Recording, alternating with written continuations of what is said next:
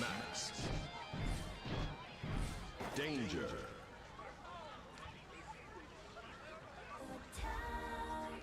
Max.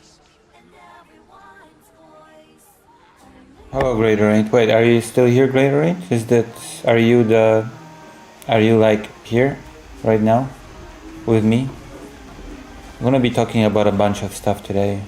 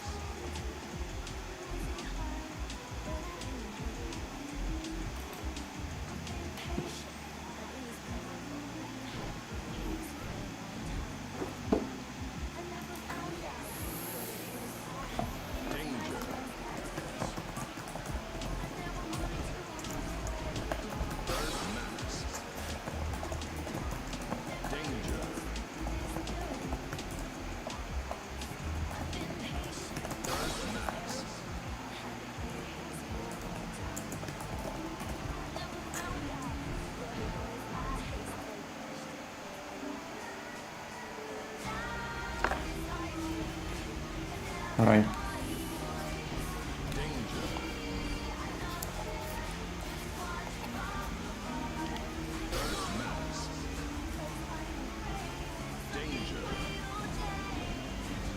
I don't have really good headphones right now. I can only hear from one side. I have to buy better ones tomorrow, but at least that's something.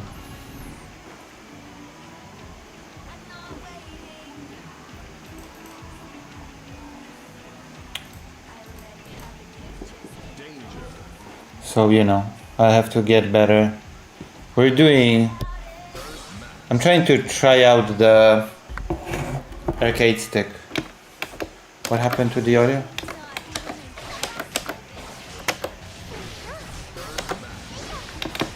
Look at that. I have never done this in a match, but look at this trick.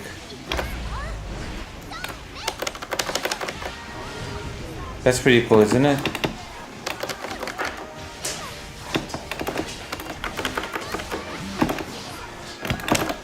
Look, I do a thing and it just reacts perfectly. Like the arcade stick is a blessing. Oh my god. Like, oh my gosh. It's falling apart. Hello, I'm in Poland for a bit.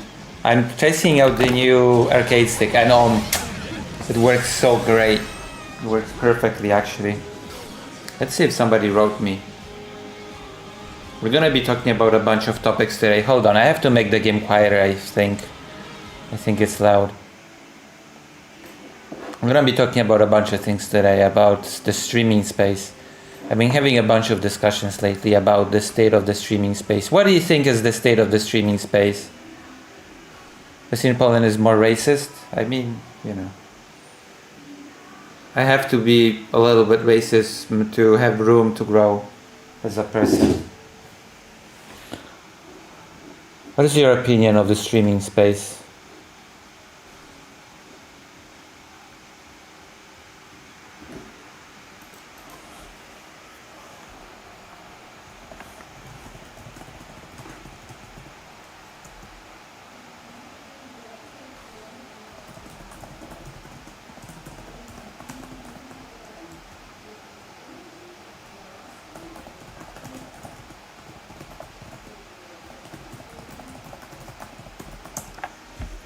Alright.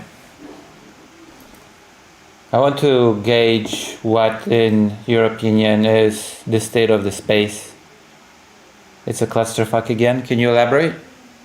Elaborate a bit and I'll give you my thoughts on the matter.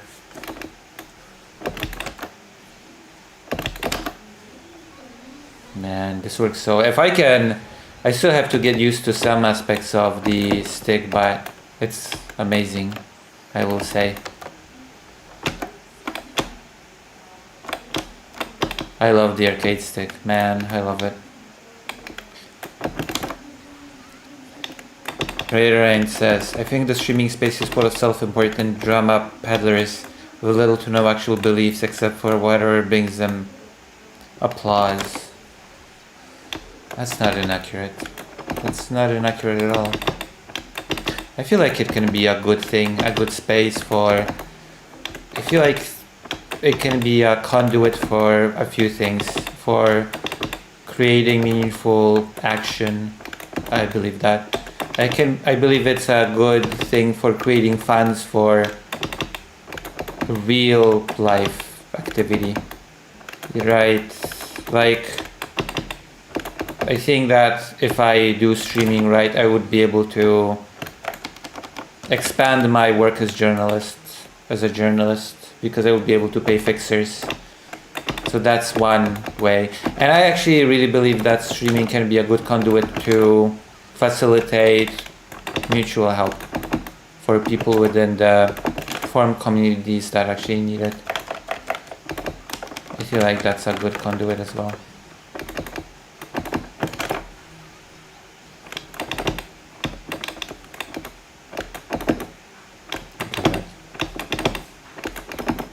You can probably hear the noises of the arcade stick. They're very specific. Do you think so? Do you think I'm making sense?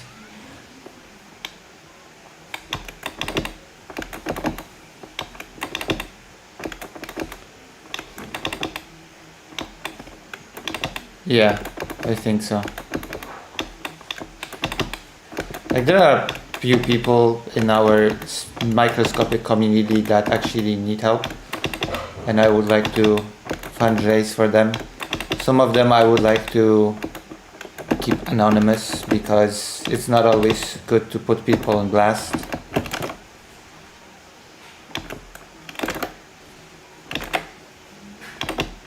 Did that make sense?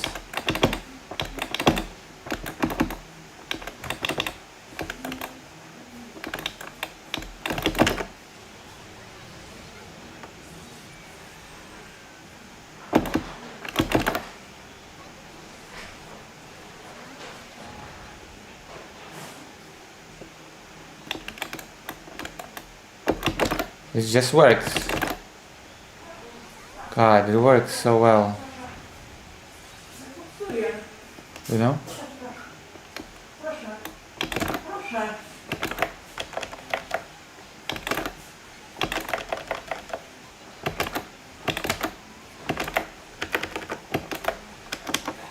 Does that make sense?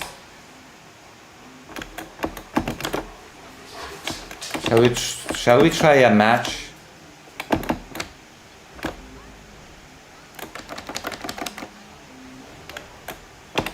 We'll wait for some more people to gather around the fire, so that we can play some games and talk. Because that's the main thing that streamers do. They talk to the audience. Oh yeah, and we're also trying to grow this community by, apparently, I didn't actually know that the off chat was such an important thing, but offline chat.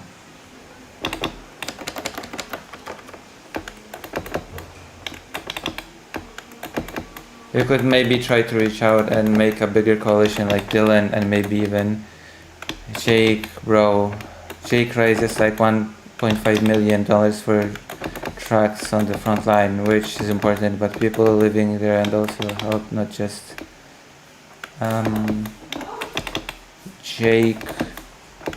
Jake, bro. Do you have any contact to that person? I mean, I already volunteer in Dylan Burns' organization. Full disclosure. Track Ukraine. I volunteer in that. I help do things in that org.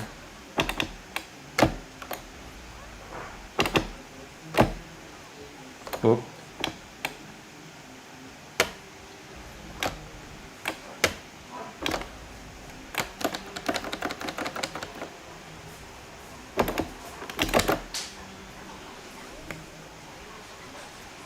So if you have any actual questions about Track Ukraine, I can answer them, because I know things as a person that volunteers. As a volunteer, I have insider info. Because it seems like many people have actually big misconceptions about Track Ukraine, which I'm willing to dispel.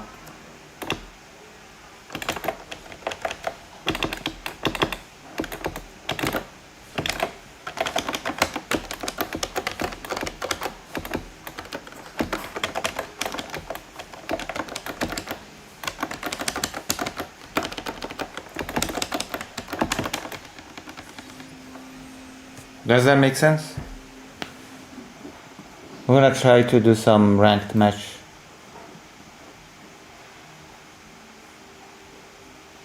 And then we're gonna play Dragon Quest. I think the reason why I was getting my ass kicked by that boss so hard is not because the boss is difficult, but because I skipped an entire area. I thought since the game did not pressure me to do it, then I could just skip it, you know? The cave with the princess that was kidnapped and they asked me to go and help, kind of implied that I could go and help, but I kind of skipped that whole area. And now I can just backtrack there, and I feel like if I go to that area with the princess or whatever, then I'll be able to beat that boss more easy.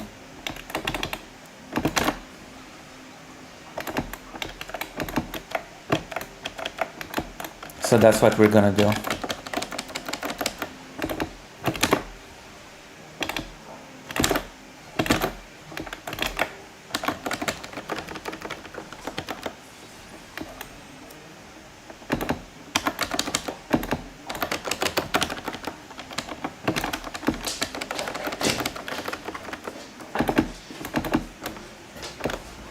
I really like this.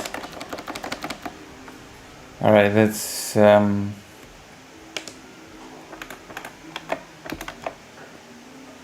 does that make sense? Am I making sense today? I feel like we could be having a little bit of a discussion today about things, especially in the wake of certain streamers making a very conscious decision to just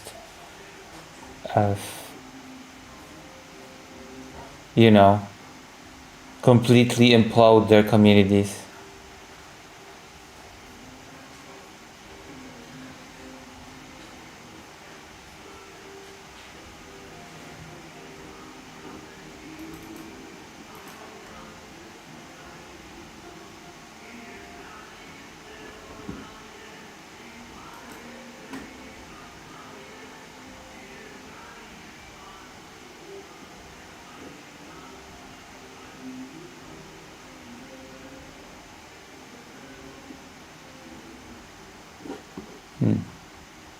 Interesting. Let's try a ranked match. Hello.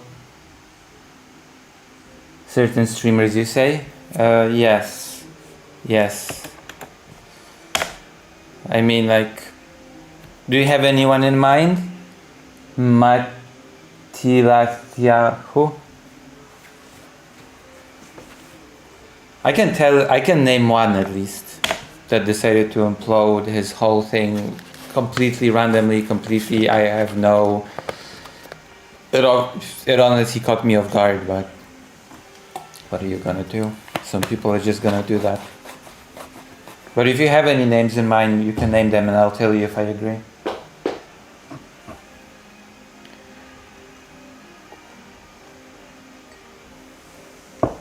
With your assessment.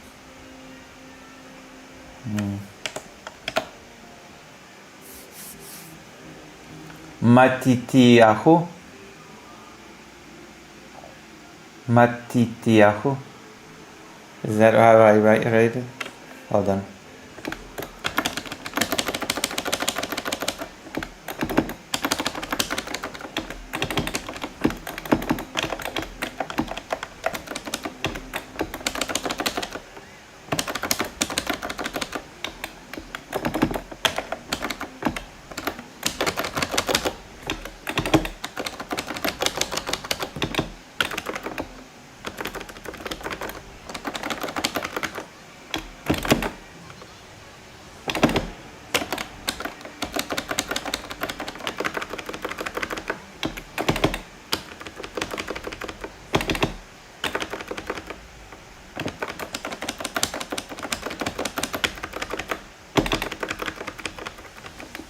Oh my gosh.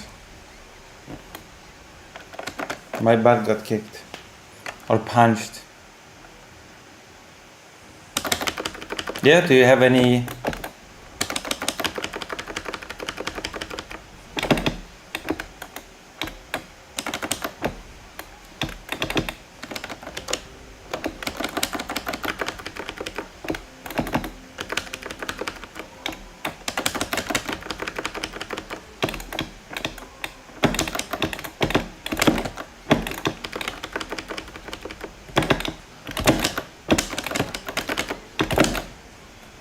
Huh. You jump straight into it. Sucker.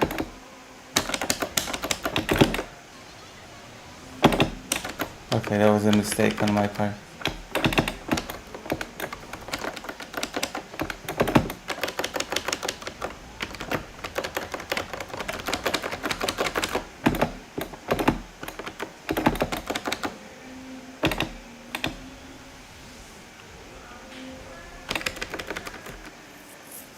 It's Jewish, you should be able to say,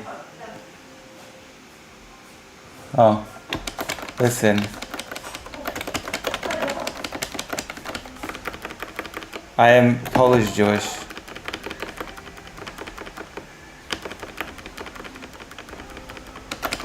Holy shit.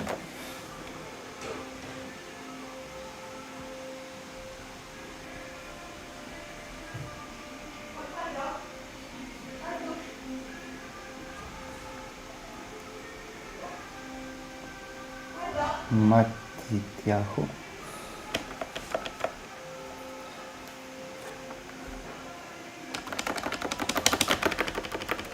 I don't know why the game seems so sluggish.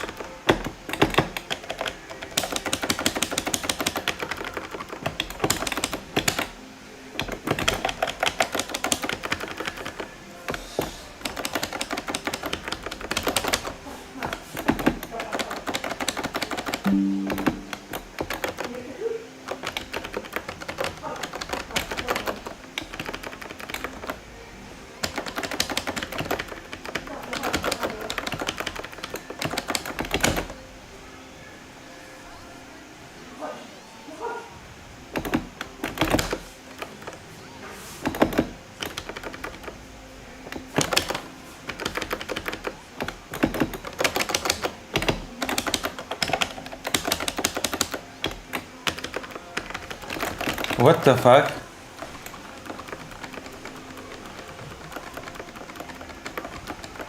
Oh no.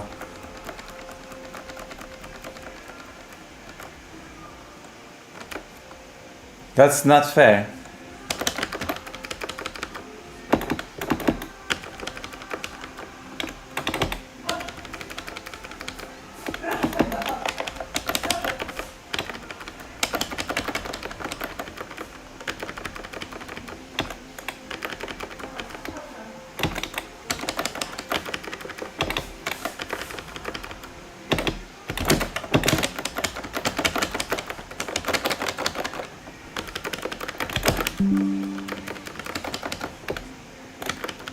I don't know why, but my internet seems unstable today.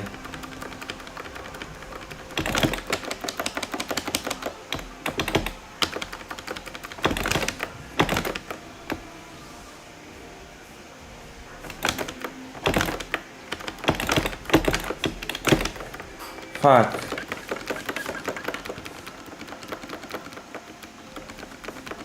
F? I mean, it's back now. I don't know what's happening. I honestly don't know what's happening with the internet.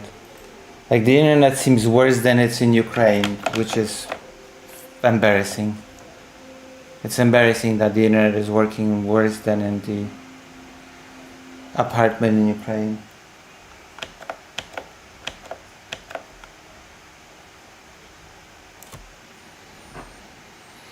Fuck.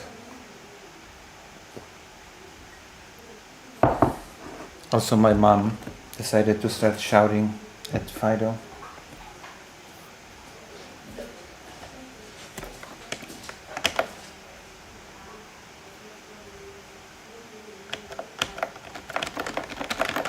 What? But yeah, do you have any names you can name?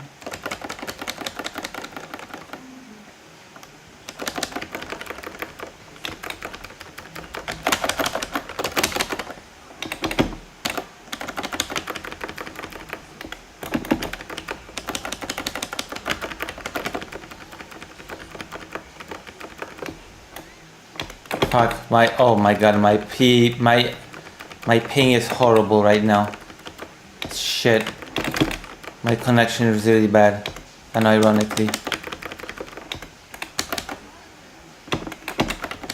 I've never had such an awful connection in Ukraine. Never.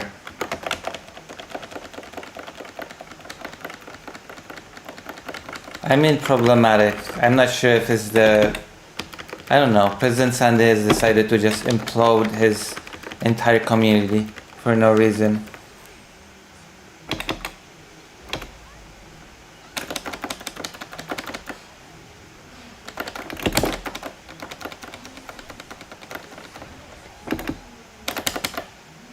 You know? I don't think it's fair to that person. They probably had like the game in slow motion, like underwater slow motion. Yeah, they probably just gave up on doing anything. They just went AFK. Probably very frustrating to play against me right now. You know? Like they probably don't even see the point in doing anything.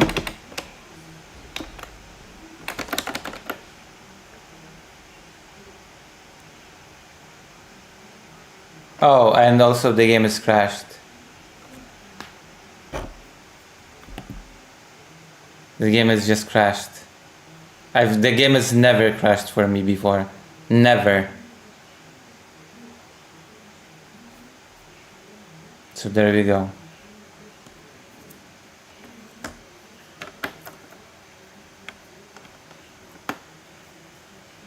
Brilliant. I guess we can go for Dragon Quest then. Dragon Quest does not need a brilliant internet to work. And we can still talk during Dragon Quest. Like seriously, President Sunday has imploded his community, apparently kicked out all of his moderation, completely changed the nature of his Discord server, jumped into drama crap.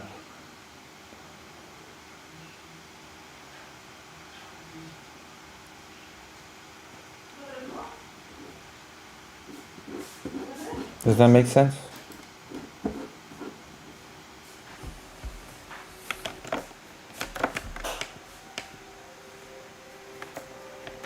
Venture forth. We can play Dragon Quest with the, you know.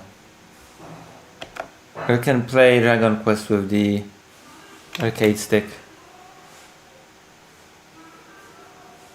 No more, oh, I'm going back to the essayist roots. I mean, doesn't seem that way. Doesn't really seem that way. That's not what pays the bills, I guess.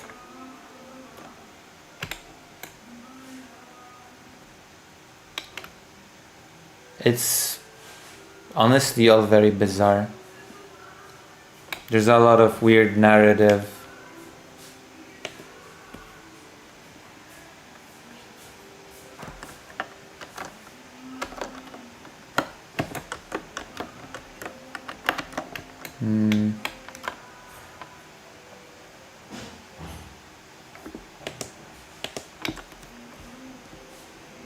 I'm not sure if that makes sense.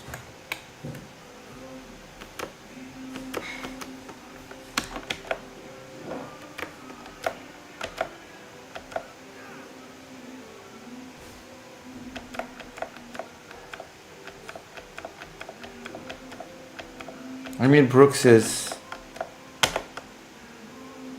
not doing that, thank God. Brooks has not went the road of imploding his community that I know of. Not yet anyway. You know? Oop. Okay.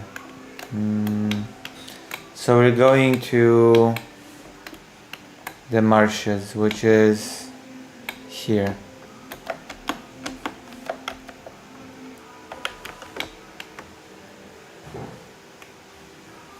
Yeah, that's good. I don't know why, but there's streamers that just one day wake up and decide, hey, I'm gonna throw away all of my moderation and I'm gonna just, I don't know.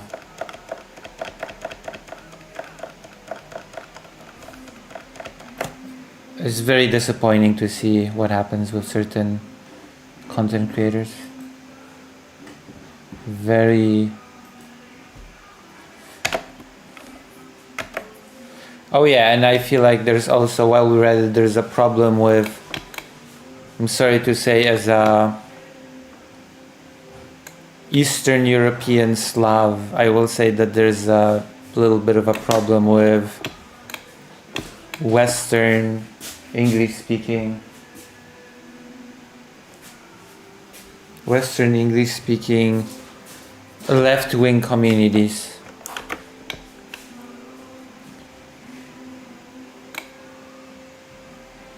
I had a conversation today. I was banned very quickly from that space, thank God, when I pointed out that somebody told me that if I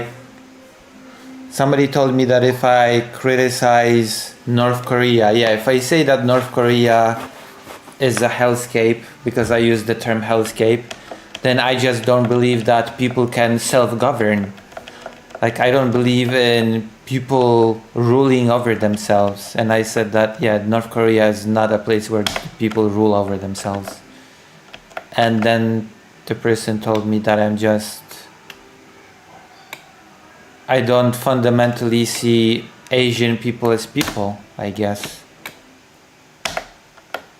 That's the takeaway. I just don't see Asian people as people.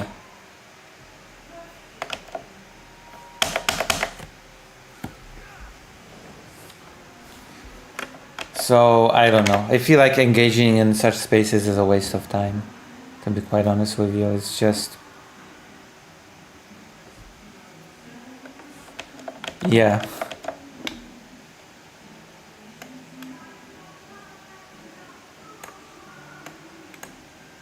And then the person told me that they wrote extensively on such topics. At that point I just said, people can write extensive nonsense on the internet, I know. I can be pretty mean.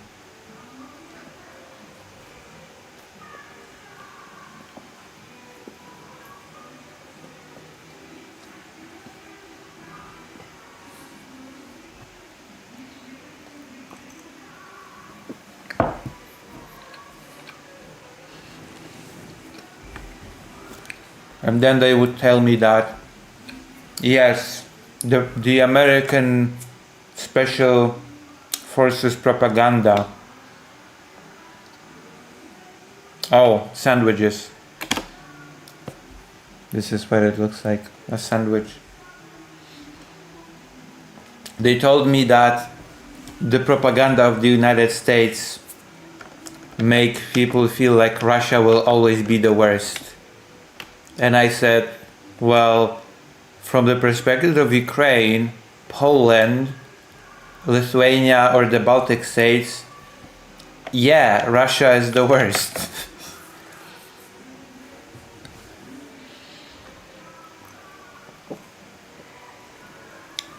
What can I tell you? Just like from the perspective of Vietnam, China is worse than the United States. Like, it all depends on your actually a lot of it depends on your location.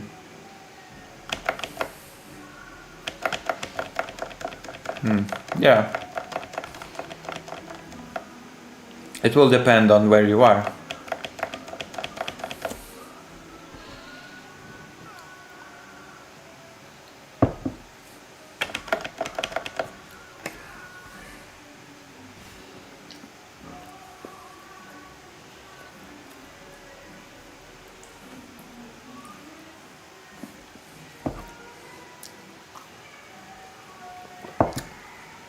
Americans are not doing the human safari in Kherson.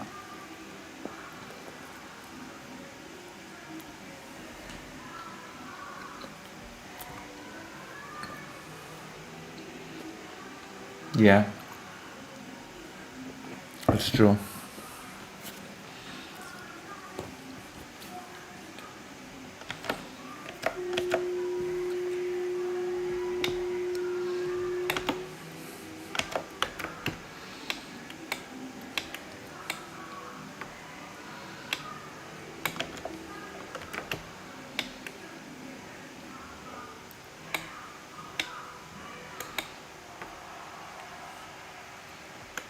Cuba is in dire straits.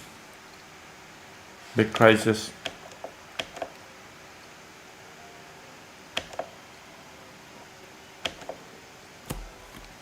You know?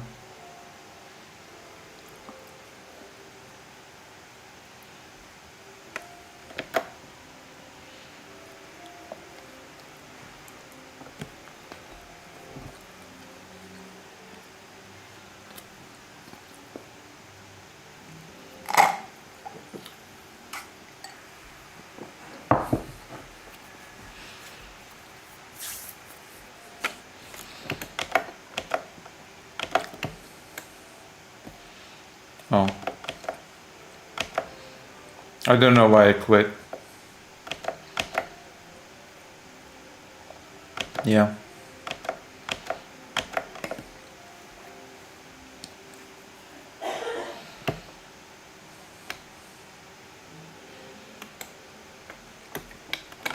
World is in a pretty bad place right now.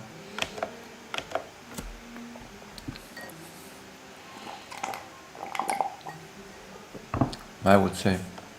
That's why we have to do our best. This is apparently a tracking thing for Gaza.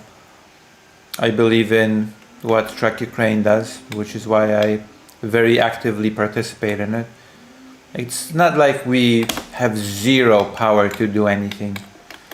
There are things that we can actually factually do in order to try to make the situation around us better.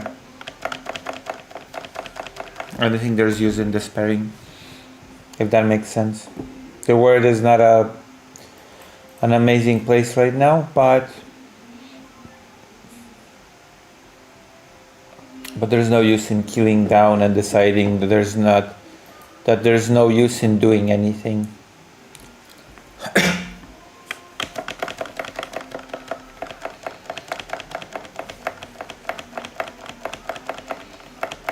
I'm not a doomer. As I would like to do more work offline and online, and building up this community is crucial, I think. To a small size from a micro size.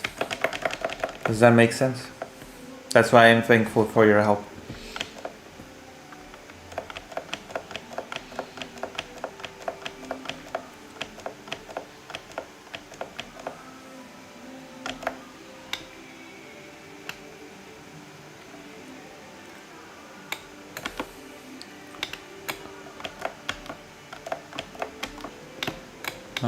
Yeah.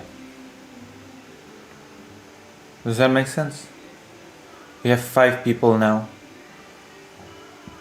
So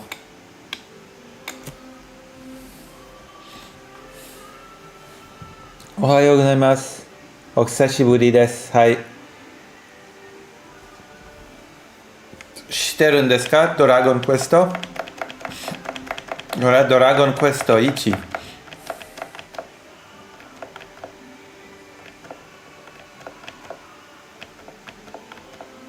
とても有名なゲームです。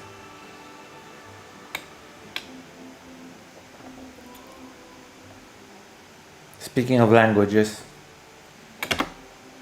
I think I'm demonstrating that I'm pretty multilingually friendly channel. I'm a pretty language friendly content creator.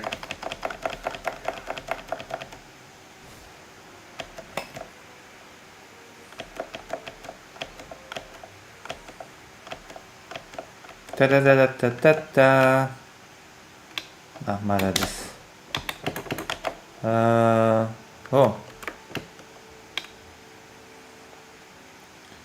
お姫様を助けに行きます。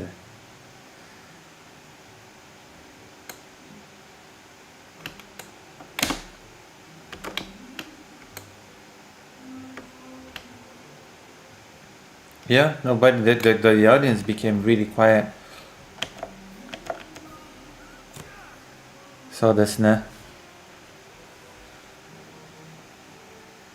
懐かしいね。これはリメイクのリメイクですね。これはドラゴンクエスト1。ドラゴンクエスト1はもともとファミコン、そしてスーパーファミコンのリメイクになりました。そしてこれはそのリメイクのリメイク。そのまたのリメイクです。どうやら、このリメイクは前より難しいです。難しそう。ファミコンより、そしてスーパーファミコンより難しいです。と聞きました。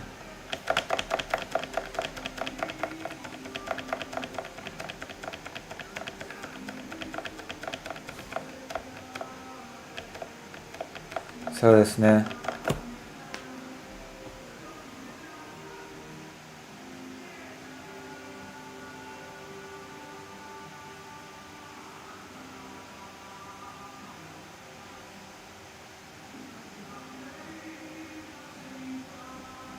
そうですね。もともとファミコンでした。そしてスーパーファミコン、そしてこのリメイク。リメイクのリメイク。Yeah, I like languages a lot. I also like that that people return.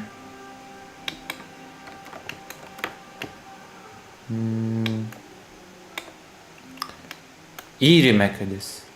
いいリメイクだと思います。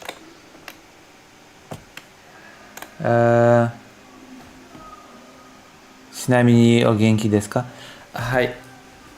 今はポーランドです。お母さんの家にいます。そして私の犬はもうここにいます。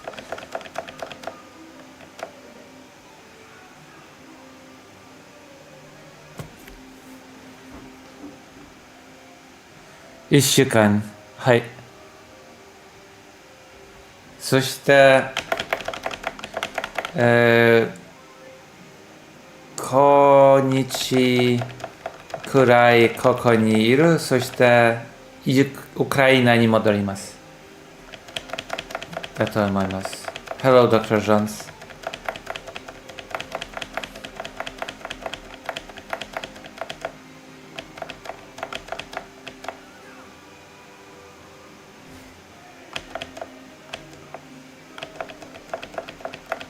ドラゴンクエストをする。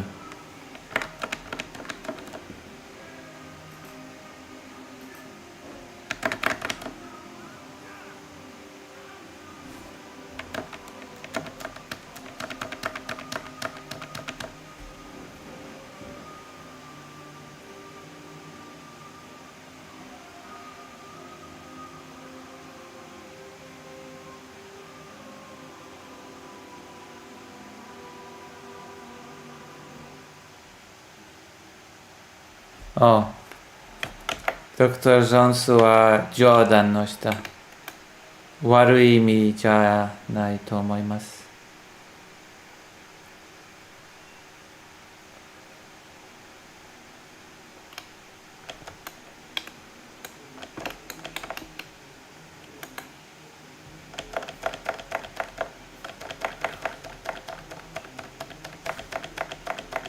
このネズミは強そうですね。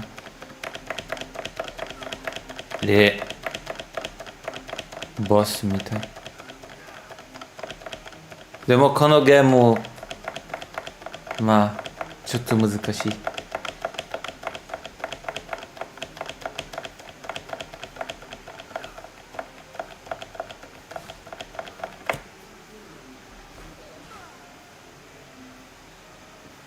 Dr. Jones, I don't think an actual Japanese person will appreciate that humor.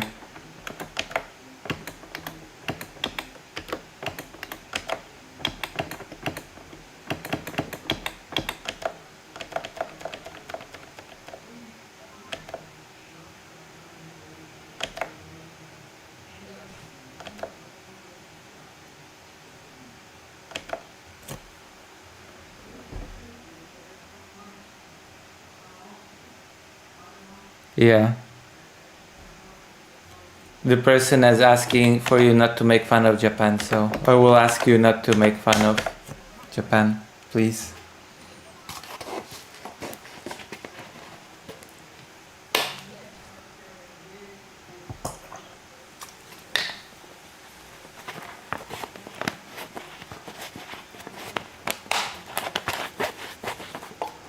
This is a friendly space.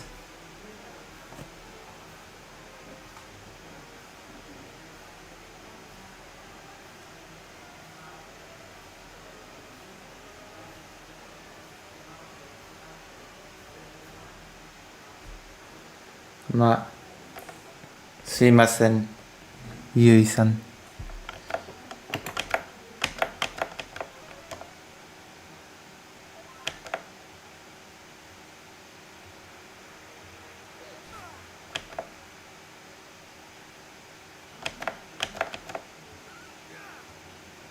やれやれですね。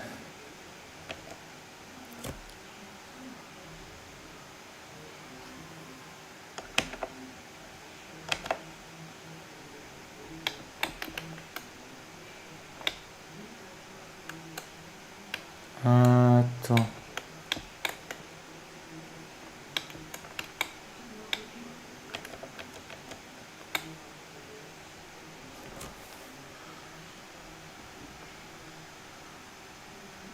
大丈夫。まあ、なんかすいません。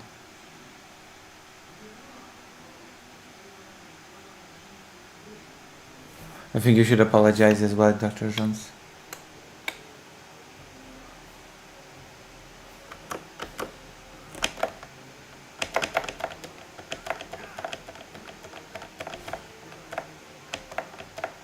Man, 難しいね。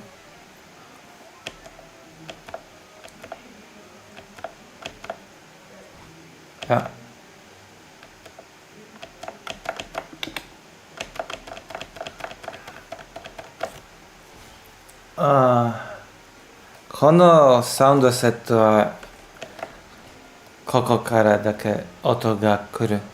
ここは何も聞こえないのです。新しい買う必要があります。あります？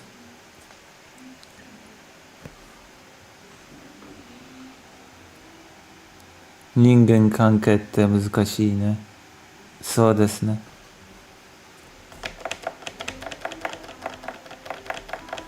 簡単じゃありません。でも悪い冗談は悪い冗談。結局。お、mask. I've got a mask. あ、ドア。は開けない。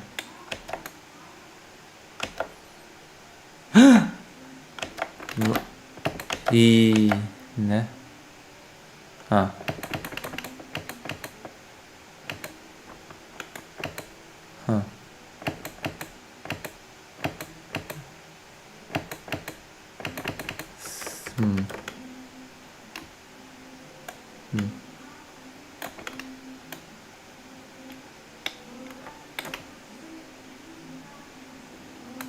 このドアね、気になる。Some of my best friends in the drone community are Japanese. I love to have to stream teaching it. Oh. Interesting.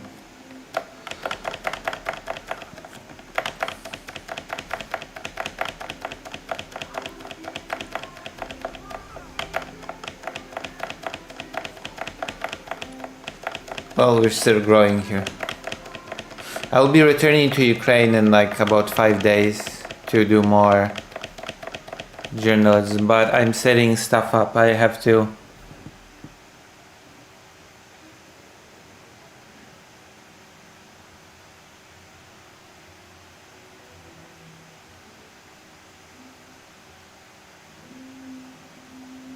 Oh, wait, you want me to do Japanese language? 日本語のストリーム。これはいいね。日本語のストリームしましょうか。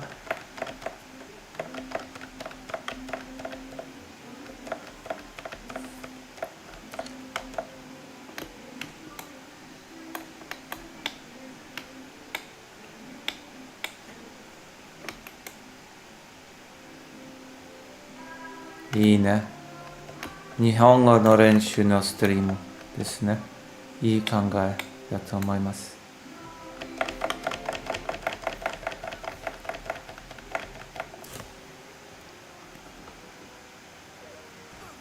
そうですね。まあ、もう前にこの日本語のストリームをしたことあります。日本語でゲームをした。そしてなんか英語のトランスレーションってした。Tales of Destiny 日本語でやりました。おお、これは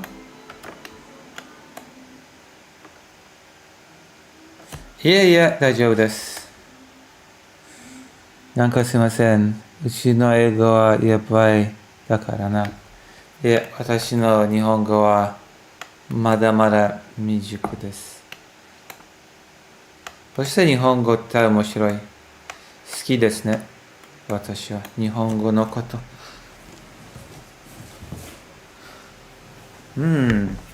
もしかして今日ちょっと日本語するかな。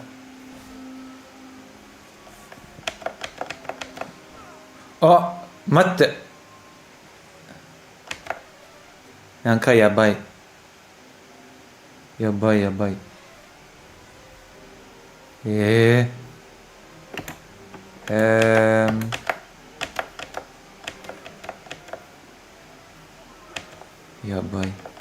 これ。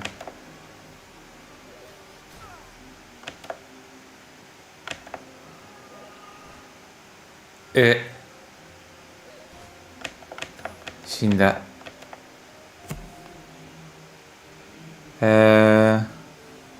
これやばい。死んだ。これはやばいです。アウトセーブ。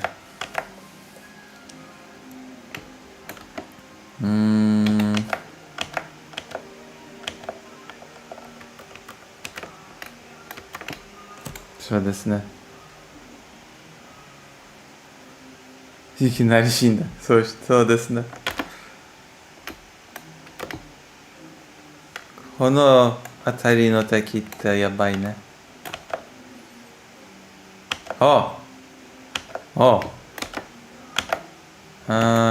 でもバグ。OK。これなら大丈夫です。大丈夫だと思います。ほら見ろ。これって骸骨ってやつですね。骸骨 ?Not today. このゲームパーティーがないね。主人公一人で全部のゲームを倒す必要がある。ドラゴンクエスト1、この主人公一人だけで。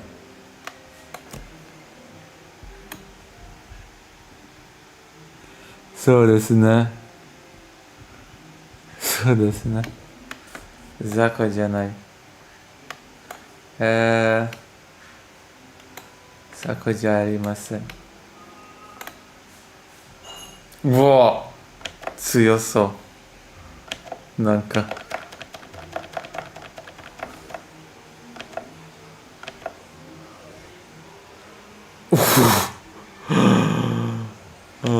なんか強そう。Oh my gosh.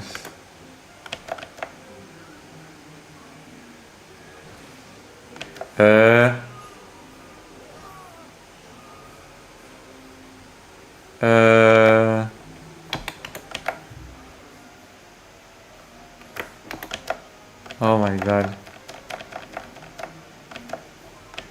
Oh my god.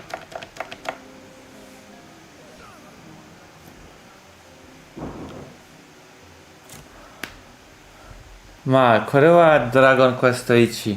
ドラゴンクエスト1もともと主人公だけで。主人公だけ。パーティーがない。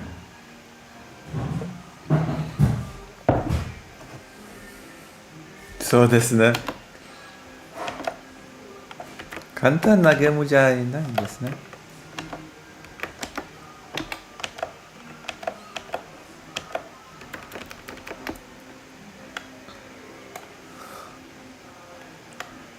なんか大変です。このシチュエーション。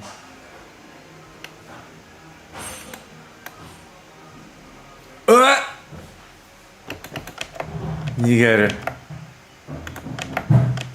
逃げるぞ。絶対逃げる。これはやばすぎる。この状況。そうですね。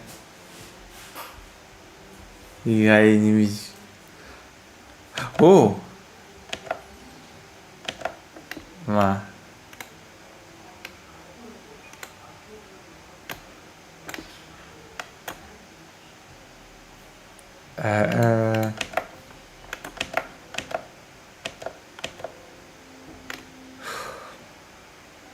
そうですね。敵が強そうですね。やばいですね。逃げるしかない。弱すぎる、私は。今の私は。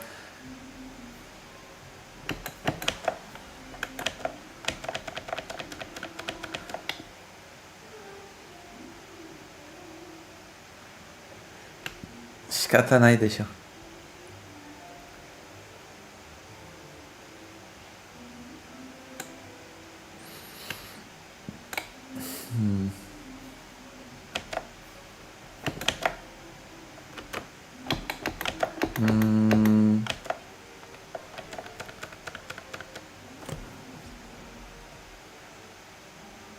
そうですね。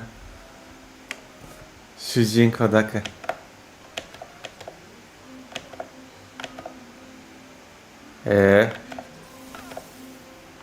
なんかこの敵は意外に弱い。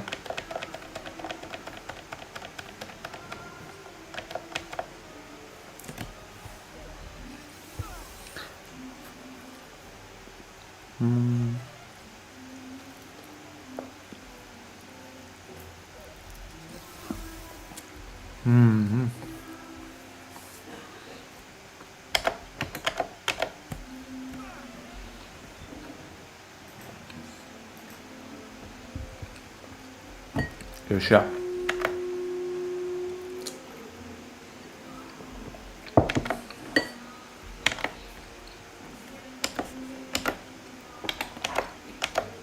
かった。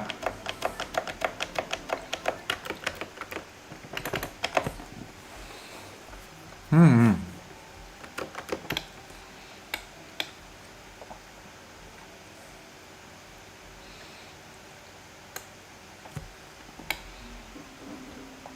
そうですね。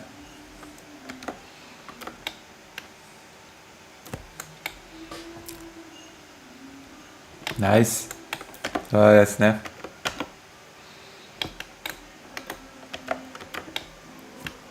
勝ちましたね。おお。なんだこれ。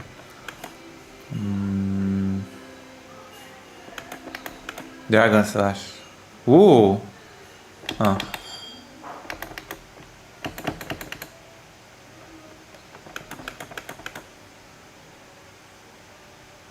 おお。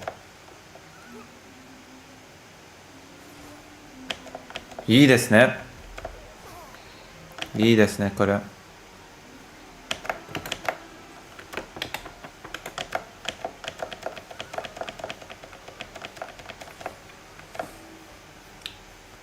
っしゃ。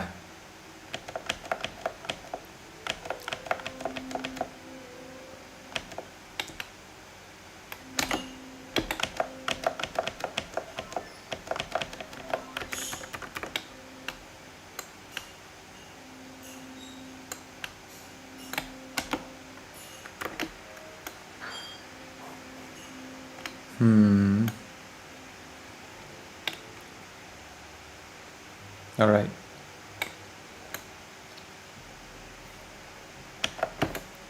Let's see.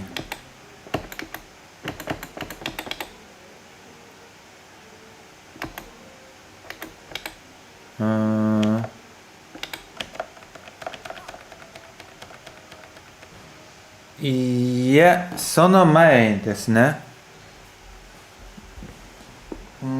ドラゴンクエストは、When was Dragon Quest 1 released? 1986年です。これはドラゴンクエスト1ファミコンのそうですね1986年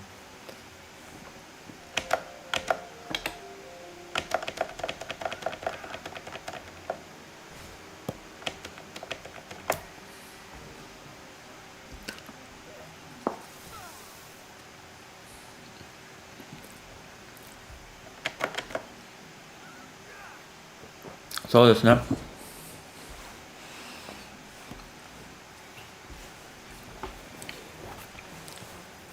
98のは probably 98のは多分リメイクスーパーファミコンリメイクだと思います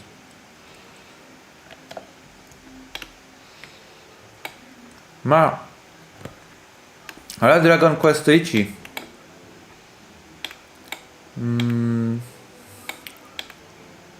日本語になんか初めての RPG ですねこのゲームから全てが始めましたこのゲームから全ては始まったのですあとはファイナルファンタジー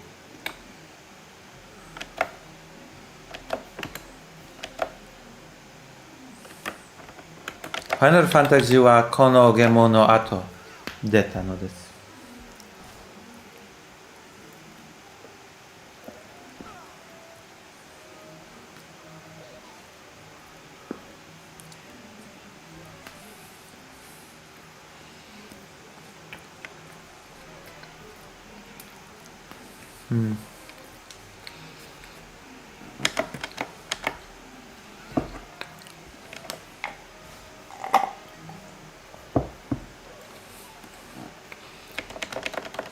それうわ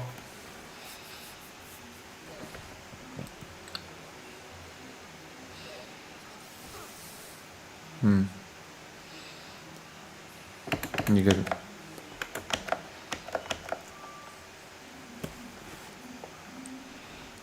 私ドラゴンクエストがあんまり好きではない。そうですか。あ、いいゲームですね。また死んだ。私はちょっと好きですね。ドラゴンクエスト。ドラゴンクエストのこと。いいゲームですね。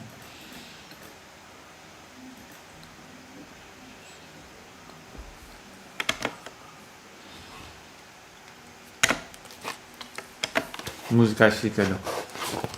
なんか難しいけど。簡単じゃない。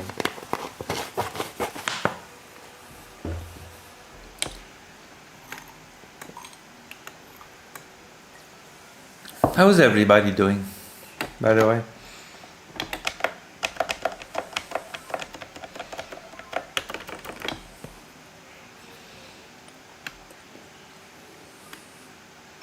We're trying to grow a nice, healthy community.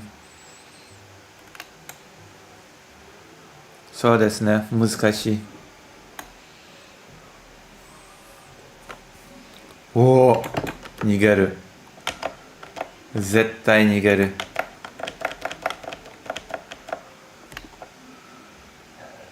やばい。おお、マジですか。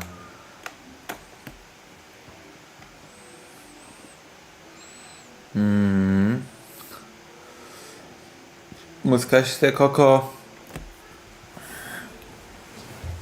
もっと強い武器ができるですね。ほら見ろ。この二人。Fear not, Captain. We have reached Nimul'dar at last. I shall seek our doctor right away. Good. Ha ha. Cough, cough, cough. No, please, father. Father!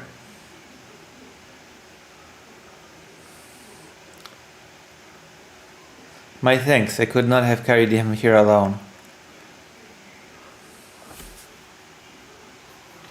Aye, the captain is my father. It was his example that inspired me to take up the sword. But you're not using a sword, you're using a lance. I can see it on your sprite. And though I made the royal guard, I failed the sacred duty with which I was entrusted. I was not able to keep the princess safe. I gotta save the princess once I get some better equipment, that is. That's my father for his to return from his retirement, that he might right the wrong I had wrought, though a great sickness doth plague him. Damn, you've failed as a person, as a daughter, as a human being. You have failed. This is a sickness arising from the foul humors that do issue from the slums that scar the land, and if it is not soon treated, yet it is born of the darkness, a force we have yet to learn how to adequately combat. I fear there is little I can do. No, thou meant to say thou art unable to help him? Forgive me, child. Perhaps there is a mage somewhere with a spell that might aid thee, but I do not know whom nor what magic that might be. Gah. What am I to do?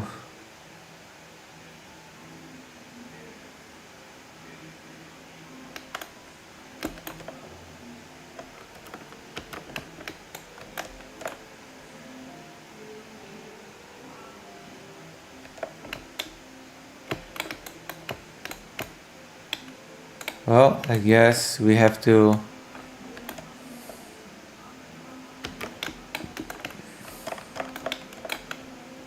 things have gotten complicated. Oh my god, so expensive.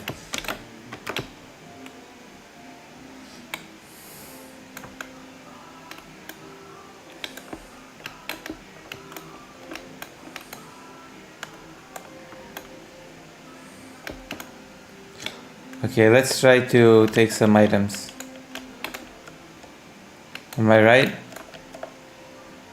Huarto, Tai not face have something here. Oh my god, I hate the Middle English. Have I mentioned that I hate the Middle English? Is that a ring I spot upon thy finger, friend? Hast thou no shame? Such adornments are solely the province of breeding posers. Oh, you poser. Meow. When rain the sun says to say ancient rhymes of Alikar fire. The legends speak of stone blocking the sun. Okay. I get it.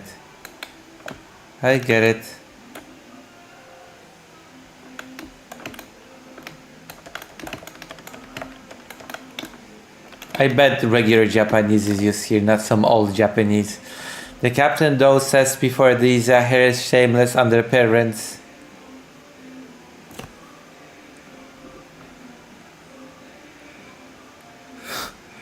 Mecha bero jan. So this ne. Right. 古い英語ですね。好きじゃない。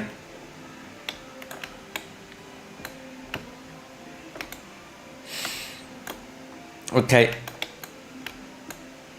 行きましょう。ほら。Thou wishes to know if the pensioners do magical arts might be found hereabouts. There is one who studies such matters, although I fear thou might struggle to meet with him. He is an odd fellow, and strayeth freely from his home. The door which he doth keep clocketh, titleth, and day nighteth. Oh my god. Ay.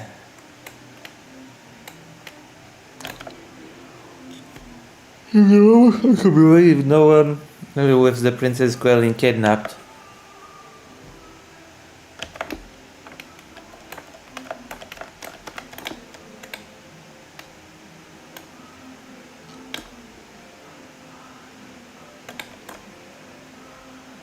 Oh, legends tell how mighty Edric did use the rain's bow as a bridge to reach the Forsaken Isle west of here.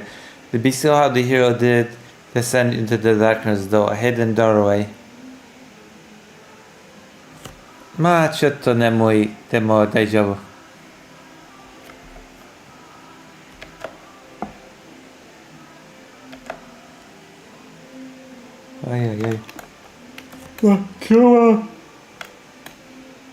今日はウクライナから戻りました。バスで。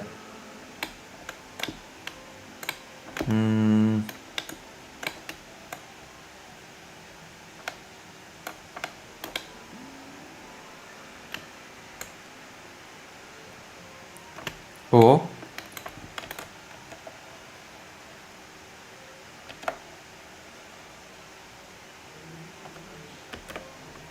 そうですね。今はポーランドです。おお、武器屋。OK。武器を買いましょう。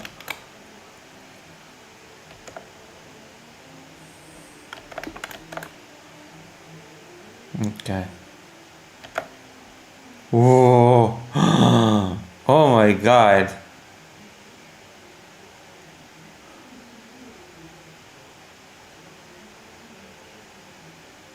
Oh.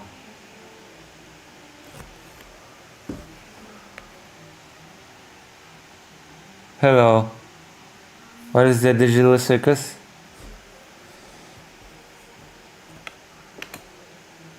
So, this light shield. Oh.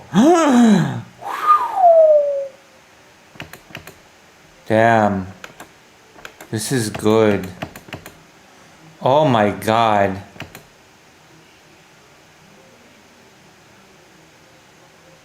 Oh my god. Yeah, I need this. Okay.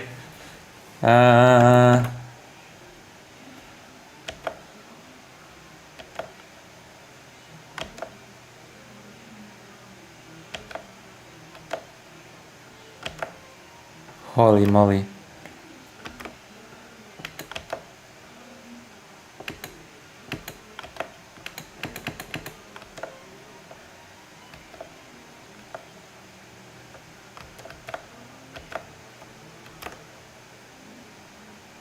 そうですね。鎧もいいね。鎧もいいね。うー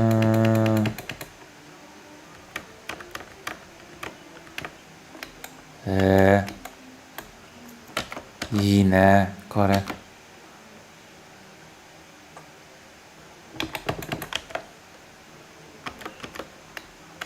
強い。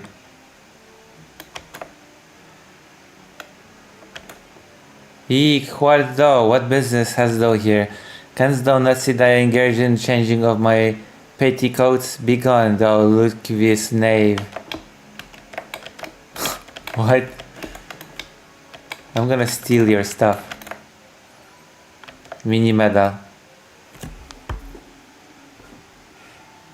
お金あるの？いえ。いいな。ない。ない。The winter night isn't she lovely from a song? Oh. ひでえ。まあ、なんというか、普通です。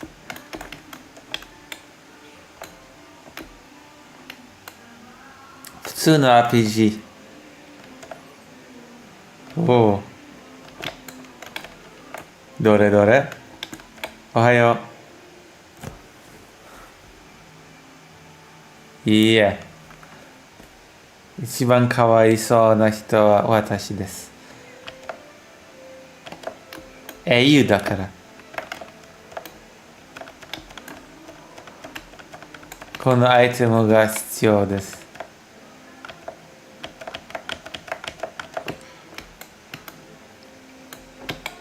マイル。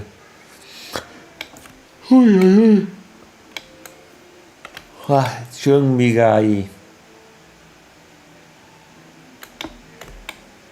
準備がいいです。おはよう。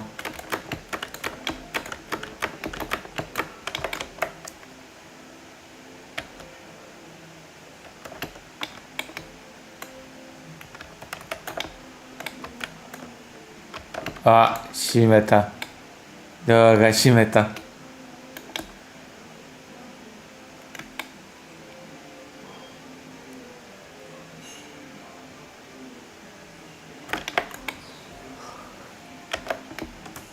はいはいはい。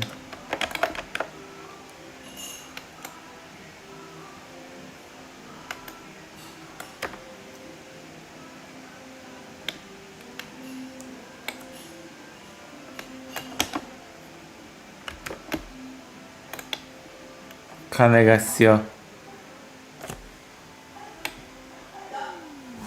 あなたは本当に大丈夫だか？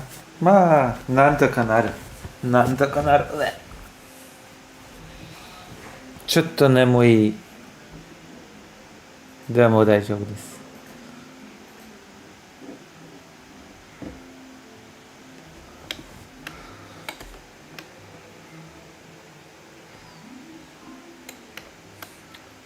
おいおい。わあ。どれどれ？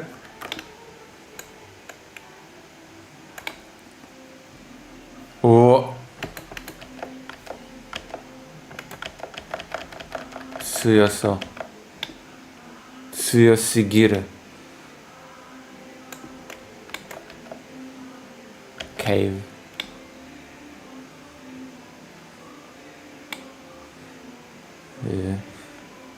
金が必要。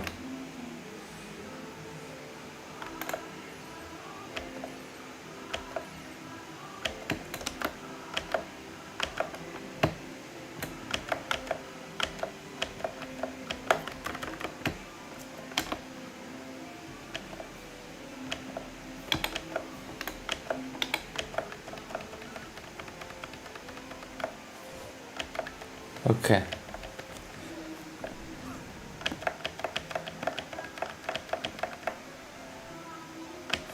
ああ、大丈夫です。なんか。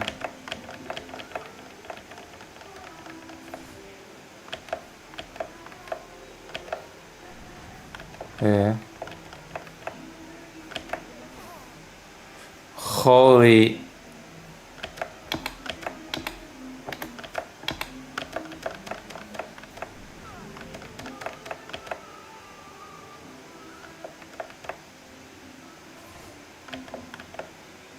Oh my god.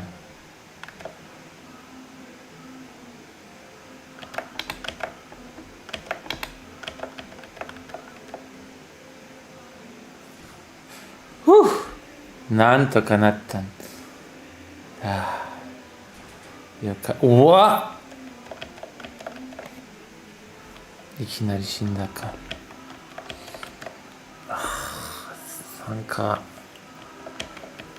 なんかずるい。ずるい。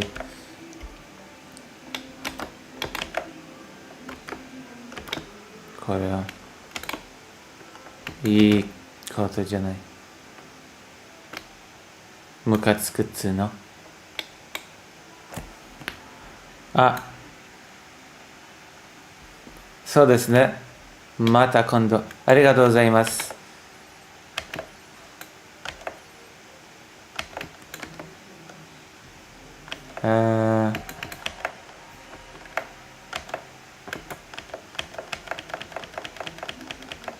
そうですね。ありがとうございます。頑張ります。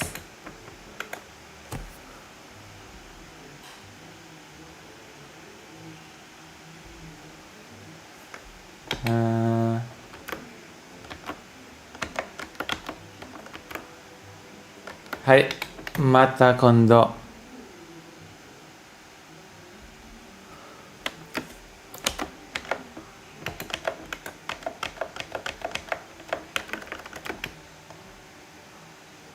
なんか This game is hard. Who's still watching?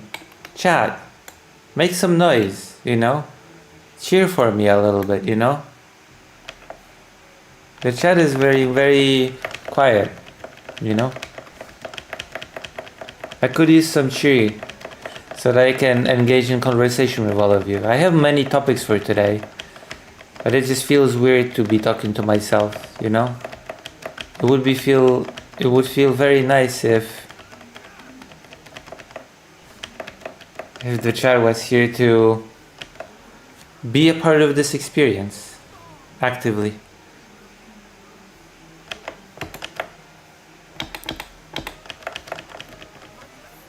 So we can discuss the health of the space or something. Does that make sense?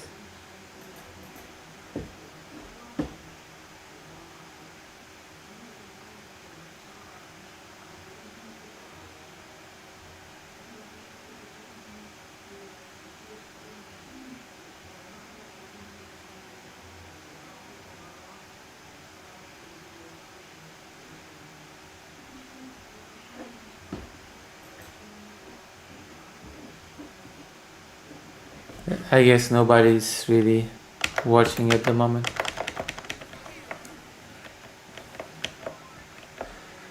Oh, I am feeling a bit tired actually. I don't know, maybe the travel has taken a toll more than I thought.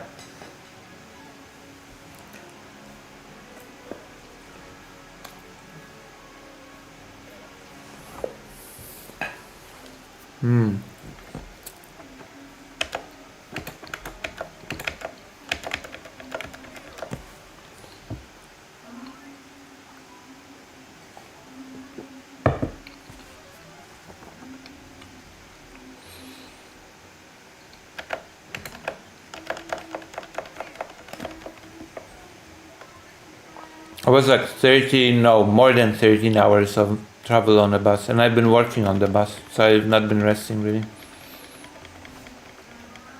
You know?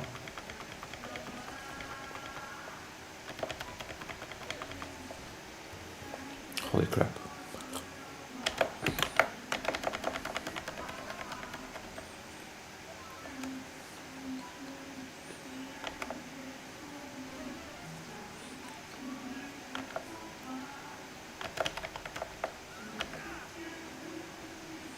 Does that make sense?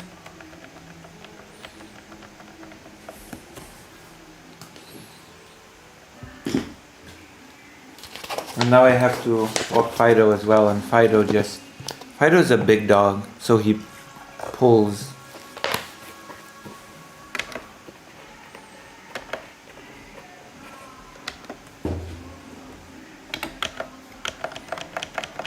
He pulls some stunts.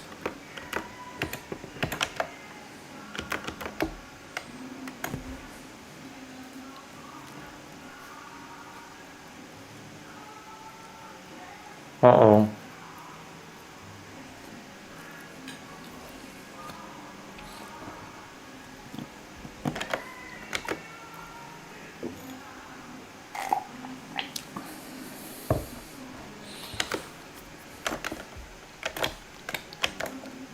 The game just told me to run away. And to go and get stuff. The cave is locked though. Oops.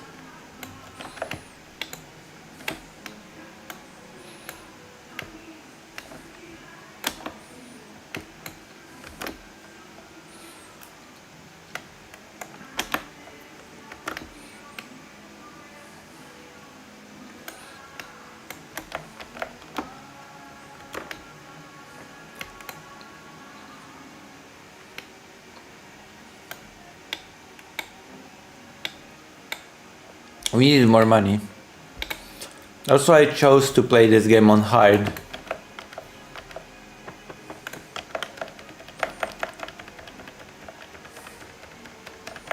It was my choice to play this game on hard. What the fuck? Hey, the enemies here are just too tough, okay? They kill me in one blow.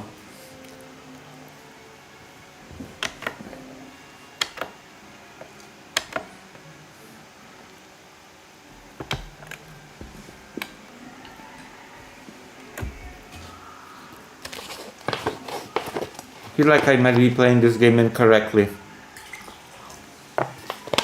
Oh my god. One hit, my entire HP goes bye-bye. That should not be happening.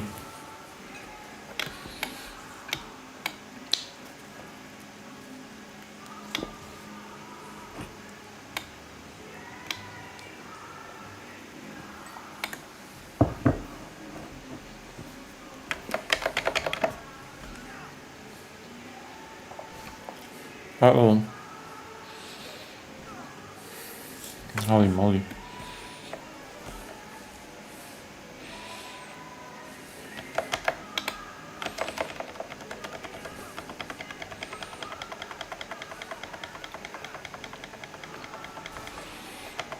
Okay.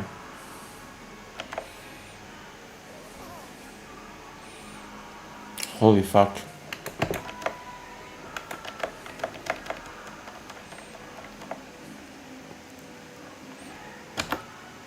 Okay, we need to...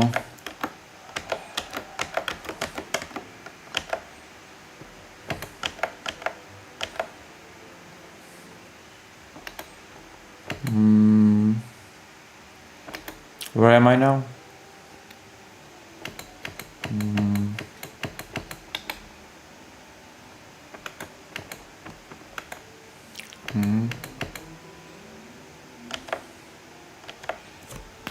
Holy moly. I'm being destroyed. Completely demolished.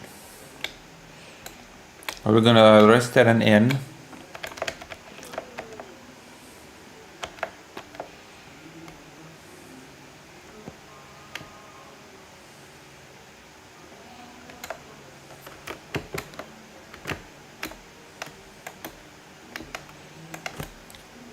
Let's see.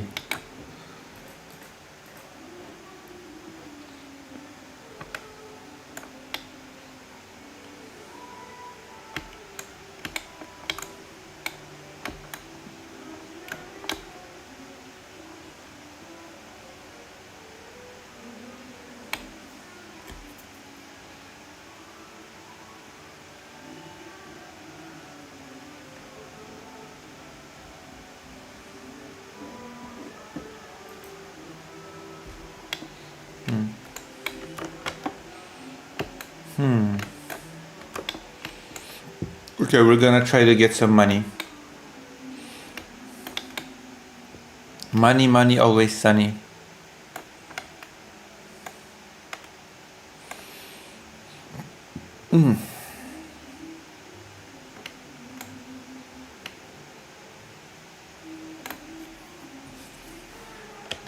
Okay.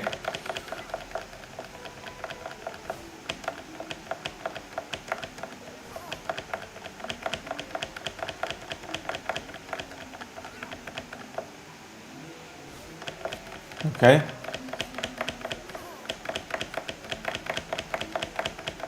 Okay. All right. The bear wolf is dead.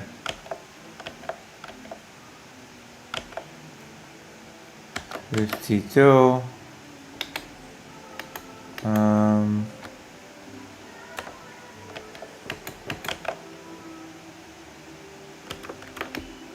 We're gonna level up soon. So that's good.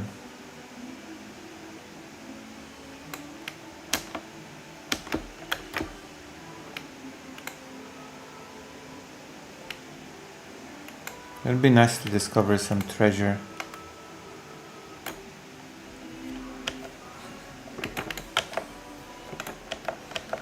I'm not good enough to beat like 3 in a row of these. I'm not strong enough for that.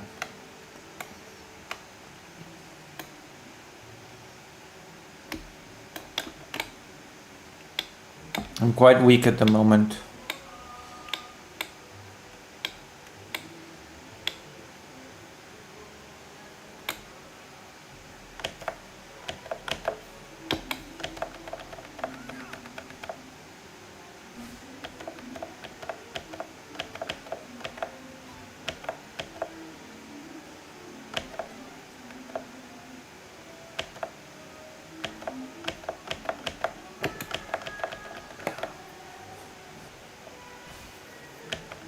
Oh my gosh.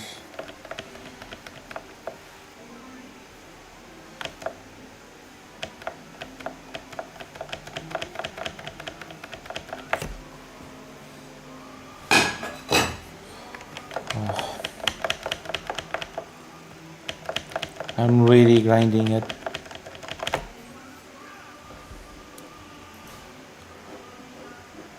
But I feel like it's good. It's a good thing.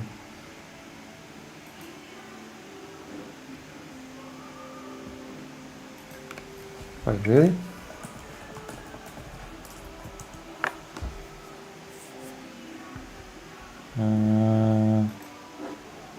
Is it? I am live on the chat, right? Is it? I am live on the chat. Okay, I am. Right? Okay, I was just checking. I was just checking to see if it worked on the site.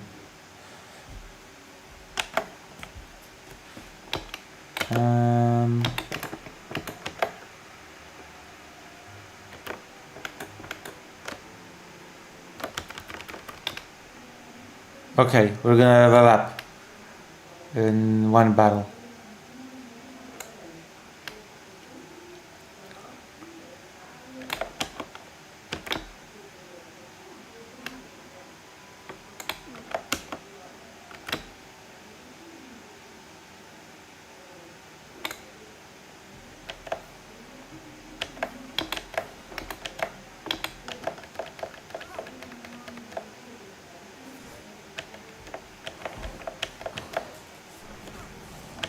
Alright, let's do this. Holy fuck.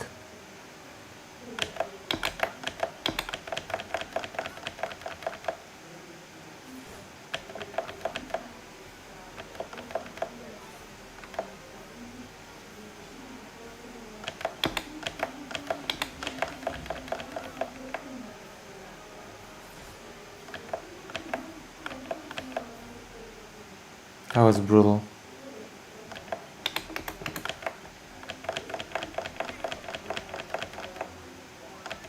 Okay.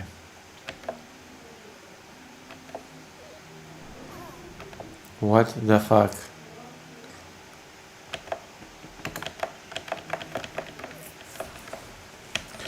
Really? god. I'm really struggling in this game. I'm a veteran of the genre, but I'm actually struggling a lot in this game. This remake is actually really rough. This is a rough game. I bet it's because it's short. Oh my god, they had to make up for the fact that this game is short somehow.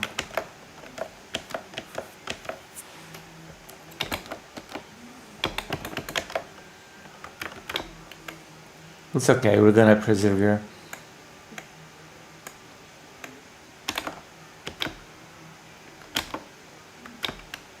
I'm not used to dying so much in a Japanese RPG, but you know, it is what it is.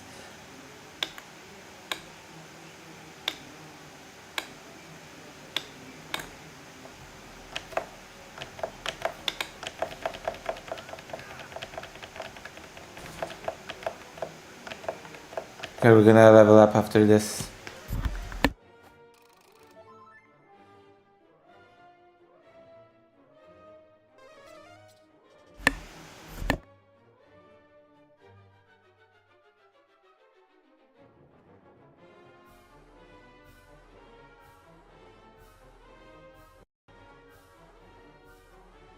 Level up after this.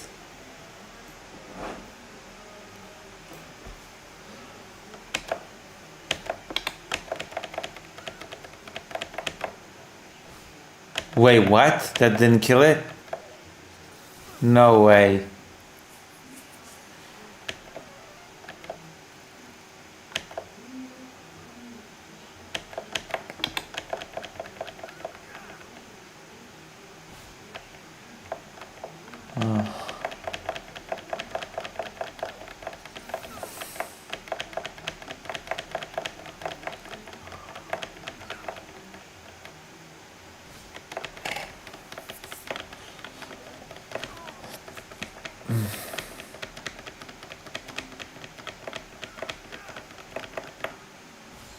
Alright, we won.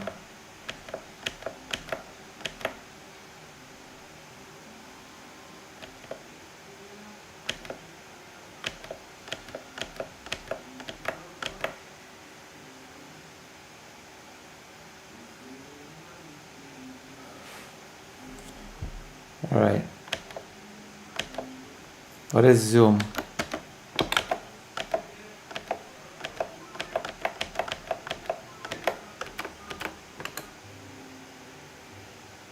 Oh, it's really cool.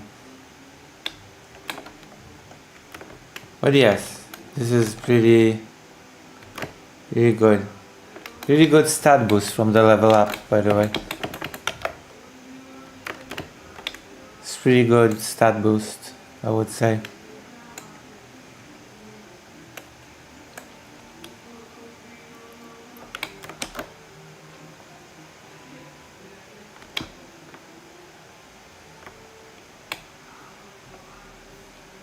Yeah. Oh, welcome back. Welcome back. I've been missing you. I've been missing my lovely viewers. Hello, welcome back, Malaki. Okay, let's... Yeah. I feel like my tiredness is getting to me because I've been traveling for 13 hours and I've been working on the bus. I've been traveling for more than 13 hours. I've been walking Fido. Oh, well, let's go. Okay. Now that's what I'm talking about. This game is actually pretty rough. This game is actually pretty difficult. I underestimated this game. Thought it was much... I thought all the reviews that were saying that this game is difficult were over exaggerated. But that does not seem to be the case at all.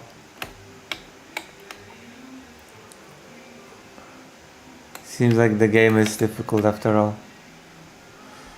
And I want some watermelon. I could use some watermelon.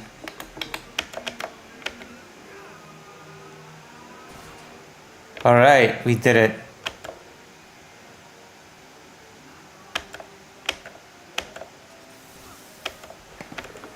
Whew.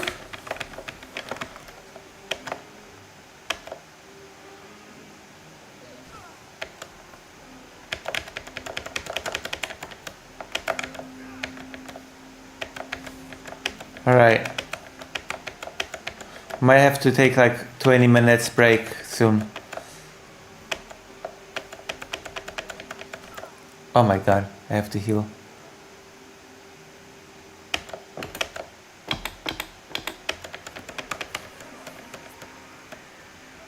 Alright. But yes, as I've said to the Japanese viewer in Japanese, in this game you don't really have a party. You have to beat the whole game with the one protagonist. Lucy, I fell asleep. Yeah. I'm feeling very sleepy. I'm feeling very tired. I think like I haven't rested enough after the journey.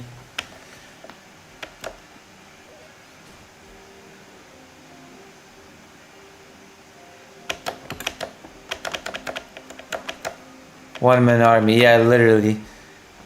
Literally, I think this is the only Dragon Quest game when you just have the protagonist and you have to beat the entire game without any party or whatever. You need to just rely on yourself.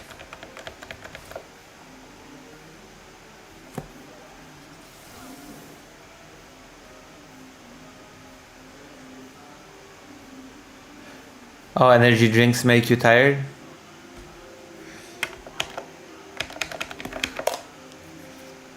I need to get better equipment.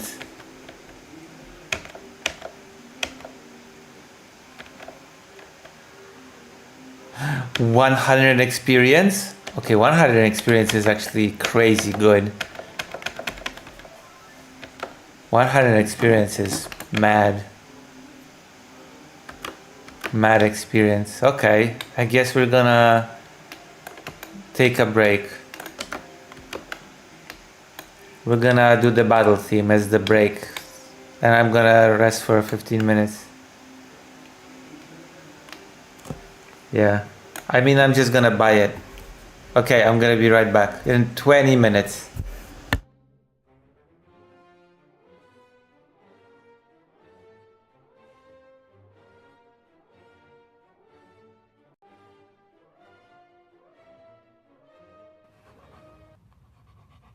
I didn't say 15, I said 20.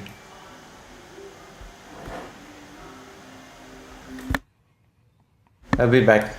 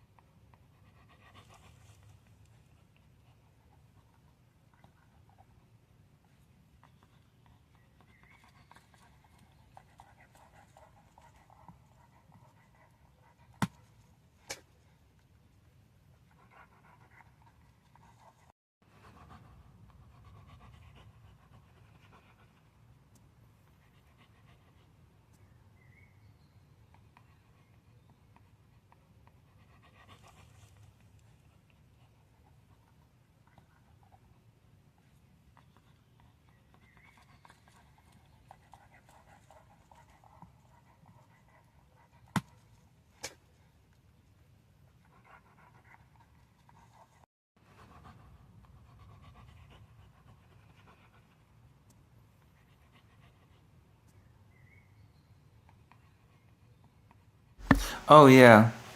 Hello, welcome back. I mean, welcome back. I am welcome. I woke up. Red Rain was right, yeah. Sorry.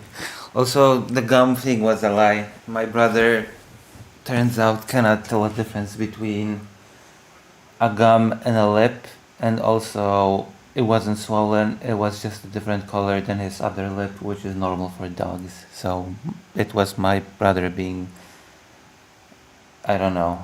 I'm just gonna refrain from comment.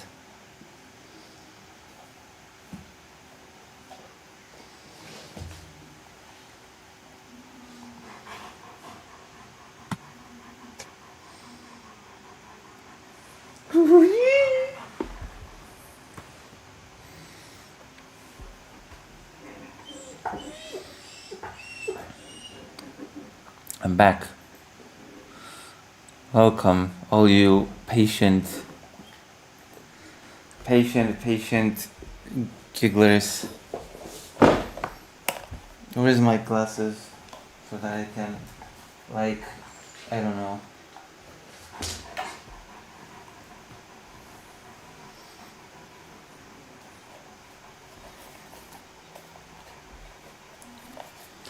We have separated the weaklings from the real.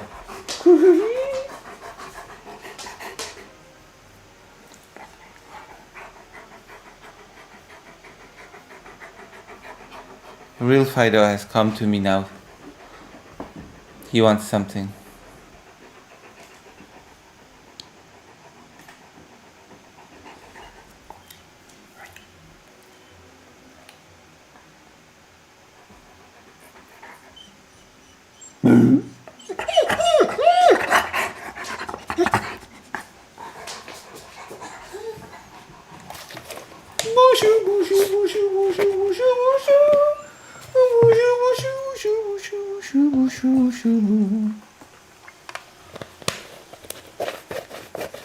Co jest, Busiu? Busiu. Busiu?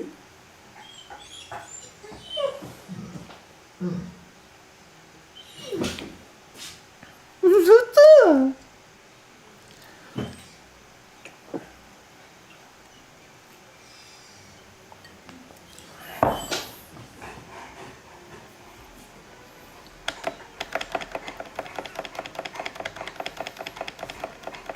Let's win.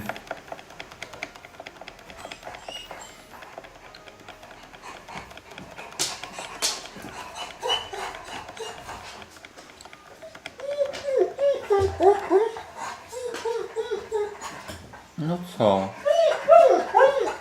No co? No co?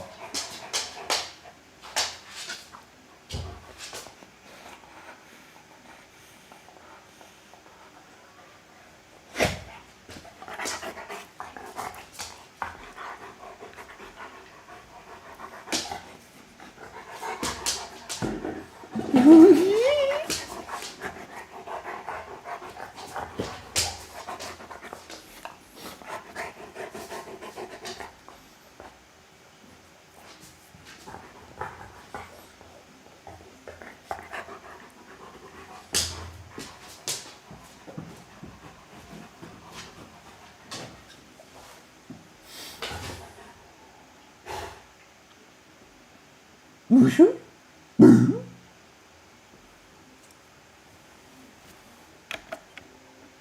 Okay, let's see when I will level up. Miscellaneous. Oh, a long time. How much money do I have? 681. It's not bad.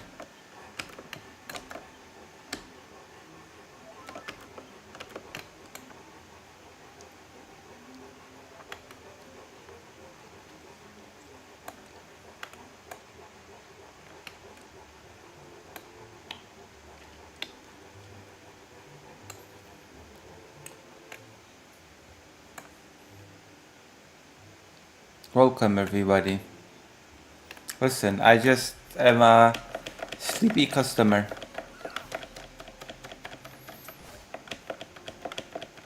Man, was I tired. It's because of a long journey. from Ukraine.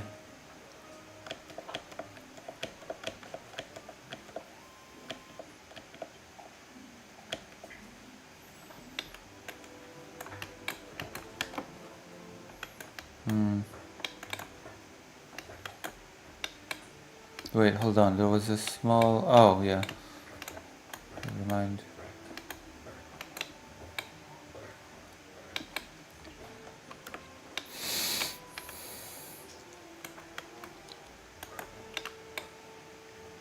Hello. Hello, Malaki. Welcome, welcome. Sorry. I was like, my alarm clock did not work. My mom told me to turn off the light, and I kind of just.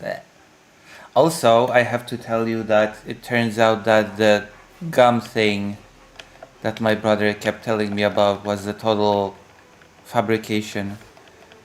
First of all, my brother cannot tell the difference between a gum and a lip, a lower lip. Second of all, it was not swollen, it was just a slightly different color than the other lip, which is normal for dogs. So,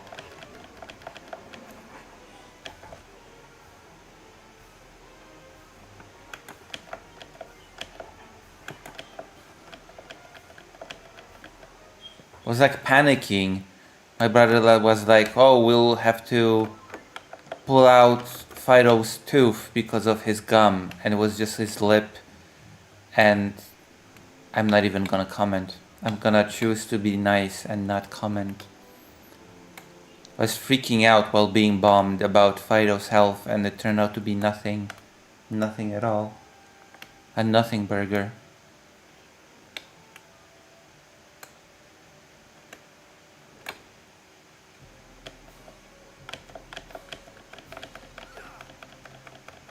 He does have a little wound on his face because of his hair fossil.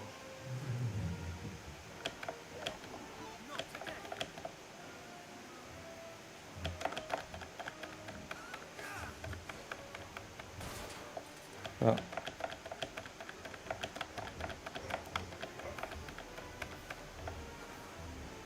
he's here now. He wants something from me, but I don't know what. He's very vocal. He's been very vocal since I've returned.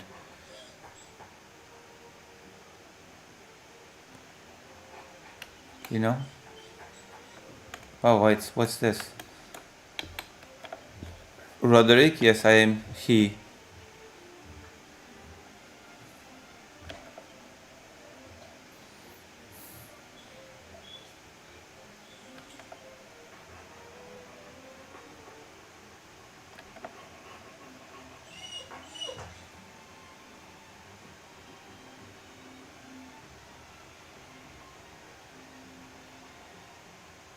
Call?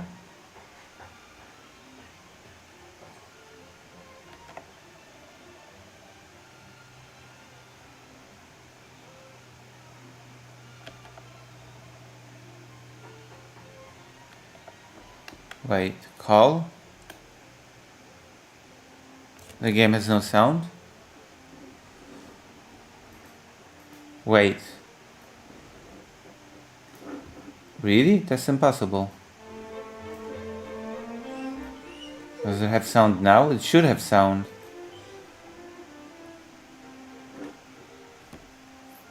Huh.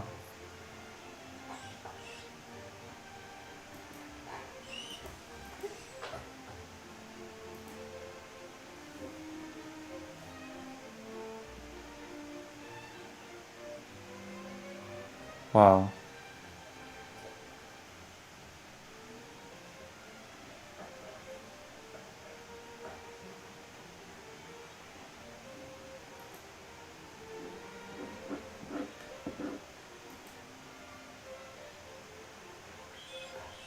Oh. Sorry. That means that you had no waiting music while I was away.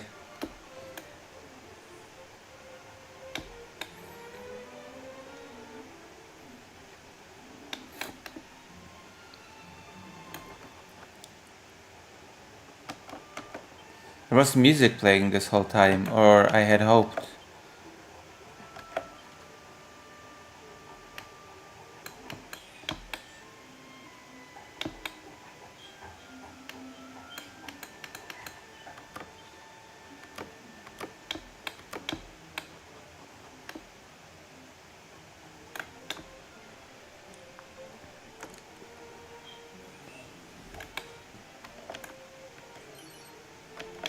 Oh.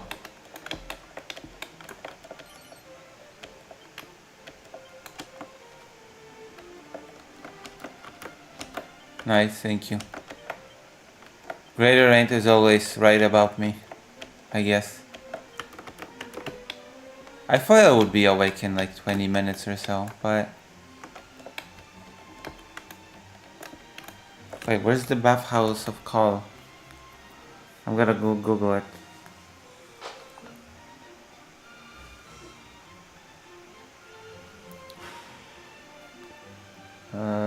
Dragon Quest 1. Where's the bathhouse Call?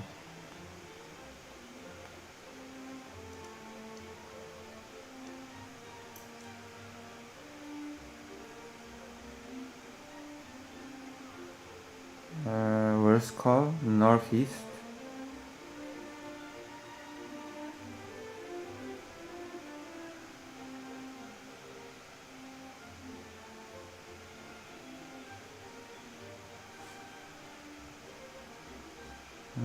Wait, where is the...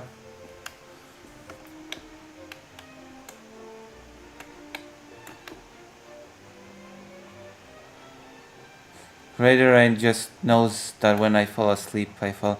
I used to have problems with my raid group in Final Fantasy XIV when I was like, how should I put it? I used to fall asleep and wait.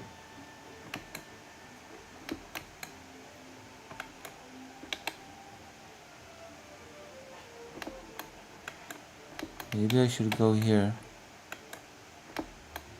Huh.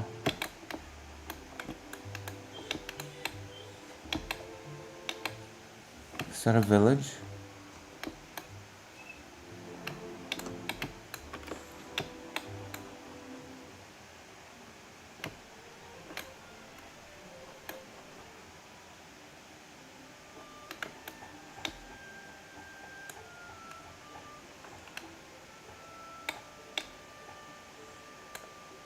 You know, I would fall asleep and sleep over the raid time and they will be angry.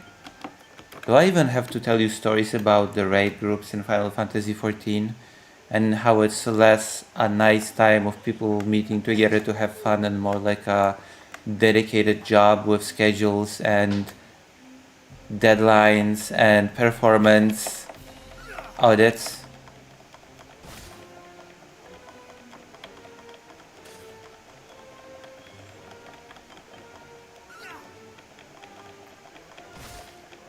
Performance evaluation. What the fuck? I die.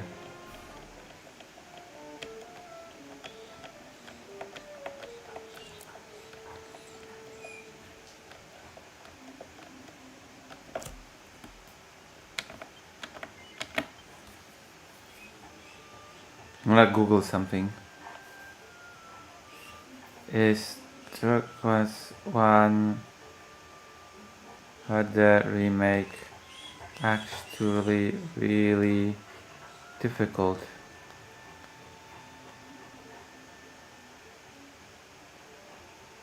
Dragon Quest had a remake can actually be very difficult and punishing. While the original 80s game was mostly a slow, straightforward grind, the remake completely reworks the combat mechanics, introducing group battles, enemy multi-attacks, and status effects that leads to unexpected difficulty spikes. Yeah, tell me about it. Co jest, Busiu? No co?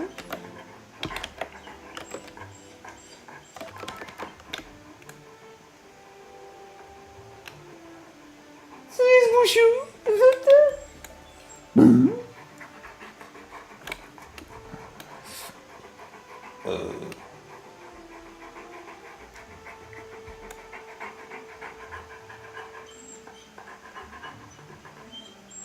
Busiu? Busiu?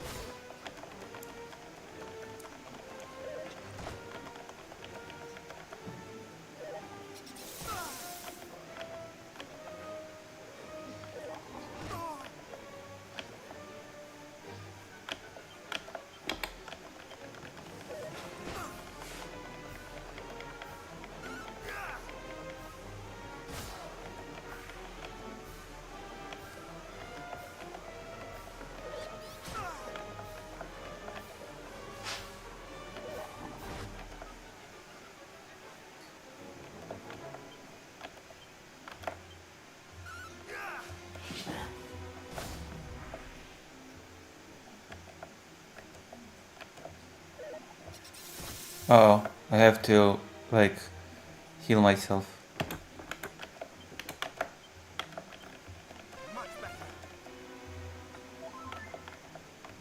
The healing spell is so weak. It's like, you know.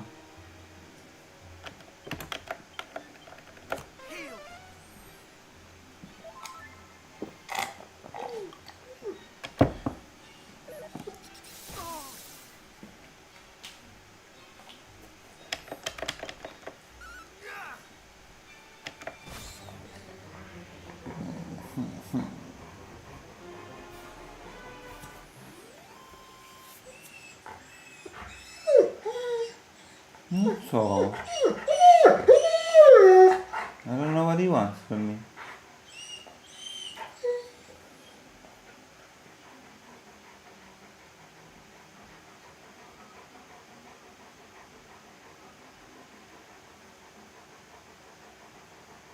What do you think he wants?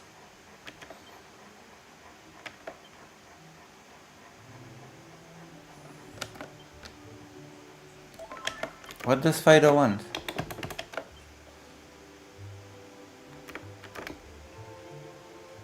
We need to buy an armor or a weapon.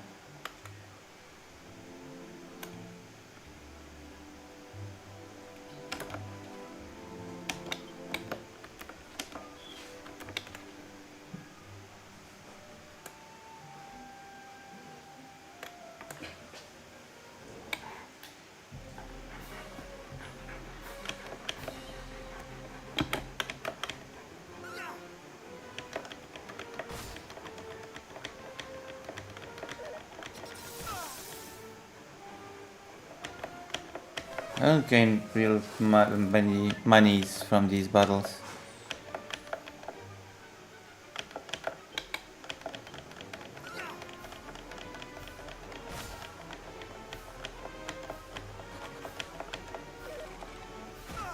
Damn.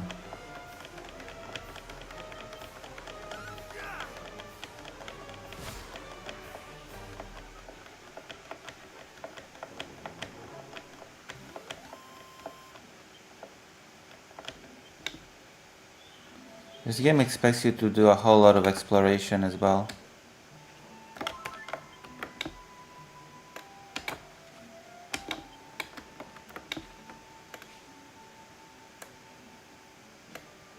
Wait, what is this?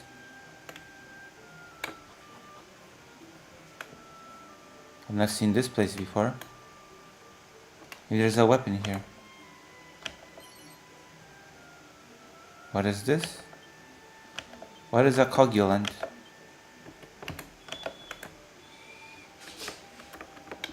Confuses enemies. Seed of agility.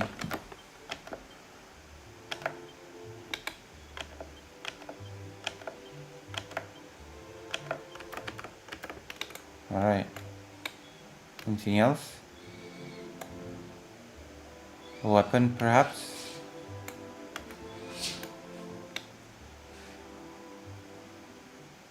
No? I mean, a stat boosting item is always nice, so I don't regret finding this place.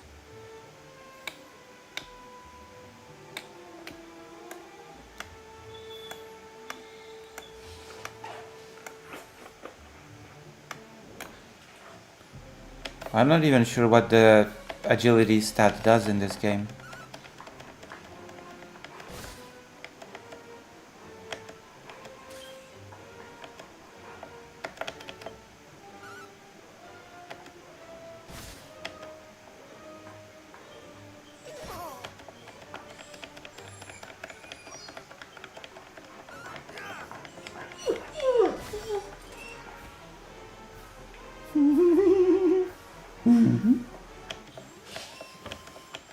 Alright.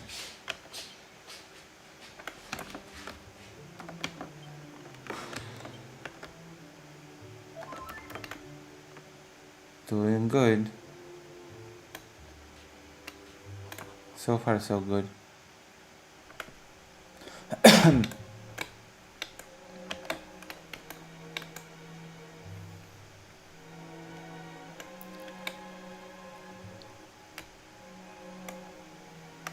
The graphics are pretty nice, actually.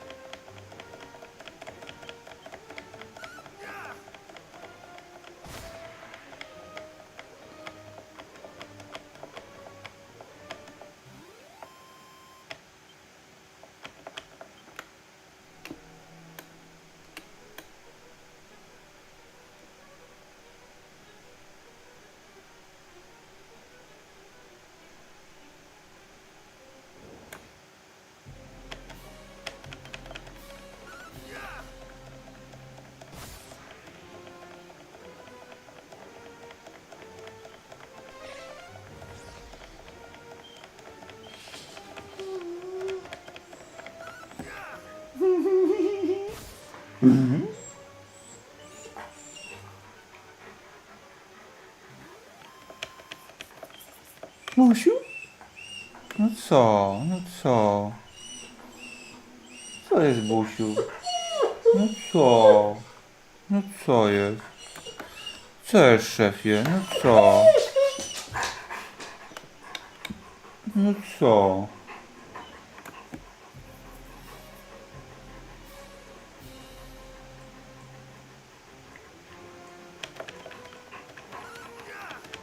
Busiu?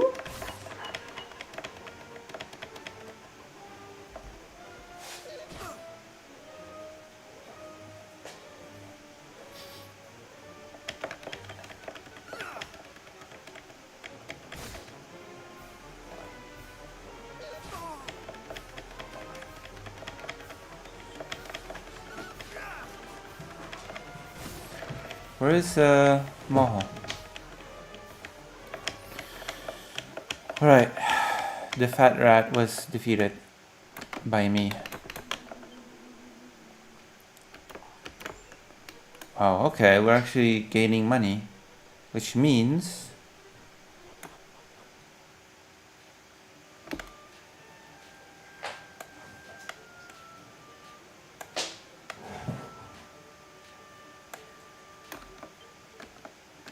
Wait, wait, what did I say? That's fatphobic? What did I do?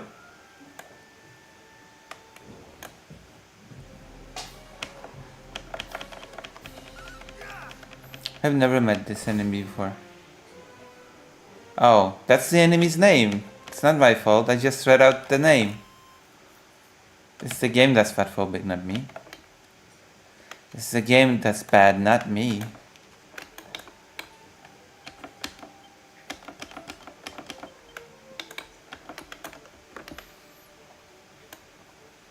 Maybe it's like a figure of speech, like fat cat.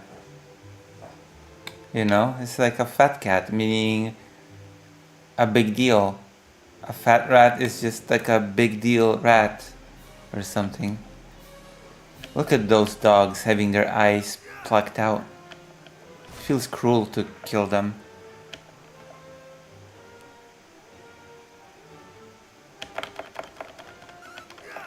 Maybe your cat is not a big deal.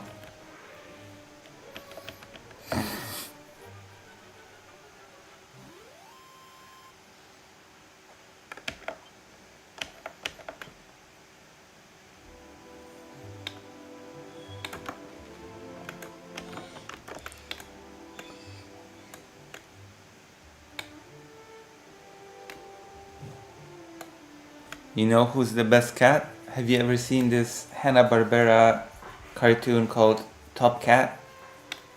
About a homeless cat that always outwitted a police guy.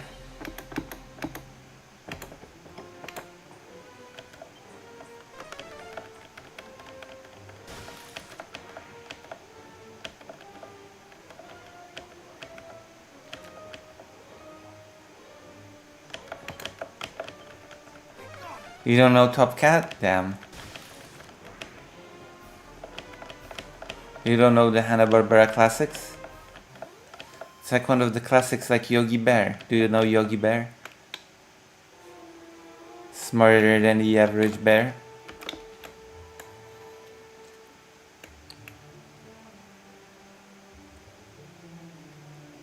You're the bottom cat? Damn. Look, it's a village.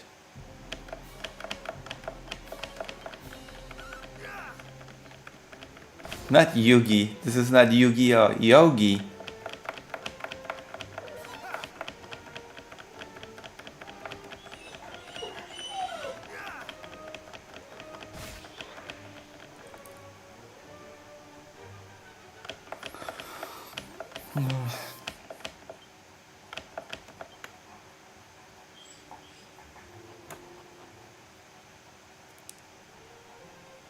Look.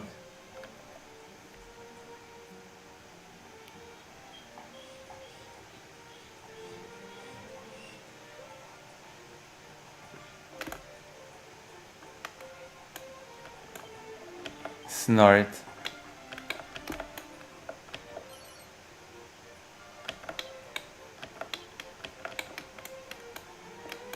We've discovered a new city.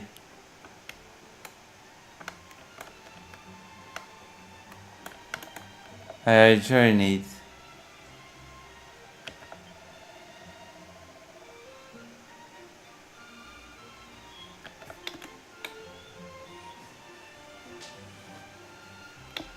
Little girl. Papa had returned to us, but though little beside the sleep I've slotted stars fully the window if he's longer any fun at all.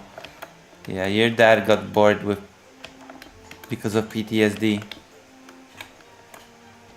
The door is locked.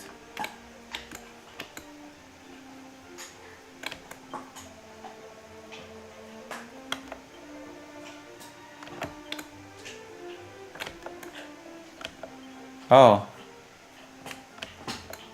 Well, damn. I guess nobody's gonna get water from that well. Don't tell Vorge there's little vulnerable girls in this game. There's horses as well.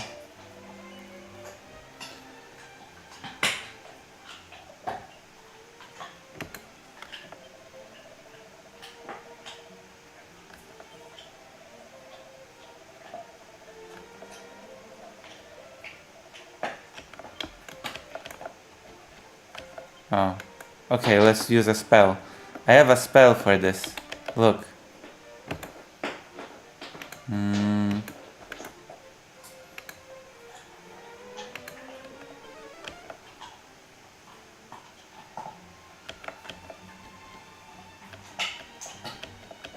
Oh, never mind. That didn't help me at all.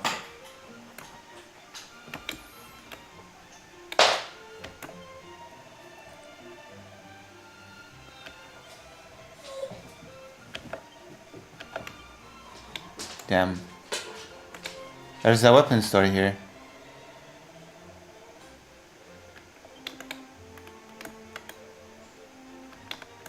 Maybe a chief's key will allow me to open those treasures.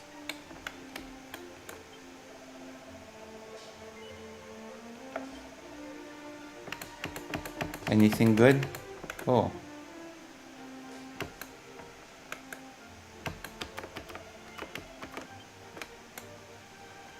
Exciting stuff. I don't have much gold to my name.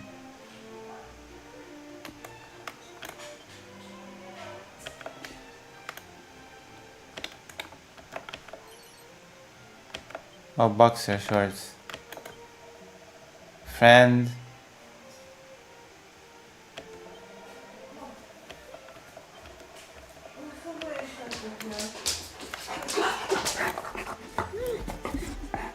Oh, I think Fido wants to go out.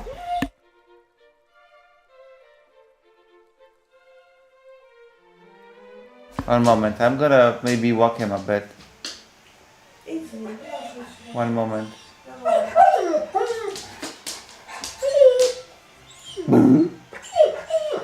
One moment, I'll be right back, okay? I'll just show you something real quick.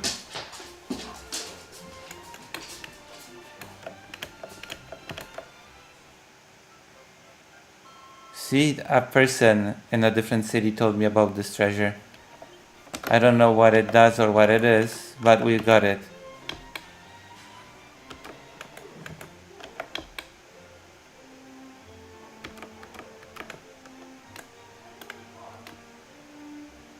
Okay, I'm gonna go and...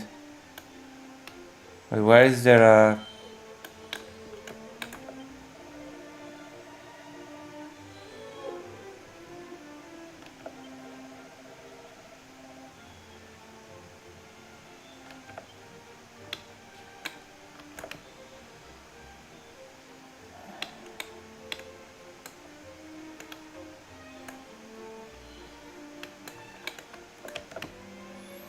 I guess it's probably a dragon sword or something.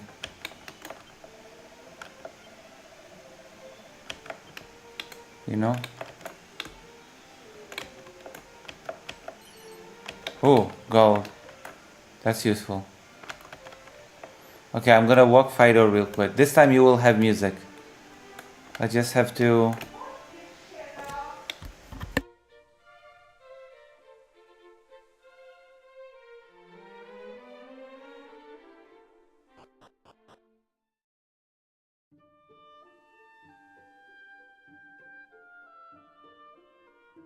One moment, I'll walk Fido real quick. This time you will have music for the... I'll leave it on the game screen. I'll be right back.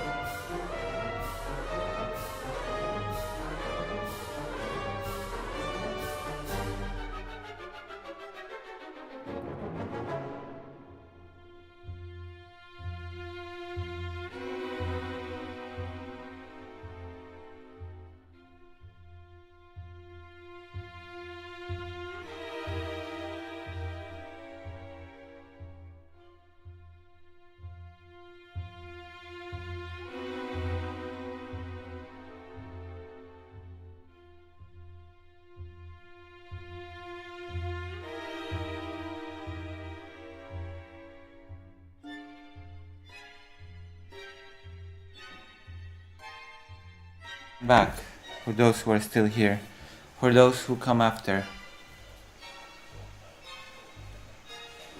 Hold on.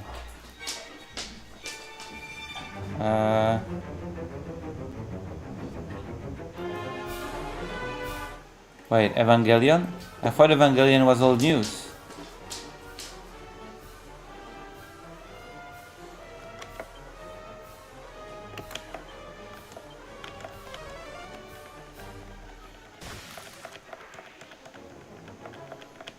I should maybe sleep in an inn. Whoa, what the hell?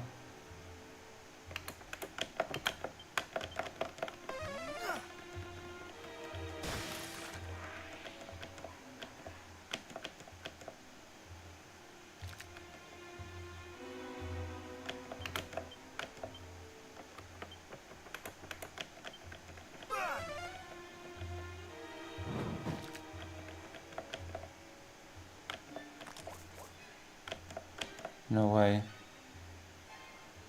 Do I get more experience if I defeat more crabs in a battle?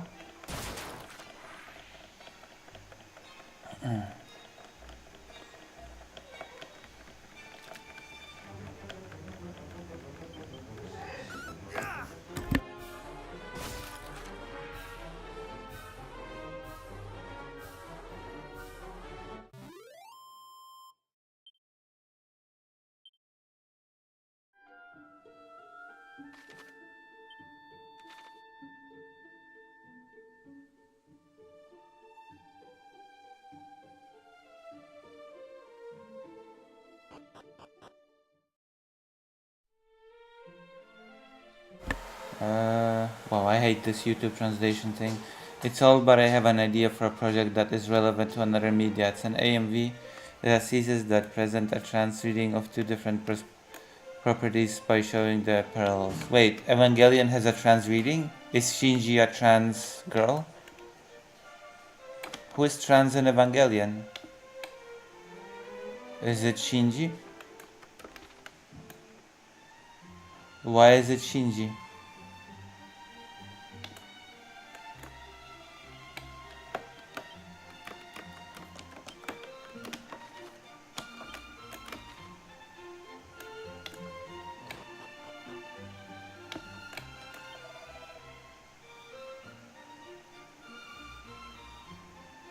Everybody is trans? Even me? Oh, wait, so is Shinji a trans girl? Or a non-binary? What is Shinji's identity?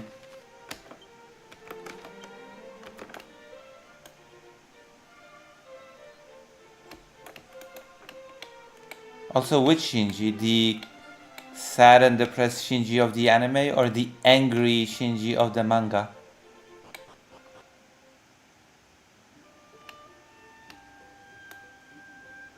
Alright, we got it.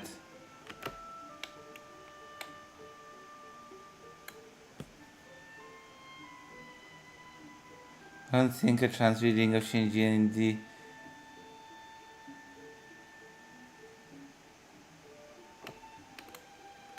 the manga or the anime, because Shinji in the manga and the anime is different. Also, interesting enough, the author of the manga said that he drew Shinji with feminine eyes on purpose.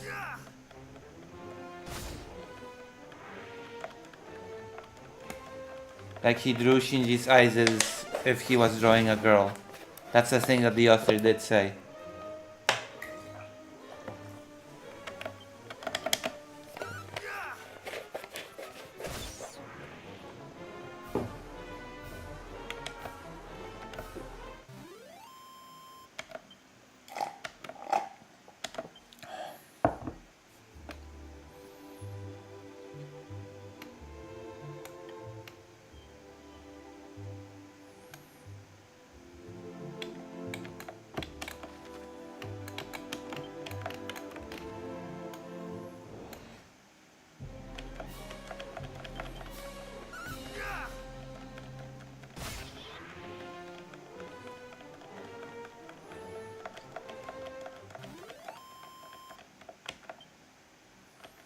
Regaining gold.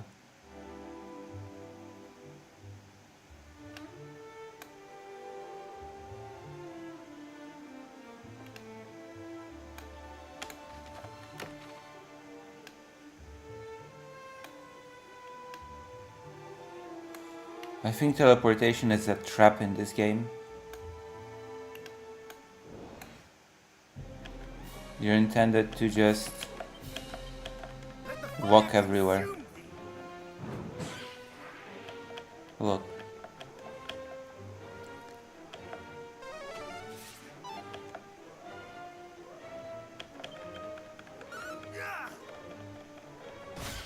See? How much gold have we gotten?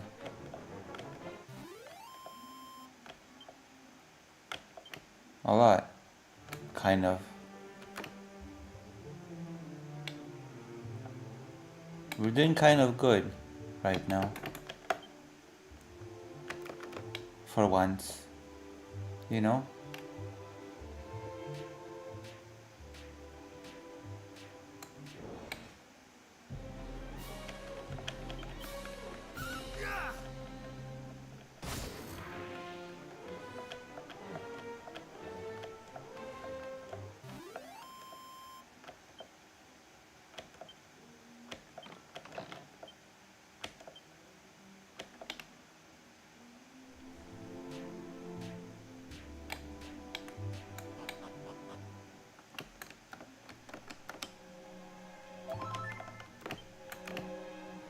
Alright, let's go.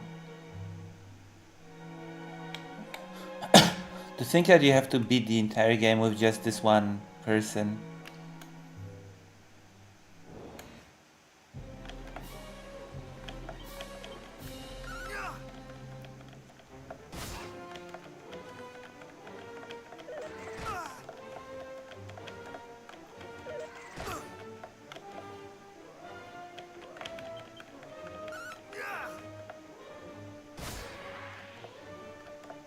No friends, no gimmicks, no party, just one person.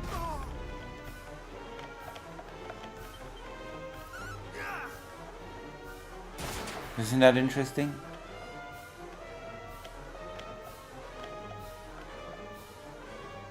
Vladdy the Daddy was defeated. The Vladdies the Daddies were defeated. Okay.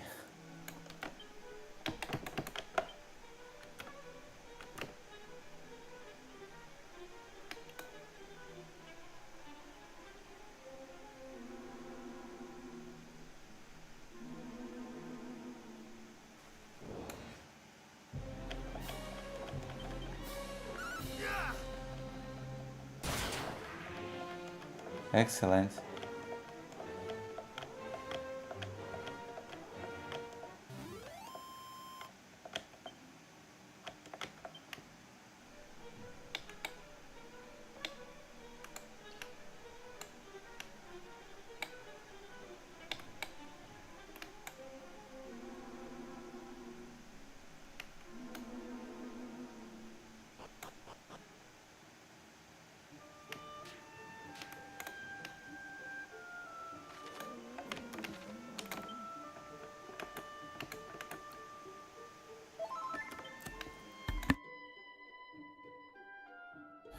Man.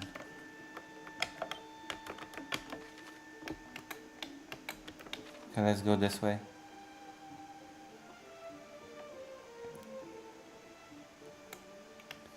Think I've got a map, eh?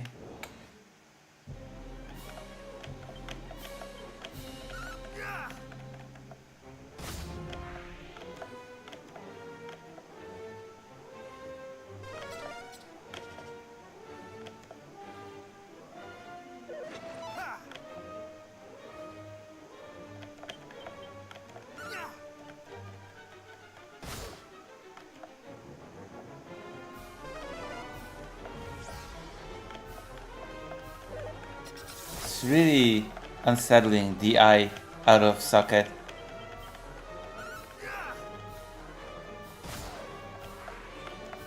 I'm putting this dog out of its misery.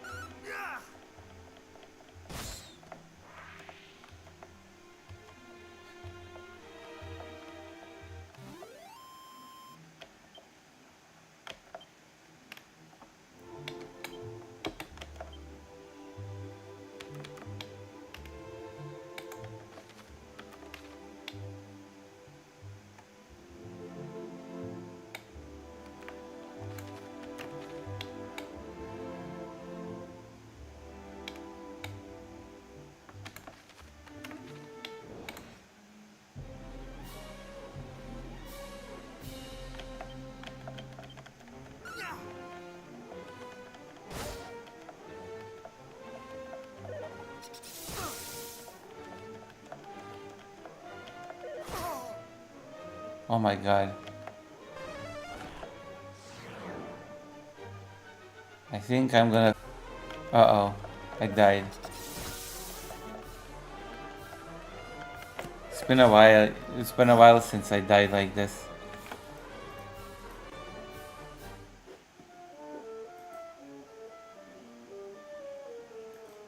Embarrassing.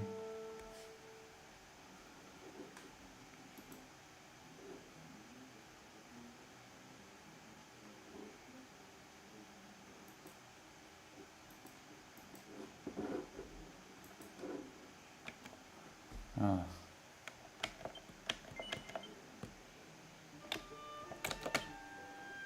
I must always heal, no matter what. A new Spyro game. We have to finish the one on the... There's been a whole bunch of new games. There's gonna be a new Crazy Taxi game as well, apparently. There's a bunch of new cool games announced. I'm waiting for Code Veronica the most. We have to finish Resident Evil 6 quick so that I can start Resident Evil 0.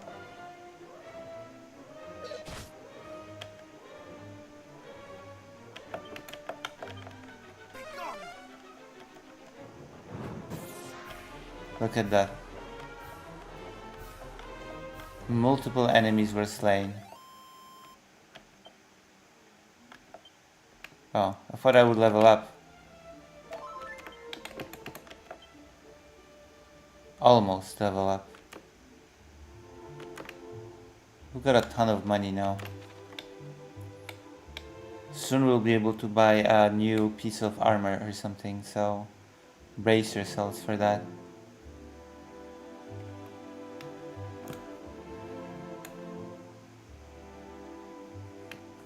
Era Zero? Wait, do you mean Era Zero? Is Era Zero the anime about the guy that went to a different world, and whenever he dies, he gets reset to an earlier point in the story.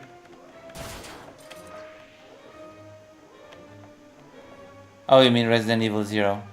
I mean, Resident Evil 0 might have the worst backtracking, but I've still found it a fun game. I thought you meant Res Zero, the anime. For some reason. Even though I just talked about Resident Evil 0.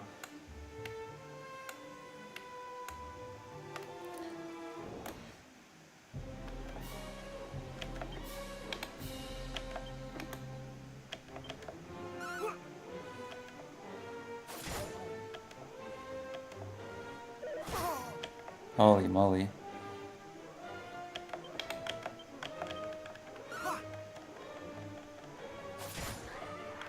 Alright, he died. That was tough.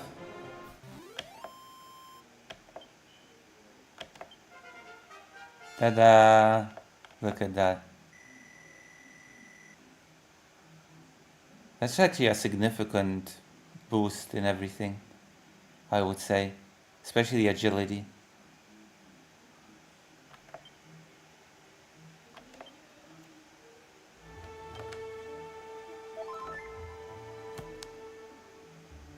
I know that girls are pretty, but I'm not pretty, so maybe there's always what do you call it?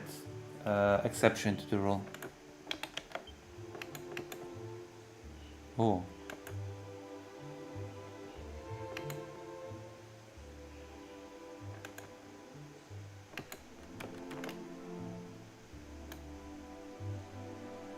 Learn a new powerful spell. Sizzle. What was the old one called? Sizz. Without exception?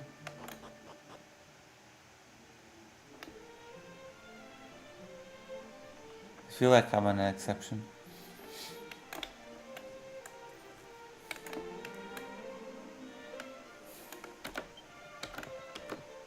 Let's see. Let's see how much money I need.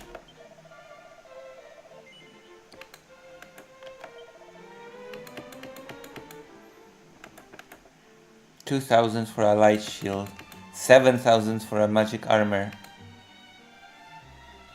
I could buy a cloak of evasion.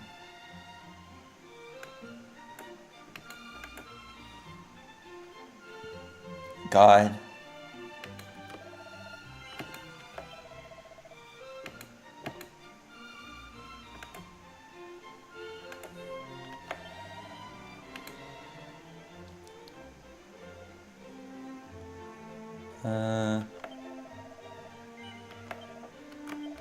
Wait, hold on.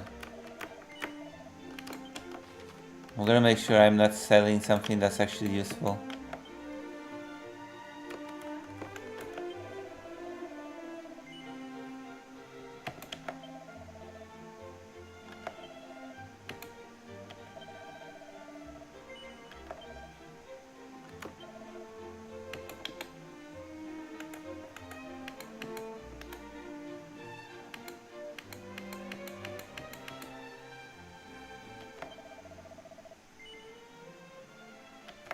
I have to.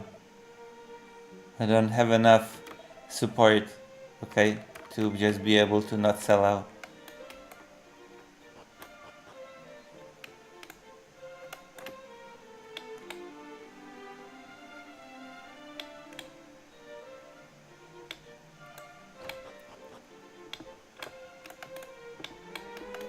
I would not need to sell out if people supported me more. You know? Oh.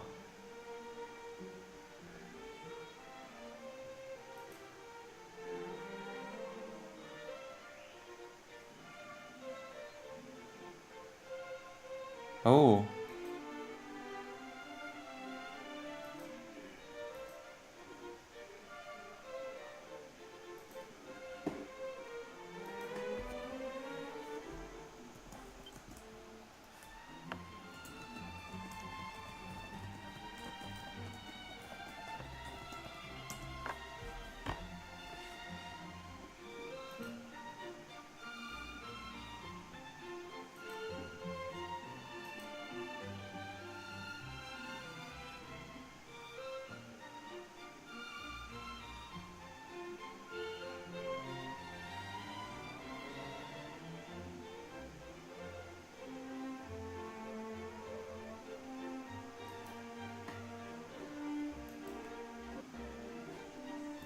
Wham.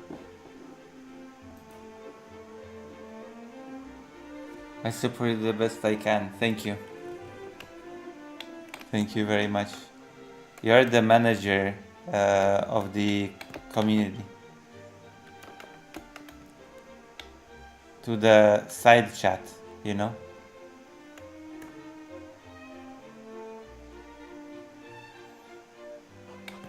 We could be talking about, I don't know, that.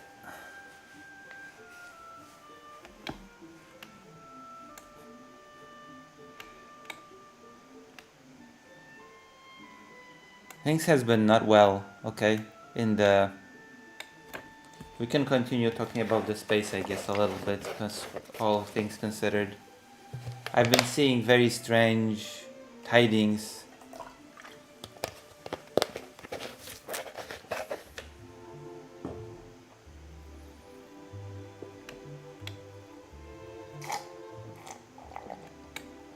Two big topics in the streaming space lately have been Hassan being banned by the UK, which is, I think, ridiculous that he was actually banned from the UK.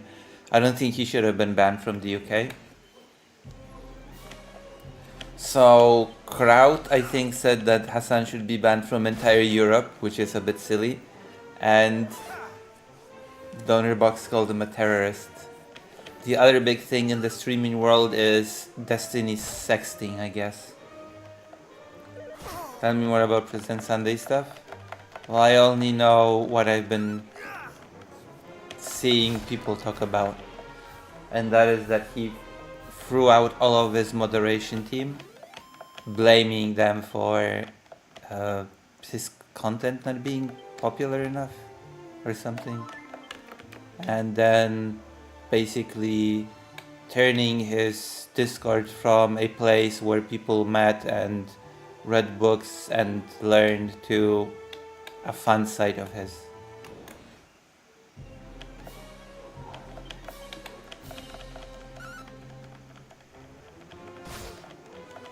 And of course, moving more towards drama.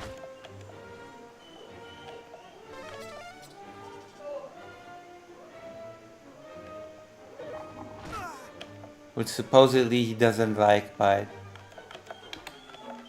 I guess he does. You know? That's what's happening with Mr. President, apparently.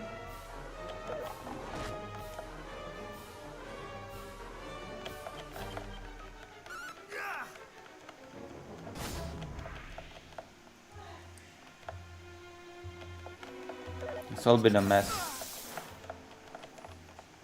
I don't know. I call it the imploding of one's own community. It's very strange.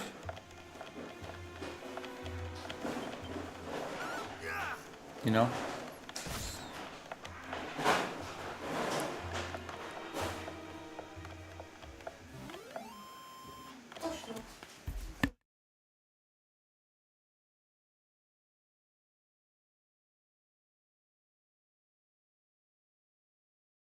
One moment, I have to feed Fido. Tell me what you think in the chat in the meantime.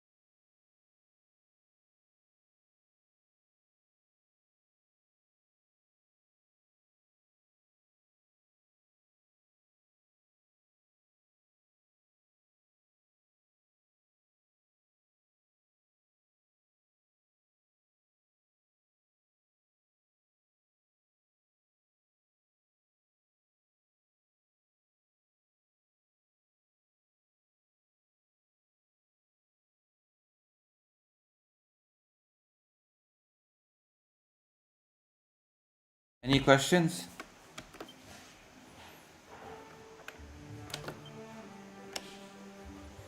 Oh. I think we'll be able to get the Shield of Light soon.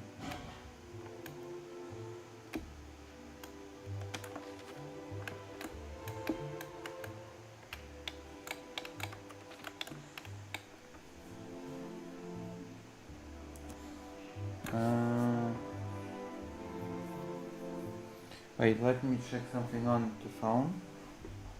Okay, I cannot even find the phone. Where is the phone? Have you seen it? I cannot.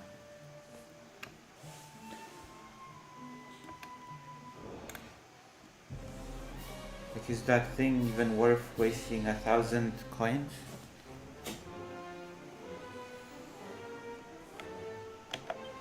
Oh yeah, let's use the sizzle.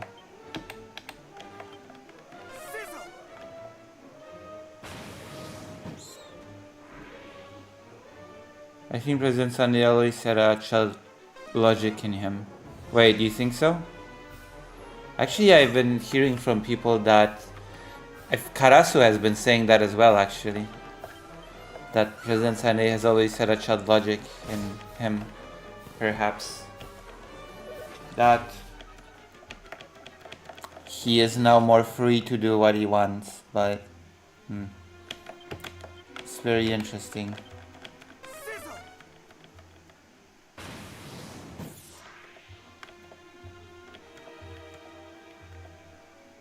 If he moves towards the child logic route, that would be quite disappointing. I cannot fall. He likes to pretend he's above it, but he enables the same type of behavior as long as it stays under the radar. What kind of behavior are you alluding to? Also calling Queeman his son. Oh. Yeah, that's weird. Also, Queeman has been strange. Queeman has been gaining prominence, I guess, by talking about Destiny's sexting.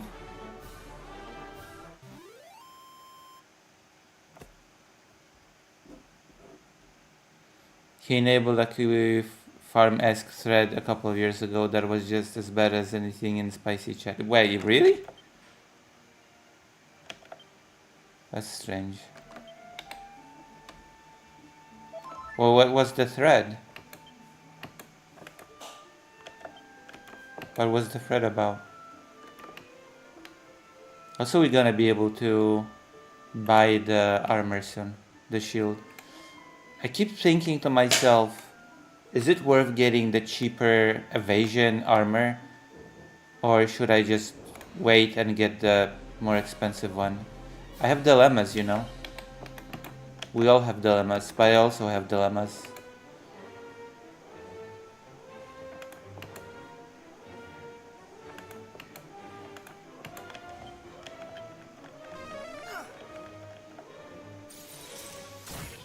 Ooh, nice.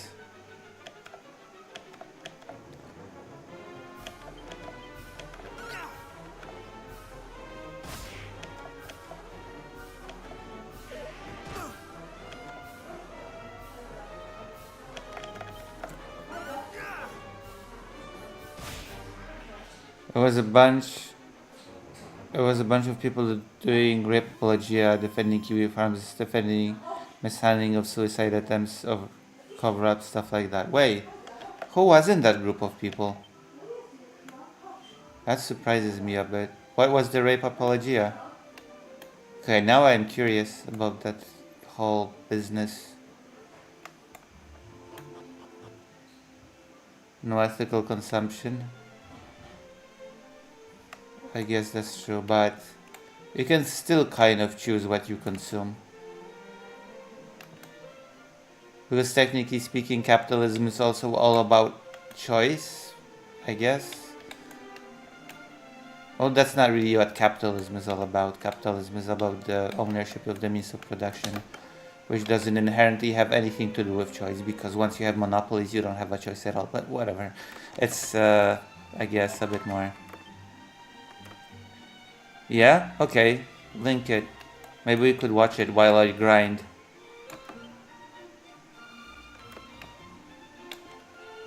I'm not sure if people are super interested in me grinding forever.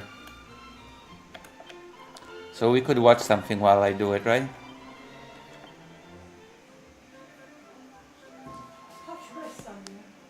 A second, okay? I backed it up because he lied about me. Wait, President Sunday lied about you? One moment, I'm gonna go grab breakfast as well.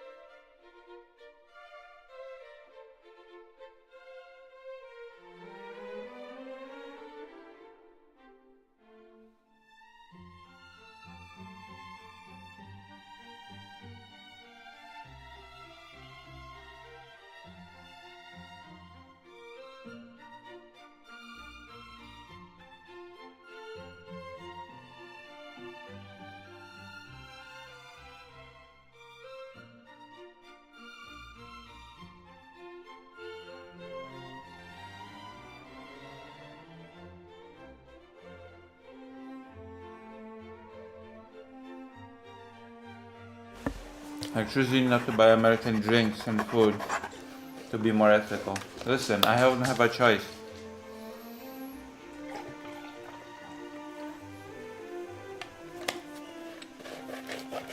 Wait, no links? I wanna see the link. With the archive.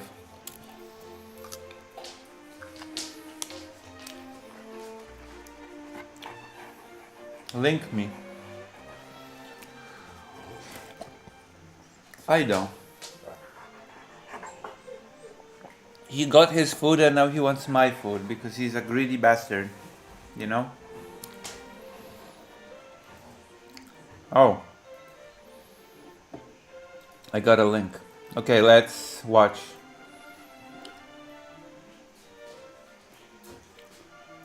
Okay, we're gonna watch it. Let me see.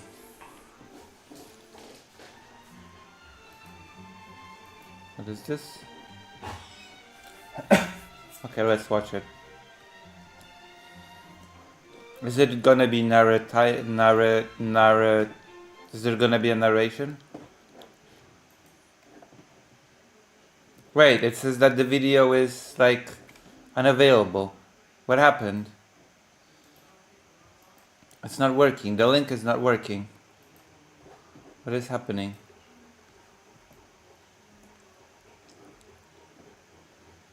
Yeah, what's happening? It's private.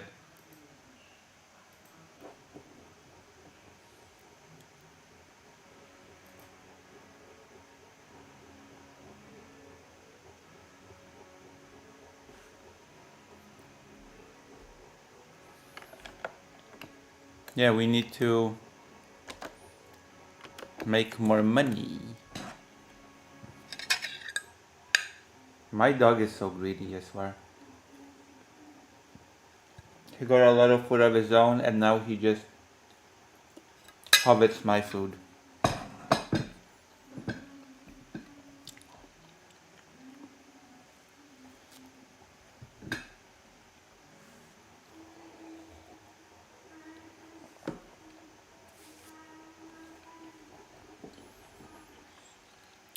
Are we gaming yet? Oh yeah.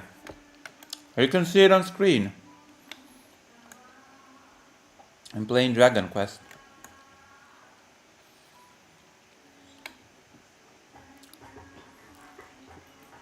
Is it fixed? Is the link fixed? Can I refresh? No, it's not fixed yet.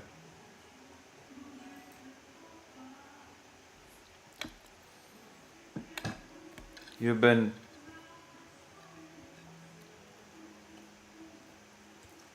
overtaken by President Sunday.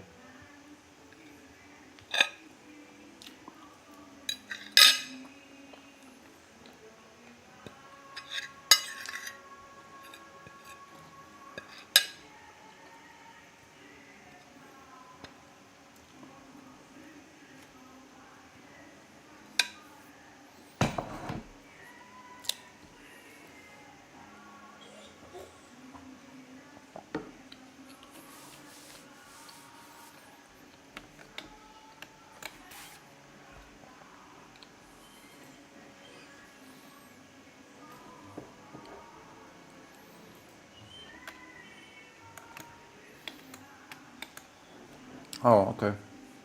A moment.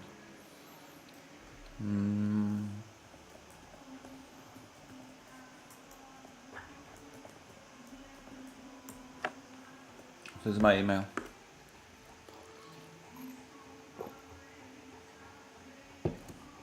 Bushu? Bushu!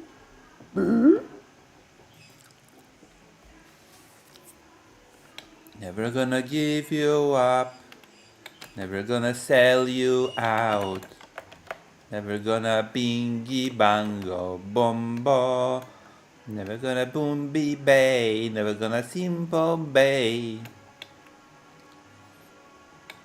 I still can't get over the fact that I've been told that if I criticize North Korea, then I fundamentally don't see Asian people as people. Because that makes perfect sense. Somehow.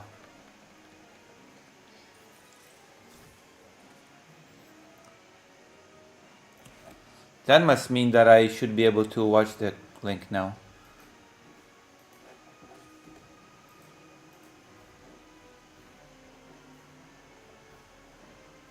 I think now it works.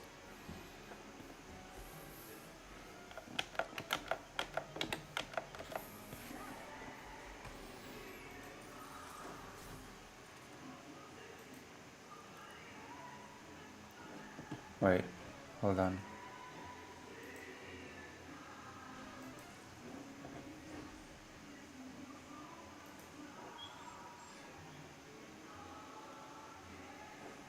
I will have to pay attention, narrativize it myself then. I have to narrate whatever is happening.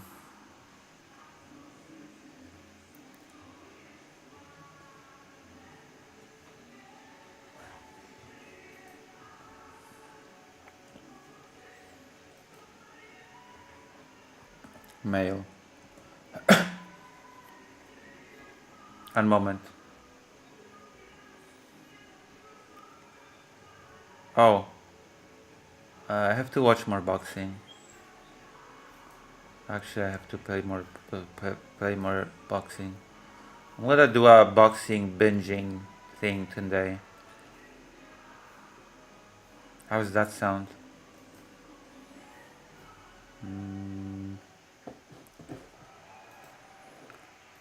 But don't worry about that. Don't worry about boxing for now. Where did you... I don't see an invite.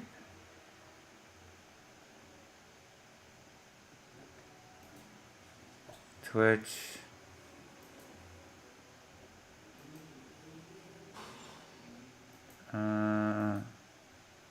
Katarina, which is almost like Katarina. Oh.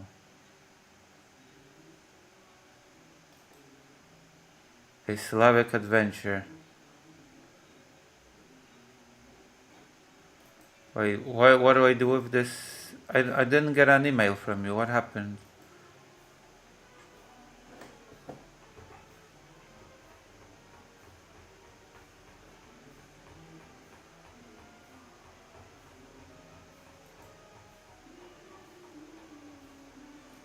I'm checking my Gmail, but I don't see anything. I wrote the email correctly, right? Hold on. I'm gonna check if I gave you the right email. I did give you the right email. I did not make a mistake. Yeah. I did not make a mistake.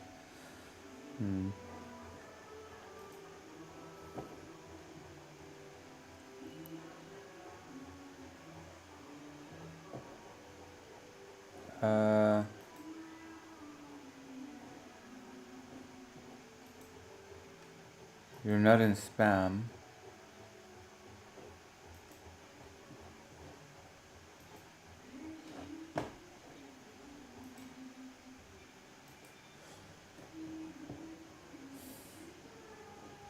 Very strange. Should work now.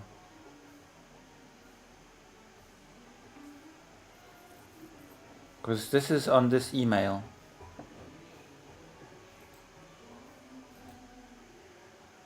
So the link should be working now. Okay, until you find the way to share this video with me, we're gonna watch something else. Something equally as exciting and important.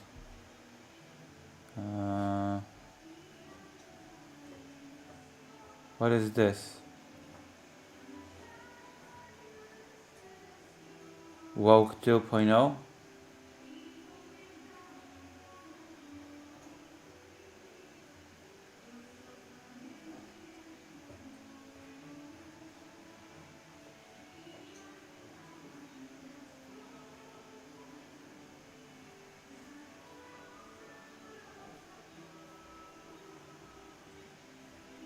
Oh, everybody hates art. I've been warning the manga community about letting grifters run rampant for a while now. This was mostly in regards to right-wing nut jobs trying to Okay. I do hate right-wing nut jobs, so I guess we're in make agreement. a quick buck off of the next lonely community of Oh gosh, lonely community. people they could find. I do It like happened to manga. gamers, and with mangas Why is the video working so badly? I should read more manga. There's been some interesting mangas out there.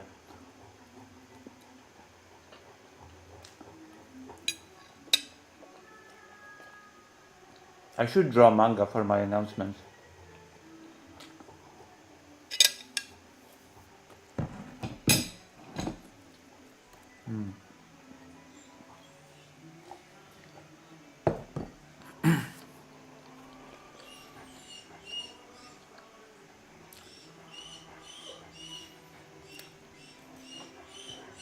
My internet really is crap. I don't know. increasing popularity, it was only a matter of time before it got to us too. However, I was not expecting one of the most notorious grifters to have weaseled his way into this Is it the niche. pottery? Logan Paul, the guy who hawks What? bottled cocaine for children, previously wreaked havoc in Japan, filmed dead bodies for every 12-year-old on the internet to see, and then personally killed Wait, isn't Logan Paul a boxer now? Why is he interested in manga? Why is the boxer interested in manga? Okay, calling Logan Paul a boxer is an insult to boxing, but you know what I mean. killed off the trading card community. Pokemon has outperformed the stock market by 3,000% in the last 20 years. Meaning this is now worth more than all of these watches, these cars, And probably this dinosaur. Yup, he's back. And this time, he's here to put in the death nail for manga fans too. On April 21st, Logan Paul posted a picture to his social media platforms posing next to Shonen Jump magazines featuring One Piece and Dragon Ball on the cover. Placed in the world's thickest plastic you've ever seen. He goes on to brag about his graded manga magazine purchases and how they are the highest at 9.2 and 9.0 grading, one of which he bought for over $500,000. An absolutely insane amount of money for a magazine that cost a friend of mine $5 to buy themselves. But of course, ever since, the value of these magazines has shot up due to Logan Paul busting his way into the ground level of a new speculation market of manga grading. For anyone familiar with manga at all though, this manga grading system is just absolute bullshit. Everyone got their shots in whenever Logan Paul first made that post on Twitter, but you know what? I haven't got in my own shot yet. First of all, manga magazines are printed in the near millions over in Japan, and especially for a magazine like Shonen Jump. There's no shortage of copies for these print runs, and so there's no real need to preserve them. Any desire to get a newspaper quality magazine graded is out of sheer determination to make money from a new hobby community. Secondly, I think the desire to put a 300-page 7x10 magazine into the thickest piece of plastic you have ever seen, only to let it sit there and collect dust, value, is the antithesis of both manga and art as a whole. There is no value in a manga that you can't open to engage with the story or fully appreciate the week's worth of work a mangaka put into it. In fact, it's not even just this whole manga grading thing that has me feeling this way. It seems like everyone fucking hates art lately. From chart watchers calling anything that sells less than a Taylor Swift album flops, to AI tech bros peddling their art theft machines on every website. The whole world is failing artists right now. And a huge reason for this is the compounding state of capitalism that we are fastly approaching. In a rapidly declining economy with a terrible job market, making money as quick and fast as possible is really the only livable option, which plays right into our dwindling appreciation for handmade works. It's no wonder then why AI has... Which is why my handcrafted animations do not get real traction, okay? They get 20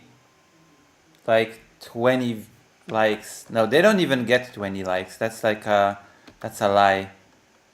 My animations don't really get 20 likes. It would be nice if they got 20 likes.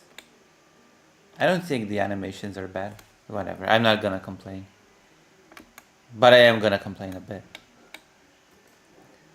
It's one of those things that streamers Why let someone with human flaws do something imperfectly when we can let a computer use all the data it's been fed to crap out something specifically catered to the person who requested it, and all for free? No middleman, no artist. Also,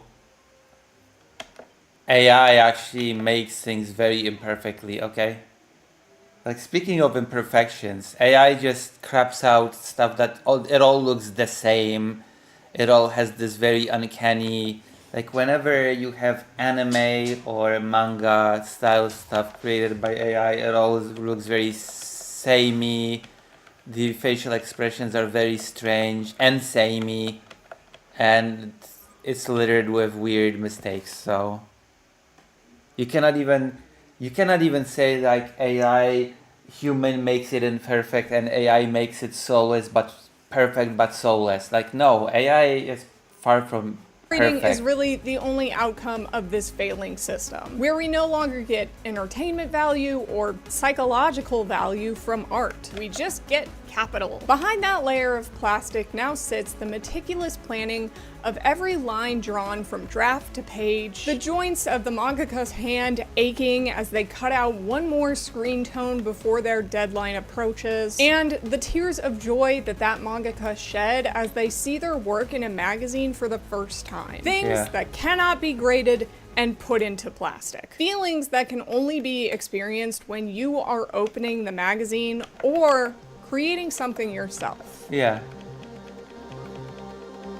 Like, manga is there to be enjoyed.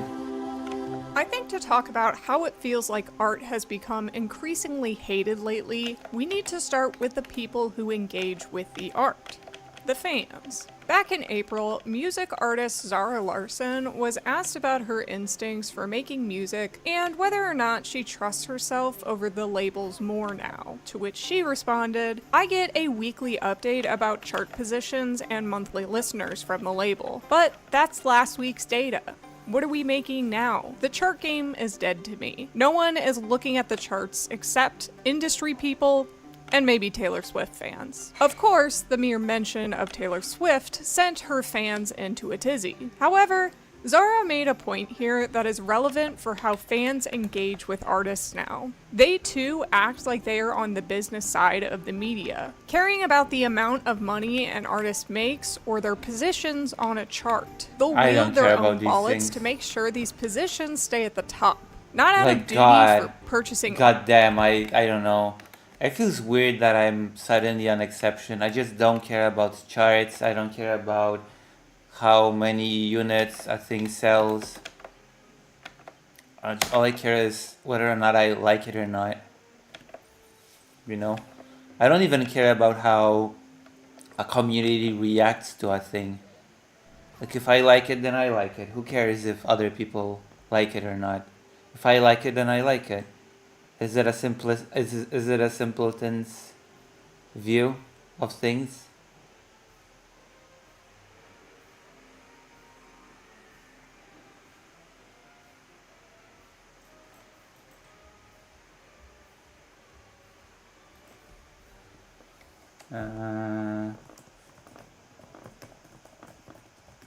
What do you think? Is that a simpleton's way of looking at entertainment?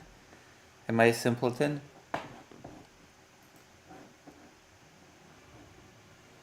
Any thoughts? But I do hate art or the current supporting their timeline. favorites, but to show they have the charts to back up their own tastes. The fans should be the one to actually appreciate the artistry and process behind the work, not the ones making the artist feel like they need to sell, sell, sell. Artists, especially ones like Zara Larsson, who has only recently been launched into stardom because of TikTok virality, know how detrimental the attention economy has been to artistry. Having to let management who care solely about retention rates and clickability dictate how and why they post their art. Yet, pretty much every form of art has been infiltrated by chart watchers. It comes with the territory of being in a fandom at this point. You've probably seen this sort of fan activity yourself on social media. Artist A is out charting, selling, or viewing Artist B, and therefore Artist B is a flop whose music or artistry is inherently worse. Movie fans do it,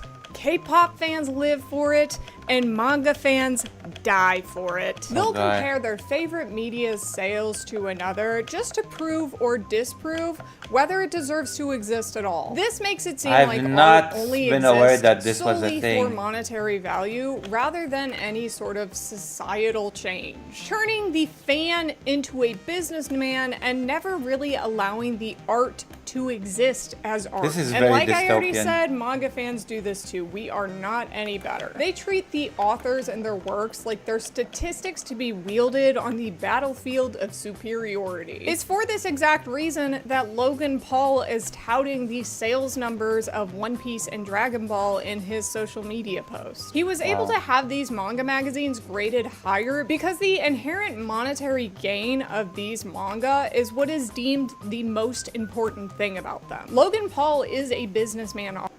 This is just ridiculous. Malaki says, "No, I'm a punk. I don't care about popularity, money it makes or stuff like that. If I like it, that's all." Yeah, basically. already. So in that sense, he is turning manga into a business. I can of chart analyze, if it's this animation, is I can typical analyze of the many craft. shonen manga fans, as a lot of them treat their favorite works more like sports team than any actual artistic endeavor, obsessively God, that turning is so every miserable. discussion of what series they like more into a argument of what series sells better. This is also why when I bring up shoujo manga and how it is routinely underrepresented or dismissed by the industry, many of them just bring up the sales numbers. They use the monetary value as an excuse should for read why they some don't shoujo. matter. That Some is just shoujo are not pretty how we should be interesting. treating art. Sometimes these chart watchers even take action to make sure other media doesn't outrank them on social sites like IMDb or My Anime List. A good example of this was back in 2021 when Fruits Basket wrapped up its final season, subsequently watch taking more the anime number as one well. rated anime spot from Full Metal Alchemist on My Anime List. This pissed off the Full Metal Alchemist fans who were constantly watching the online rankings. So instead I of don't just care about knowing the that their rankings. favorite anime didn't lose any personal or entertainment value from being number 2, they decided fuck? to review bomb Fruits Basket to lower Oh the my score God. back down. This has pretty much been the case for any anime that This has is so overtaken stupid. another on this site. It happened with Attack on Titan and Freerun 2. The detriment here is that it turns art into capitalistic gain on every front, something that deteriorates artistry and flattens it into cardboard. This exact flattening has been happening to the movie industry for years now, documented in an article by Jake Uris. The reason movies are quote-unquote bad now is because the investors have gotten so good with making money on them. While movie studios were always in the business of making money, it wasn't until the 80s that distribution came under investment capital, which got to decide how and what was made. According to Uris, it's these conglomerates that have used the same risk-adverse predictive analysis that makes sure corporations can attain the most amount of money with the least amount of pushback. That's definitely not to say original movies aren't being made. Just look at Obsession, I Love Boosters, and A lot Is of God good Is, movies which are are out indie right movies, now. by the way. But these movies don't have wide theatrical releases like, say, The Mandalorian and Grogu. Fans play into that exact same business model when they are chart watching themselves, flattening us as viewers down into an algorithm of their own accord. If an artist goes out and takes a big swing on something new and fresh and interesting, but they don't exactly have the numbers or the sales to back it up, both on the business and the fan level, they get shamed. The manga, the album, the movie is a flop that no longer has any artistic value to it because the numbers on a chart are reflecting that. It should be shuffled away and the artist should go back to their tried and true method that potentially got them famous in the first place, thus flattening both the diversification of art and the ability to move forward with innovation. On the business side, this is how we see less marginalized I'm so depressed by this, representation in actually. I'm films depressed when by any this that state of were given a affairs. chance didn't turn out to be some huge hit. This This is actually obsession very with numbers and data discouraging. is really only a byproduct of our capitalist-driven society, though. Only getting worse because of the rapidly declining economy and job market. The average person at this point has been inundated with the need to hustle, to be productive, consume. So the art that they used to love, either for the entertainment it brought them during their off time, or as a side hobby that they were just passionate about, has been reduced to what they could gain from it in dollar signs. If this is what art has become for the self, then of course it's going to reflect in the culture too. Forcing the artist to have that same hustle and produce grind set from pressure from both the industry and fans. It's that same kind of mentality that ends up turning reading manga into selling overpriced pieces of graded plastic for a quick buck. Yeah. Ball that shit like a basketball. For many, art is no longer God. a sign of self-expression. It's a sign of productivity. You could make a claim that the hustle culture of America folded in on itself during COVID. It's always been around, but when everyone was stuck in their homes, whether laid off or working on their laptops, we felt the need to be even more productive than normal. Now was the time to capitalize on the supposed free time and get started on that side job making bracelets, DJing, or illustrating. For many, that side job needed to become some sort of stable income too. There were an exorbitant amount of bills to pay, even with a pandemic in the background, so why not try to make as much as possible out of the art? I was no exception to this. While I was out of the photography job during quarantine, I felt the need to do Zoom photo shoots, despite the stupidity of it, and post TikToks incessantly to grow a following while I was unemployed. In fact, TikTok posting about manga is what made me become a video creator too. If I wasn't being productive, I was wasting the time I was away from working by being lazy. This made photography and creating videos more about the output. So when everything becomes about productivity, creation becomes the afterthought. The end product is really all that's needed. In general, there's a high demand for artists to be productive at all times because many of them are their own agents, managers, advertisers, and receptionists. We're in an age where audience attention is the new currency, meaning most artists' only way to make a living is to play into social media algorithms. It makes it feel like even spending a moment of downtime to just relax is precious money going straight down the drain. For artists like mangaka, they have a weekly output when it comes to shonen magazines, and a monthly output for most shoujo. I feel like with mangaka it's a bit different. It's not like they feel like there's money wasting because like even the mangaka that are really successful and super rich keep up the schedule like Eiichiro Oda. I think it's more the pressure of their little baby failing or succeeding.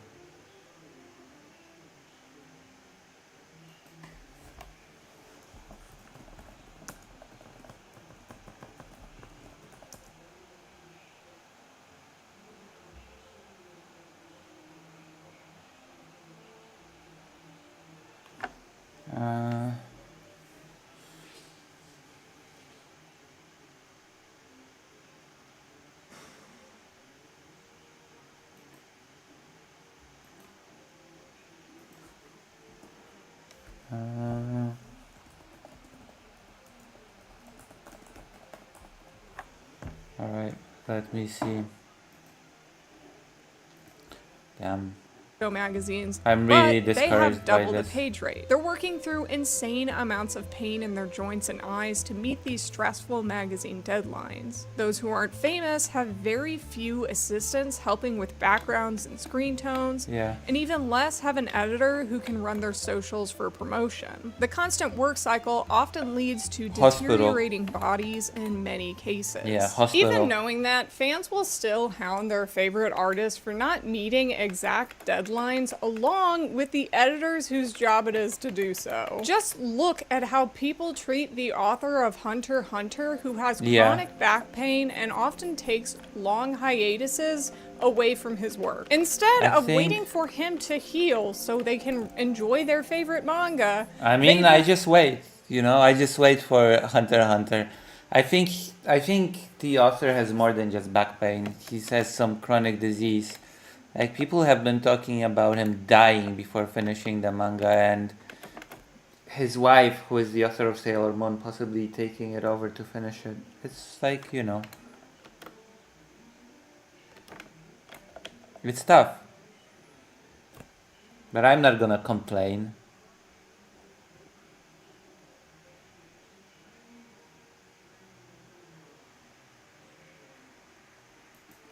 Berate him for having stopped in the first place. People will even say that he should just pawn off the illustration side of the manga to someone else so they can read new chapters. Specifically, they say that his wife, Naoko Takeuchi, the author of Sailor Moon, should do it. Someone who basically all but retired from making manga because she too dealt with the burnout of a never-ending productivity stream. Instead of by the way, I firmly believe that when a different person takes over a manga, it loses some of its identity. So I don't think it would help at all. I don't think people would be happy if they got what they wanted and somebody else continued Hunter x Hunter. Letting these creators rest, relax, and heal, they would rather see them run dry. Something that happens way too often in the manga industry already. They do not care about the art if they do not care about the artist. The Yeah, I think societal so. push for endless productivity then leads us to the peddling of generative AI. Whether for convenience or speed, the need to be productive at all times would absolutely lead us to wanting to press a button to make art for us rather than doing any of that work manually. Even if that so-called art is actually just a bunch of pixels of data of other people's artworks that was fed into a machine, scraped without that artist's consent from places like YouTube or DeviantArt. But who cares about copyright or theft? Much like Adobe Firefly or Canva commercials will sell you, you need content now. I gotta post something, and I got nothing. I've heard that from people. I gotta post something, I've got nothing.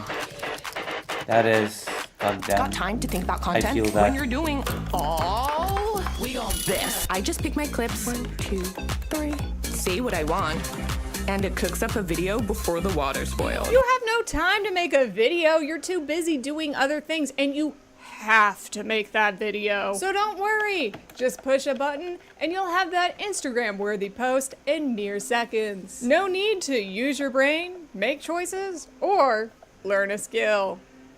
Those take time. Generative AI as an artistic tool is an inherent dismissal of art as an endeavor. It treats the creation process as if it's data that can be optimized for the maximum amount of clicks. Since these image generators are working on data sets themselves, it is really just an amalgamation of the most generic choices that could be made. As a writer from The New Yorker puts it, AI has to fill in all the choices you are not making. One way is to take the average of choices that other writers have made, as represented by text found on the internet. That average is equivalent to the least interesting choices possible. This goes back to that flattening of art. It's already something that happens in business meetings with artists who are working with investors, but now people are doing it to themselves with a prompt and a button. If AI generated images and writing is just the equivalent of the safest choices, then what really separates art from business at all? A great Nothing. example of the kind of bland regurgitation you get from Gen AI happened recently within manga. People had discovered the existence of a Gen AI manga when it ranked the highest on one of Japan's largest ebook platforms, Simoa.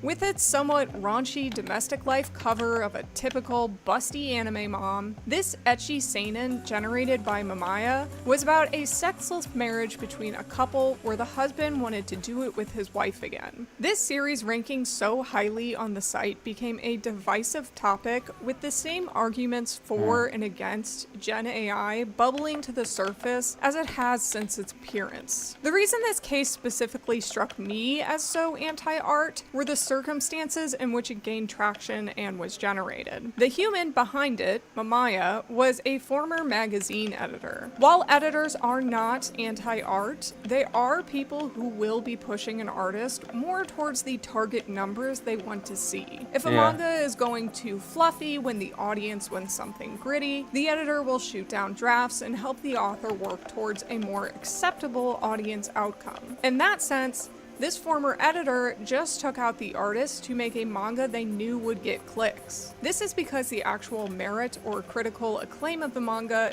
didn't matter. It was the amount of views it received in this attention economy. The manga just needed to be generated to hit what was the safest genre on ebook platforms: ecchi domestic life manga targeted towards adult men. This is how the intersection of capital, productivity, and AI collapses in on itself, destroying the foundations of artistry with it. If we are only making art for the largest amount of people to have the largest positive reactions with the fastest output, then what exactly are the choices being made by an individual? Would all artists not aim to make the exact same thing that is currently popular? All movies would be Marvel movies. All music would still sound like the Beatles, and every single manga would be a copy and and paste of One Piece. Suddenly, art as a whole has just become a 2D line. An AI centipede of content from what someone has deemed the most Depressing. clickable. The Really end goal for depressing. tech bros is not the democratization God, of I have art. They to never cared about that. It's take just a a slogan stand they're trying to sell you. What they really as care an about artist. is the commodification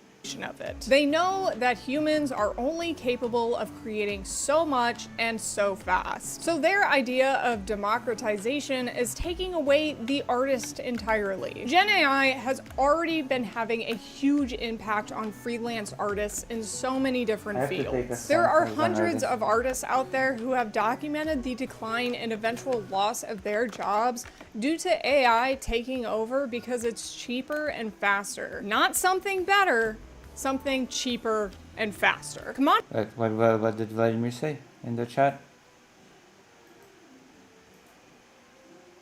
Tech bros would disagree. They would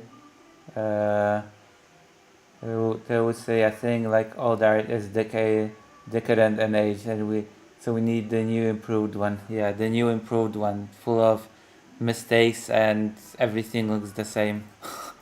Modifying art from the masses that only benefits those who are profiting already. I'm sure people will have a field day pointing out the contradiction at play here. Well, if art isn't about money, why does anyone sell their art for money? Why do artists become rich then? Art itself is capitalistic in nature. Why would we not turn it into a business? The fact of the matter is that, yes, while most artists wish they could just make art because they love it, capitalism has deemed that unacceptable. There is no way to live off making art as long as the pieces are sold or one opts into the system. Some people would Yeah. more than happily commercialize their artwork, and others simply do it as a necessity. In some industries like movies or manga, you can rarely even make art unless you opt into the commercial world. At the point we've reached in capitalism, it is touching all facets of our lives. The conversation of capitalism's involvement in artistic endeavors isn't a new one either. It's been a topic since before the time of Gen AI, where churches were paying artists to paint cathedrals that made them look like they were closer to heaven. Art that has become cultural staples like the Mona Lisa have been bankrolled by the blood money of billionaires. Even art from people that were anti-establishment, like Keith Haring,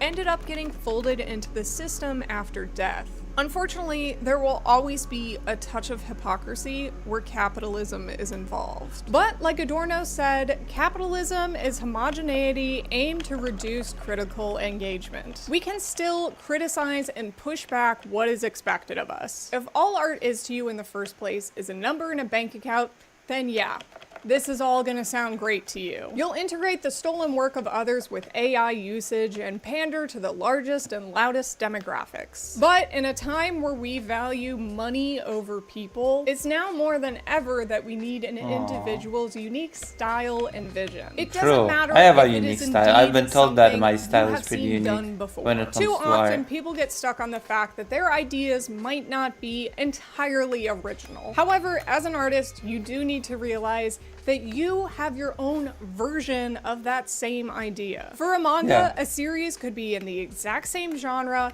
have the exact same kind of protagonist, but that does not mean a series like Witch Hat Atelier and Champignon Witch are the exact same. They are unique to their own creator's style, their own voice, Yeah, and I their agree. own illustrations. In no way am I saying throughout this whole thing that a piece of art has to be this unique, visionary, groundbreaking thing that no one's ever seen before and has this big message to be saying about society. What I am saying is that we need to slow down. We need to care less about the attention economy and create works that we personally enjoy rather than what Yeah. others want to see of us. If that means ruffling a couple of feathers or making someone wait, then hell, you know what? At least you know you made a lasting effect on someone. We as humans should also not strive for perfection. And believe me, as someone with perfection OCD, I know that's better said than done. But it's worth being purposeful in your art to combat the messaging that we have been blasted with as artists lately in the media. I feel in a video I like made at the end of imperfection last is year, becoming I talked about perfection. how to make shoujo manga. I tried to give tips on how the pros do it, so that other mangaka hopefuls could have a resource to look back to, as well as featuring my You know? good friend Opalines to give her thoughts and opinions as a mangaka. One thing I do regret saying in that video though is that I wasn't able to make shoujo manga anymore. This is a statement that is simply not true. All of us can make art, whether young or old, abled or disabled, inexperienced so. or experienced. Even though I'm 32, I can pick up a pencil or a tablet at any moment 42. and get to practicing once again. There is nothing stopping me from creating one page of manga except my own perfectionism and a fear of failure. Whether what I create is imperfect or not is irrelevant, just as long as I try it. Yeah, I don't have the create. talent, Bob, to do what you're doing. That's baloney. Talent is a pursued interest. In other words, anything that you're willing to Talent practice, you is can myth. do. I don't believe in talent. And this is no exception. Talent But it's is like just driving the bullshit car. that At people, first, it's an a little excuse. difficult. You have to learn how to make your hands and your foot work together.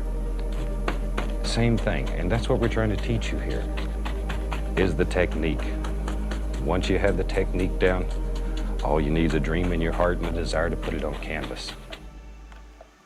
Well said. That was a beautiful message at the end. I like it. I'm gonna go grab a drink and then we're gonna look at that thing that Arkael has sent me. I'll be right back. But that is nice, you know?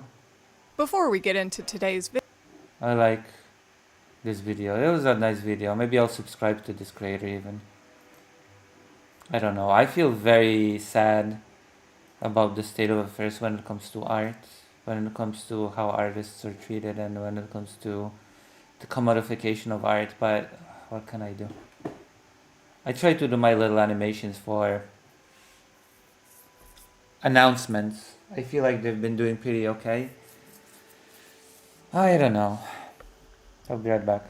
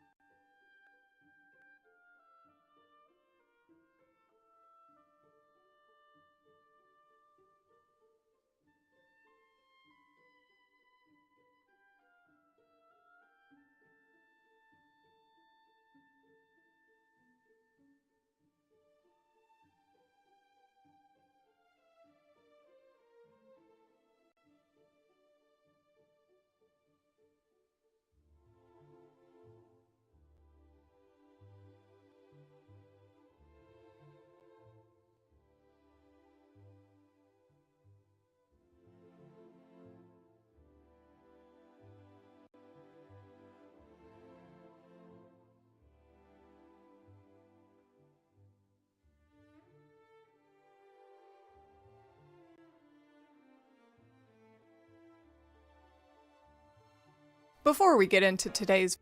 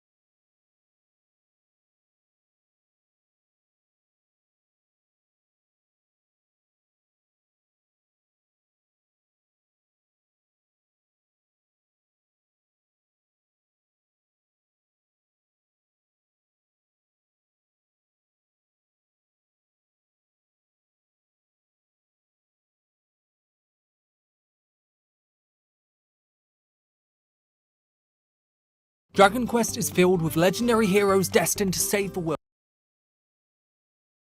But somehow, the character that became the most culturally relevant and loved across 2 decades is this guy. Hearing my name is enough to make anyone wet their knickers. He tried to rob people on a bridge, fell off that same bridge, and was saved by the person he was robbing. That single act of kindness changed this man's life forever. From this moment on, he followed that person around the entire world. Still, no skin off my nose. He has no actual reason to be on this deadly quest, no personal vendetta against the villain threatening the world, and no lust for revenge. He's just there out of pure loyalty to the man that showed him kindness, and yet, this guy is so popular, he has his own spin-off game that nobody in the West ever got to play. His whole character arc is based around humanity, and is a dangerous thug who's actually the biggest sweetheart you'll ever know. Take it easy. No need to get excited. I know it hurts Sorry, when you I was lose and all. muted. And that's why not only Japan, but the world adopted him as their emotional support Cockney band. We're playing Dragon I'm Quest. gonna cut you up and feed you to my menagerie. But I ain't all evil. If you got any last requests, I'll be happy to service them. This is the full story of Yangus, son of Yampa. Hey, go, shake a leg, go, come and go. Everyone calls Yangus the comic relief of Dragon Quest VIII. The most common structural term used for him is obese comic relief, and many people just leave it there, but underneath is one of the most human characters across 40 years of RPG history. He grew up in a town called Pickham, a notorious secluded town of thieves and criminals. The town's economy runs entirely on thievery and a bustling black market run by a dodgy Dave. Everything about this town shaped who Yangus became, and in turn, the town became Yangus's stomping ground. He had tried several times to go straight, but society rejected him every time purely because of how he looked and who he was. That's very racist. So this town of Pickham became all he had. Despite Yangus's history, he did always have a good heart, and he yearned for closeness and companionship. It is such a shame that society ate him up and spat him back out several times. He deserved better, because in this bandit town, he did make some friends. Brains is perhaps Yangus's only reliable ally in Pickham. He's the go-to informant and a scholar who lives among thieves. Brains is where Yangus goes for solutions when his brute force can't solve a problem. The narrative even forces this connection. If Yangus is dead when you find Brains during the story, he will deny his own identity. However, when Yangus is there, he will call out his lie. Brains provides important information to the party. I have to pet Fido a bit because he feels sad and he's whining.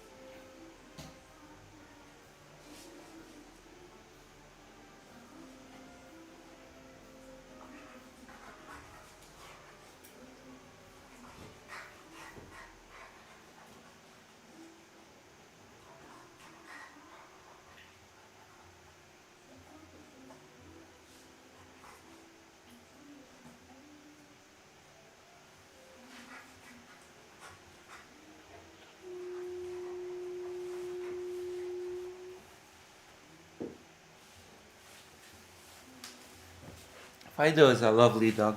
He's like a pervert. You know what I mean? I need to get better earphones because I can only hear from one side with this. Party on a few occasions that helped drive their adventure forward, and Yangus has an implied complex relationship with a girl called Red.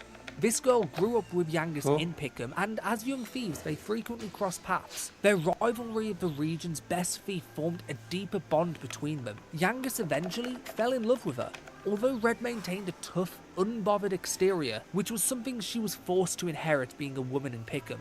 One day, Yangus tried to win Red's affection. Red challenged him to prove his worth by retrieving a legendary jewel called the Venus Tear. Yangus failed this mission, and ashamed of his failure, he left Pickham behind. Red saw his departure as a broken promise and abandonment, which forged a deeply bitter resentment toward him for years. Then years later, Yangus returned to Pickham as a changed man thanks to the hero, and when Princess Medea was kidnapped, they discovered the thief sold her directly to Red. When Yangus confronts her, their old rivalry resurfaces and they clash due to unresolved animosity. So Red forces the group to make Yangus fulfill the promise he broke. She demands that they go to find her the Venus Tear. She never expressed it, but she never got over Yangus's departure and kept a grudge against him. While Red does act as a typical tsundere, she deeply cares for Yangus's safety and well-being, and this is seen in quiet moments all throughout the game, especially in the 3DS remake. Hey? Oh. All right. Behave, would ya? Stop grovelling about on the floor. Be a man. But finally, at the end of the game, after Rapthorn is defeated, Yangus and Red officially go into business together, travelling the world as professional treasure hunters. And later on, we will investigate the origin story of their love in the Yangus spin-off, Young Yangus and the Mystery Dungeon. And stay tuned because we will also be uncovering the secret story behind his scar. Aww. What makes Yangus so special is his humanity, both narratively and mechanically. His skill tree is even dubbed Humanity, where every other fighter class in Dragon Quest VIII is named after what they do. Yangus has one named after what he's becoming, more human.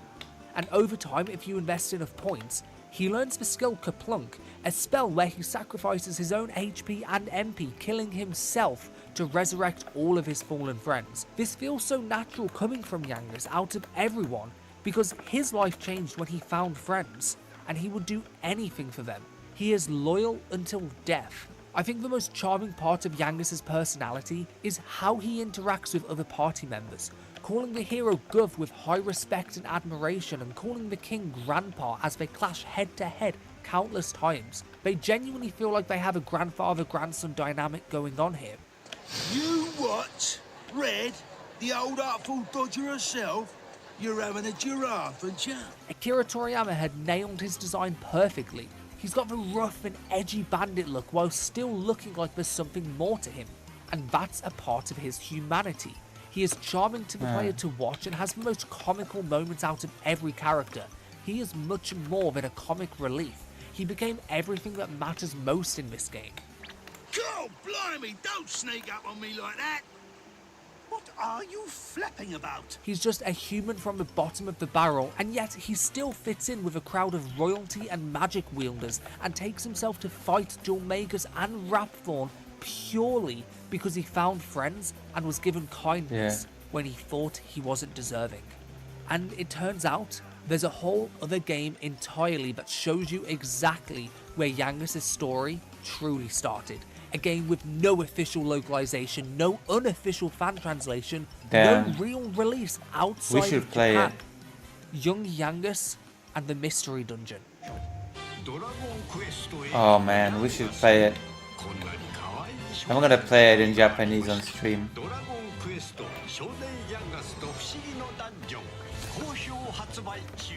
Dragon Quest fans have been robbed repeatedly for 40 years, and Young Yangus is the single most accurate example of this. You can only play it by either speaking Japanese or holding up Google Translate on your phone, which is what I did for every single text box. This was hell. I also tried using an auto-translator software built into my computer, and it gave me complete nonsense and it was so difficult. So I had to settle with Google Translate. But it gave me enough to understand the bare basics so I can bring this game to Western eyes. You might be wondering, why did this game never come to the West?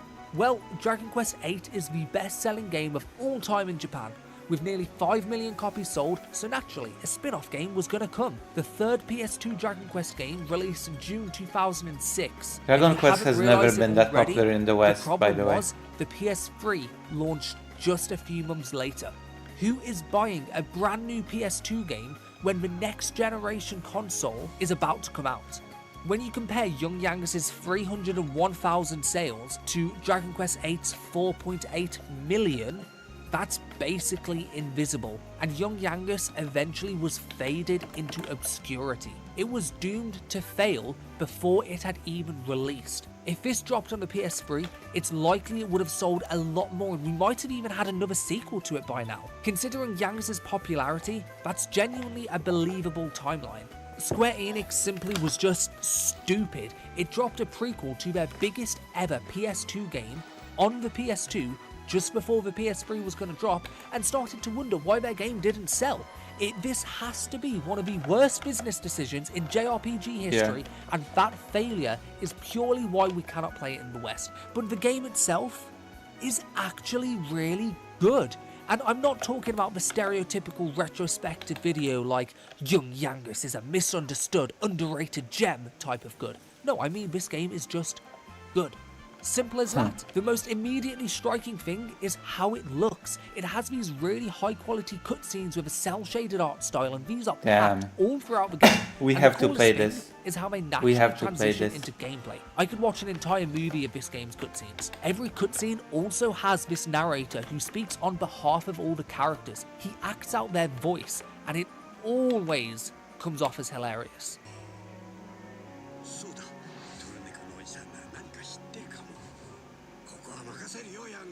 It has a really whimsical soundtrack and similar arranged from Dragon Quest VIII's OST. Match that with these vibrant colours and a cute expanding mystery world as the story progresses, this game becomes really charming and endearing. This world is called Potterland, a town that lives inside a magic pot, but more on the story soon. This game is packed with some very unexpected characters, which confirms a canon crossover with not one, but two other Dragon Quest games. Yangus is a 12-year-old here. His design is not how I pictured it to look. I imagined a small chunky kid, like, you know the 12-year-old kids who look 16 but they insist they're 12 and you don't really believe them? That's what I pictured Yangus to be. If you have a keen eye, you'll have realised that Yangus's scar on his left cheek, it's missing. The game has an origin story to how he earned that scar, and that's coming soon. A shocking crossover is Torneko. He already has his own extensive video on this channel, you should check that out. Here, he passes on the Mystery Dungeon torch. He's had 3 Mystery Dungeon games by now, he's more than a veteran, he is a legend of Mystery Dungeons, and now he is the wise mentor of Yangus. Red did not come to Potterland for an adventure, nor was it rivalry against Yangus. She came here looking for medicine, a route called the Pedekya route, to cure her mother's grave illness. Her story in this game quietly shows us a new side of her that reframes a lot about every moment she shared with Yangus later on. It reframes a lot about her personality and the way she thinks and feels. Now we understand why she doesn't confess her feelings to Yangus later on. And there's one more mystery character that you'll find out soon. But now you know everyone else, it's time we learn the story. Yangus's father, Yampa, leads a bandit gang inside of Pickham. One day, he brings home a mysterious pot. Yangus is told repeatedly, very explicitly, he was made abundantly clear that no matter what he does, don't touch do it. not touch this pot. I knew it. Okay, let's watch something else.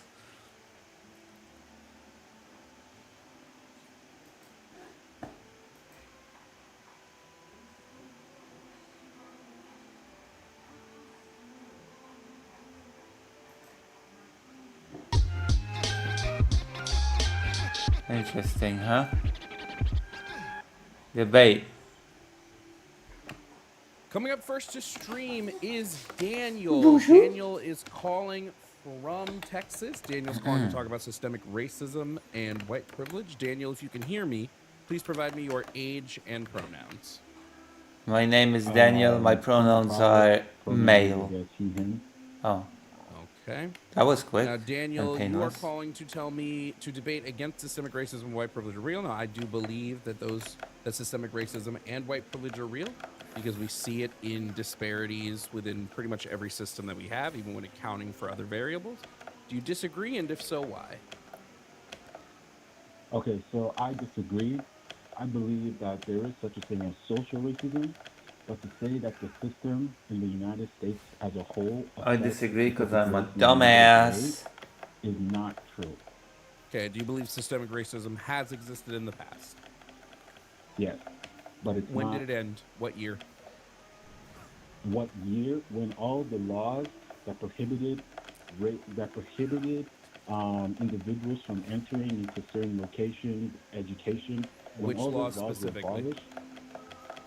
What do you mean which law specifically? Which law specifically got abolished that you believed ended systemic racism? Basically, like the law, I can't think of a specific law on the top of my head, but basically all the cases in which, for example, black students couldn't go to the same school as white students. Segregation, couldn't go to basically. universities. When all This these person things believes were that when segregation happening, ended, people weren't allowed to vote, systemic Give me an racism ended. estimated year. Give me an estimated year when this would have ended.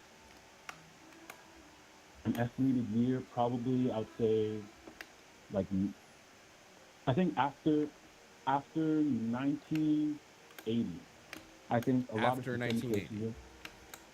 After 1980, a lot of systemic racism was done after 1980. Was the 90s crime bill racist? Sorry, say that again. Was the 1994 crime bill racist?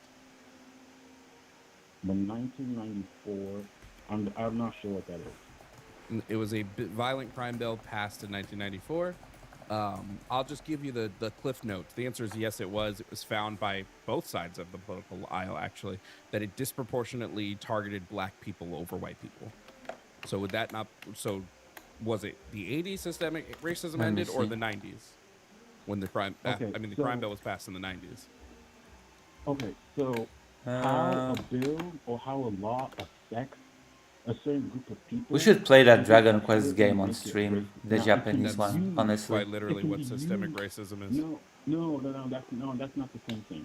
Yes, That's it not is. the same thing because Can you define You systemic know- racism for me? okay, I'll say systemic racism, or I'll say something that operates within a system is that there are certain rules and guidelines that occur that create a certain reality over time. Now, what does that mean? Now, when you talk about when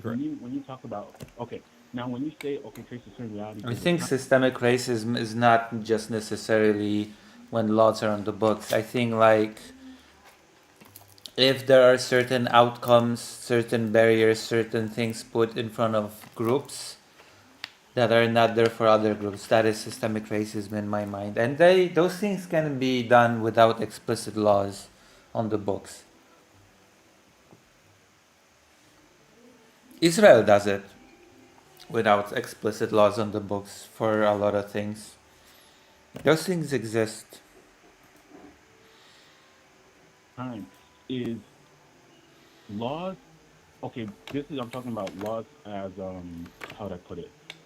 Laws as laws don't have a racial when a bill is passed.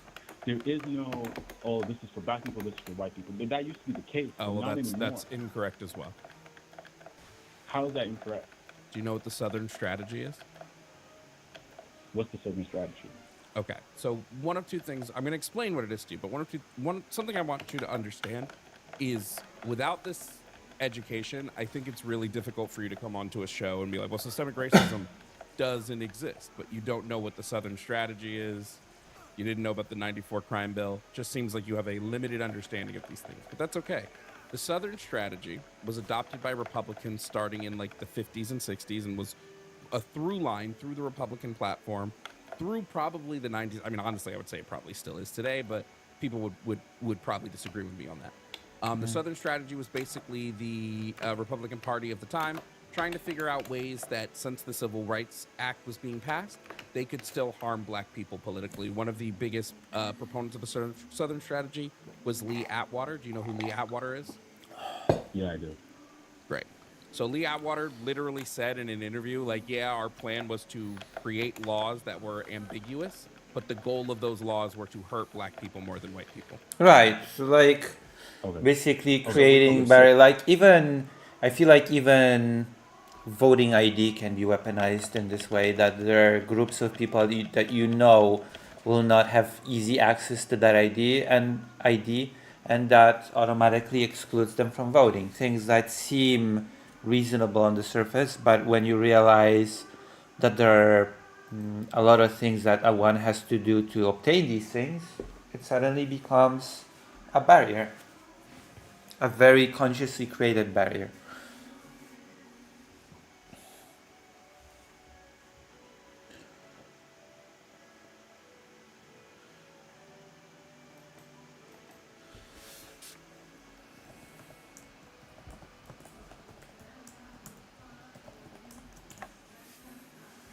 You know?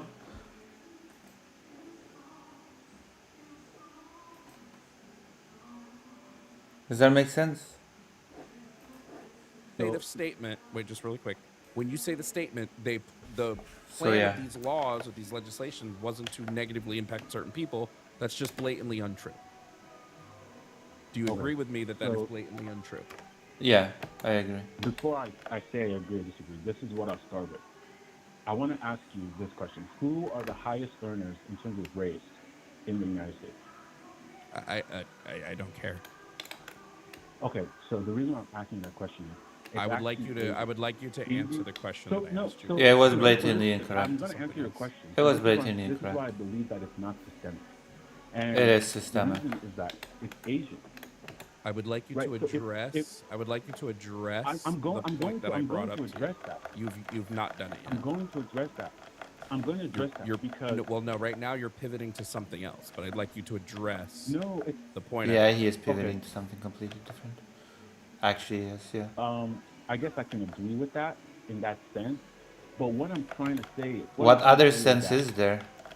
When I say that there's a difference between social, because I've experienced socialism, but in terms of systemic, I haven't. Now, why can I say that? Is because I did not grow up in a family that was financially sad. That they were actually a pretty struggling family. But the difference wasn't because of the system.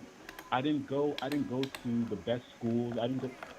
It wasn't any of that. There wasn't anything hindering me from reaching specific goals. Now, it's not I'm super successful. Yeah, you don't know what systemic racism is, friend. Yeah. You don't know what it is. Systemic racism is just about deeply embedded practices, policies, norms, biases, all of those that produce racially unequal outcomes. That's it. Are there currently racially unequal outcomes being produced in our systems? Yes. The answer is yes. Look at white wealth versus black wealth. Look at the education rate, graduation rate. Look at the rate of stop. Economic. You don't think that the wealth disparity between black and white families is an economic thing? You're only making it white and black. I'm trying to say that there are multiple race. Like you can't just make it just about black people. I can't make it just. I can't talk about systemic racism from a black lens. Wait. Let's say, hold on, stop. You don't know what you're saying. You literally are saying incoherent babble. Let's that's say true. you have a system in which both black and it's not the case, but let's say Asian. Let's say both both white and Asian people are thriving, but the system produces disproportionate outcomes for black people. That is still a systemically racist system. It's just the race that's being targeted is the black one, not the Asian one. You genuinely don't know what you're saying right now, and it's a little embarrassing. No. Yeah. No. Okay. So you're not understanding what I'm saying. Let's put it like this.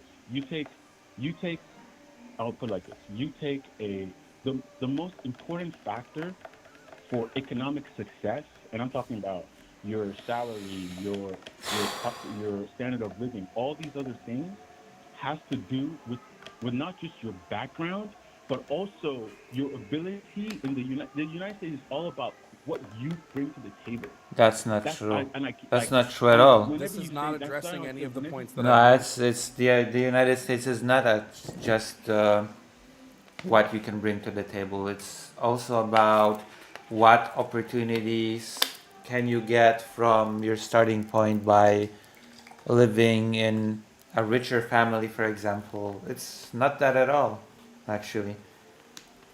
It's not just about what you can bring to the table at all.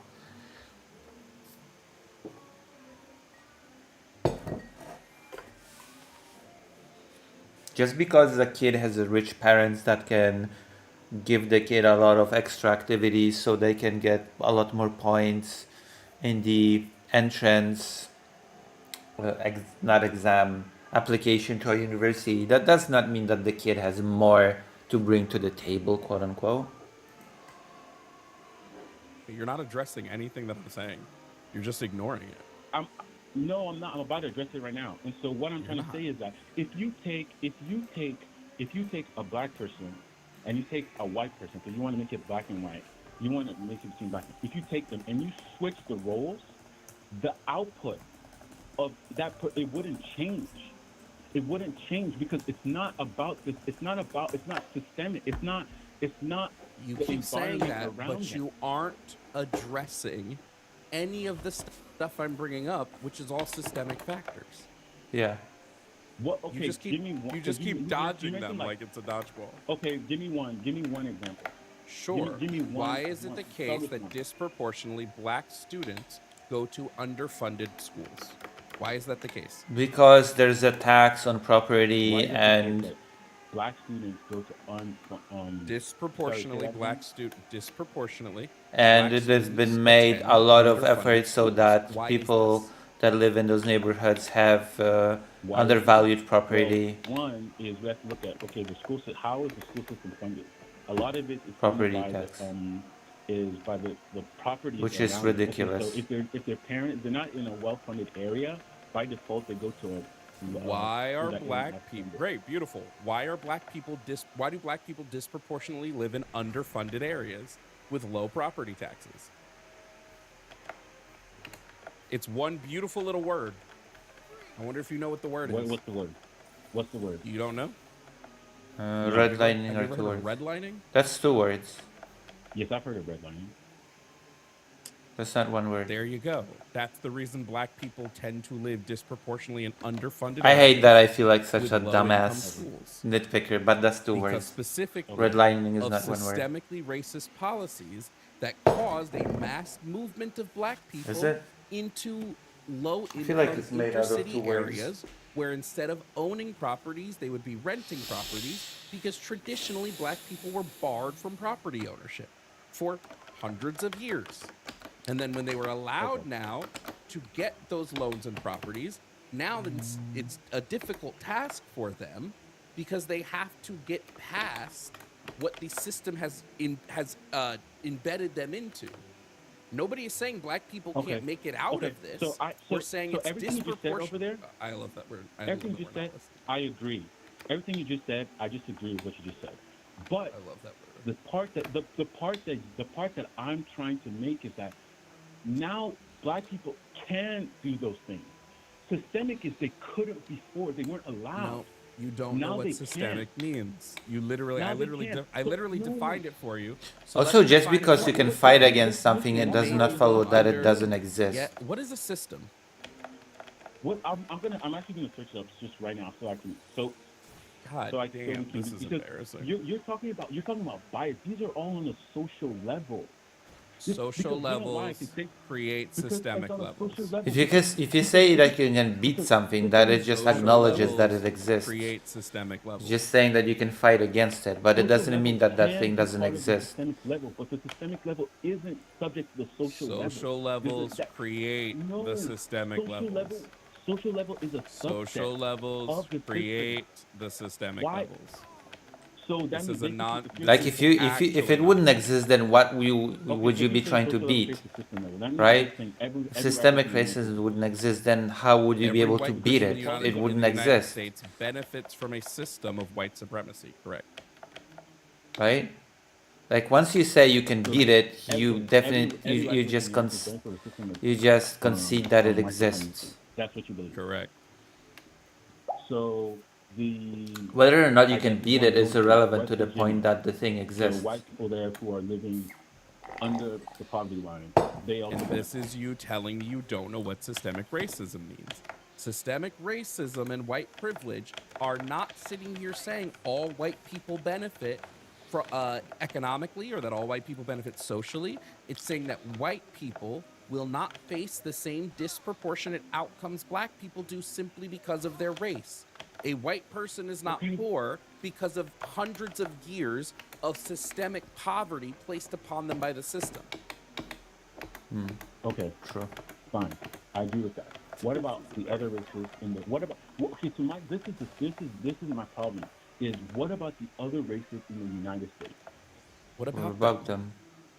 the primary Do they- races What about targeted them? by systemic racism are going, and the ones that face the most disproportionate outcomes are going to be indigenous Americans, black Americans, and Hispanic or Latin Americans. They face the wide berth of systemically racist policies. Then folded under them, well, not folded under, but then you're going to have like Asian Americans as well, just because they succeed in some areas, which by the way are skewed numbers because of what all countries we consider Asian. But just because they succeed in some areas does not mean that they don't face systemic disproportionate outcomes in others. You just straight up don't know what you're talking about because you've not done the research on this.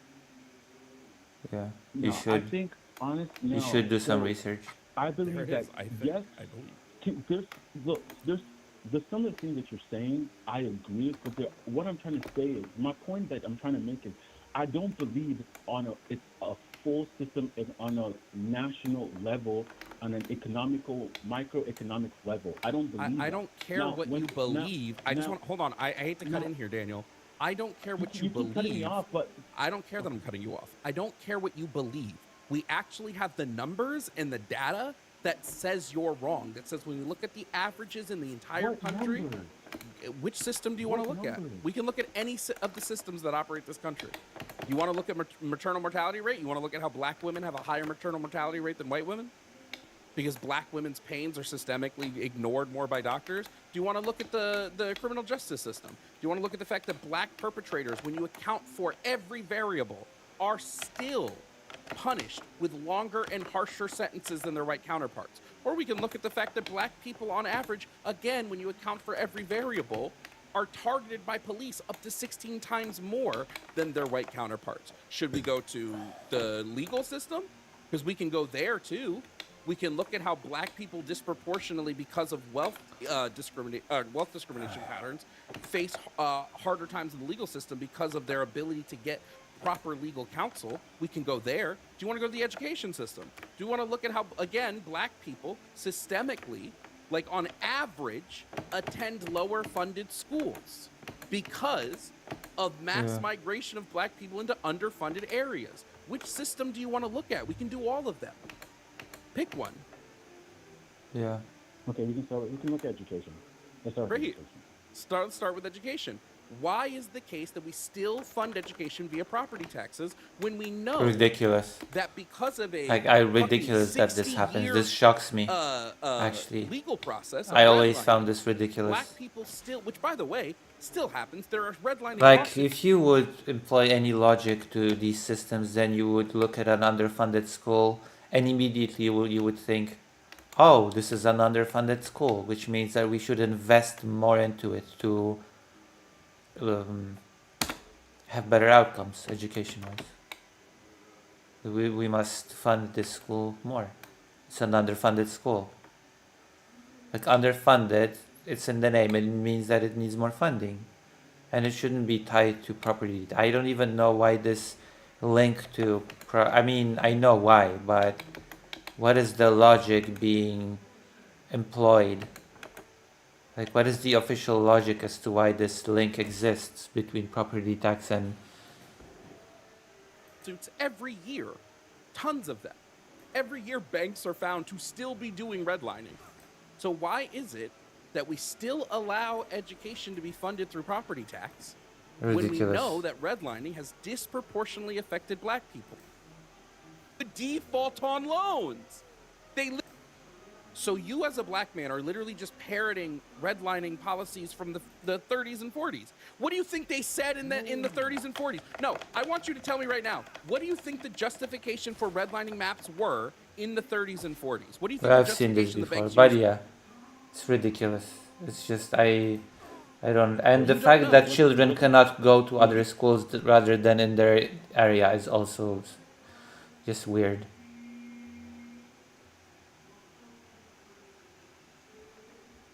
This is getting exhausting. Woke game. We've officially reached a point where games don't even need to come out anymore for them to be controversial. And I think it's time that we officially say that enough is enough, dude. Because God of War Laufey just got revealed, and people saw that you're playing as a woman, and within minutes, we got God of War is dead, nobody asked for this, why am I playing as a girl, this is woke DEI slop, and it's just all bullshit, dude. And it's like True. these people exist for the sole reason of being as angry as possible, and No, they honestly, just want to being make afraid money. of women. Now, I don't know about you, but when I saw the reveal of God of War Laufey, I thought this game looks fantastic. And here's the thing. They just want money, really and like outrage God of War, creates dude. I thought 2018 engagement. was pretty fucking mid. And by the halfway point, I put it on easy mode just so I can get through it because I just wanted to experience the story. And the exact same thing happened with Ragnarok. I was so finished with that game by like 3/4 through that I put it on easy, same thing, and I just blasted through it. So coming from that perspective, I should be the one being like, fuck this game. This game looks like trash or whatever. Except it doesn't. It looks good. What happened to the days where we could all Ooh. just be excited about brand new game reviews? Alright, And that's now good. it seems like the only thing that most people are excited for is to trash the game before they've even had a chance to fucking play it, dude. And instead of coming across as somebody who Classic. seems informed and who seems reasonable and who Classic. seems like this is a well-informed take, I Very should listen to classic this guy. situation. You come across as a fucking psycho, and you should shut the fuck up, dude. That's really what it comes down to. Gaming discourse has become this absolute minefield of just angry fucking morons, and then a bunch True. of fucking weirdos who are afraid of women because for some reason they think that playing a game with a woman in it is gonna make them gay or something like that. Like, Gay? oh my god, Laufey? Oh my god, what's happening to me? I'm gay. I'm gay. Like, you're retarded, dude. It's crazy. It's not gonna make you put a bow in your hair. It's not gonna make you put lipstick Also, on. there's It's nothing not wrong gonna with make you being dress gay. up in a pretty pink dress. You You know? don't have to worry about it. Women aren't that scary. I promise you, dude. You can There's have nothing a wrong good with time liking playing cock. a game as a woman. Ellie is a cool and awesome character. She's not as cool as Joel, but I had a great time playing as her. Had a great time playing as Abby. Had a great time playing as Jesse Baden in Control. Had a great time playing as Saga Anderson in Alan Wake 2. Look at me now. Where's the gayness? Is the gayness in the room? Shut the fuck up. Let's be real here, dude. The only thing that you should criticize from the reveal of God Embrace of War your Laufey gayness, is that I the say. writing was not Embrace good. your gayness. The little quips were not good. The little Star Wars kind of character, I mean, at least it got killed and thrown into a fire, but not good. The cube, we'll see where it goes. Its name being Frank, let's be real here, dude. Come on, you could do better. So let's criticize the writing. Let's criticize that, you know, oh, the combat looked very similar to God of War, except it's more fast and fluid and dynamic, and there's a lot of verticality, and that's really cool. But let's criticize that, yeah, maybe it didn't go too far into the extreme of trying to feel different. It's still very rooted in God of War. Fine, criticize that. There's things that you could criticize that actually have to do with the game itself, rather than, I'm playing as a woman. This is DEI. It's because there's women developers, and they have to put a woman in or else they can't connect with the game, and it's the only way to make people be gay or what. Like, we have to push this messaging. What's Wake wrong the with fuck being up, gay? dude. It's a video game. They're not trying to indoctrinate you, dude. That's not what this is. And if they were, I they know wouldn't a be guy doing it who like wouldn't this. play any And if you game with think that women that's in the it. That's case, so maybe you weird. got some mental issues. Some of the best Let's be games real. had The other thing women too is, like, when you protagonists. see Star Ocean people 2, like this, woman it's just got protagonist. people in Valkyrie this Profile, endless woman cycle of protagonist. hating everything. Some of the best Everybody game hates ever James made Bond because apparently he's had not James women Bond enough. He's protagonists. not cool enough. He doesn't want to have sex enough. Except he has sex at the beginning of the game. And then every girl you meet is like, holy shit, let me take that guy's pants off. But that's not enough. You know why it's not enough? Because you haven't fucking played it. So you haven't seen that part and you haven't experienced it. You just want to hate the game. Same thing with this. When I saw Faye, I thought, okay, that's cool. This is a cool setup. She's in the afterlife of the gods, fighting gods from other pantheons. Egyptian gods and Tibetan gods, and there's potentially Excalibur there, and like, this seems awesome. They're bringing everything together in this crazy experience. Wow. But no, nobody's talking about that. They're talking about, why am I a woman? Why doesn't the woman have huge boobs? And also, why aren't her boobs visible all the time? Are you fucking stupid? And the worst part is when you got people who should be more informed saying stupid shit like this. These studios should just flat out say we want to replace our target audience. All the He refused to play Horizon Zero Dawn because he couldn't relate to playing as a woman, but he could imagine being a space marine. Get real. Only pisses people off We more. should play Here's the Horizon thing, Zero okay? Dawn on All stream. agree on one It's actually a thing. fun There is game. a lot of I've played male it, characters being and systematic I haven't played the There is. expansion, and I Let's have be not real. played It's the happening. Does Wild, it really matter? the second one. Joel, you don't play as Joel anymore? There was You a play as huge Ellie. mural in Kratos, Subway you don't play as in Kratos, you're Kiev playing as of Faye. the It's a second spin-off one, by the game. way. Fair. I Alan filmed Wake, it. You don't play as Alan Wake, you play as Sega. I mean, you do also play as Alan Wake, but you also play as Sega. Okay. Jin, now you play as, I can't remember his name. This huge But corridor Ghost of Yotei, mural you're a of woman. the second Ratchet and Horizon Clank, they game. introduced the female. Horizon, you're a woman. Bioshock, you're a guy, and in Judas, you're a woman. You know, there is a lot of that. Does it make the game worse? No. Does it make the game less approachable? No. Does it make the game catered to women instead of men? I do like No. Horizon. And then there's I people like enjoyed this the who's like, you know, game. your audience is Look mostly in men. Men want to Horizon play as Zero men, Dawn, not women, actually. unless they're hot, which we know you hate. We're sick of seeing our favorite characters being replaced for diversity quotas. Just stop already. Faye is a spin-off. Ciri is the literal successor to Geralt.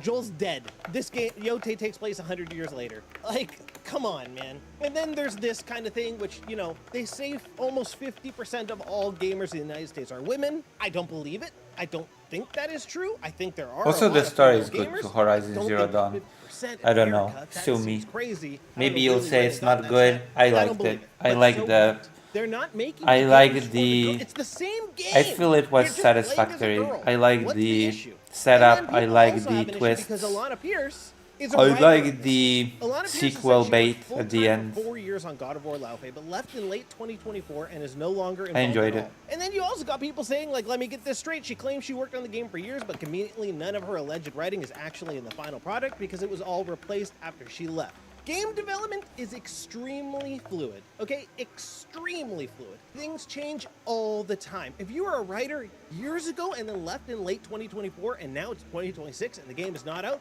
you know how much could have changed by then?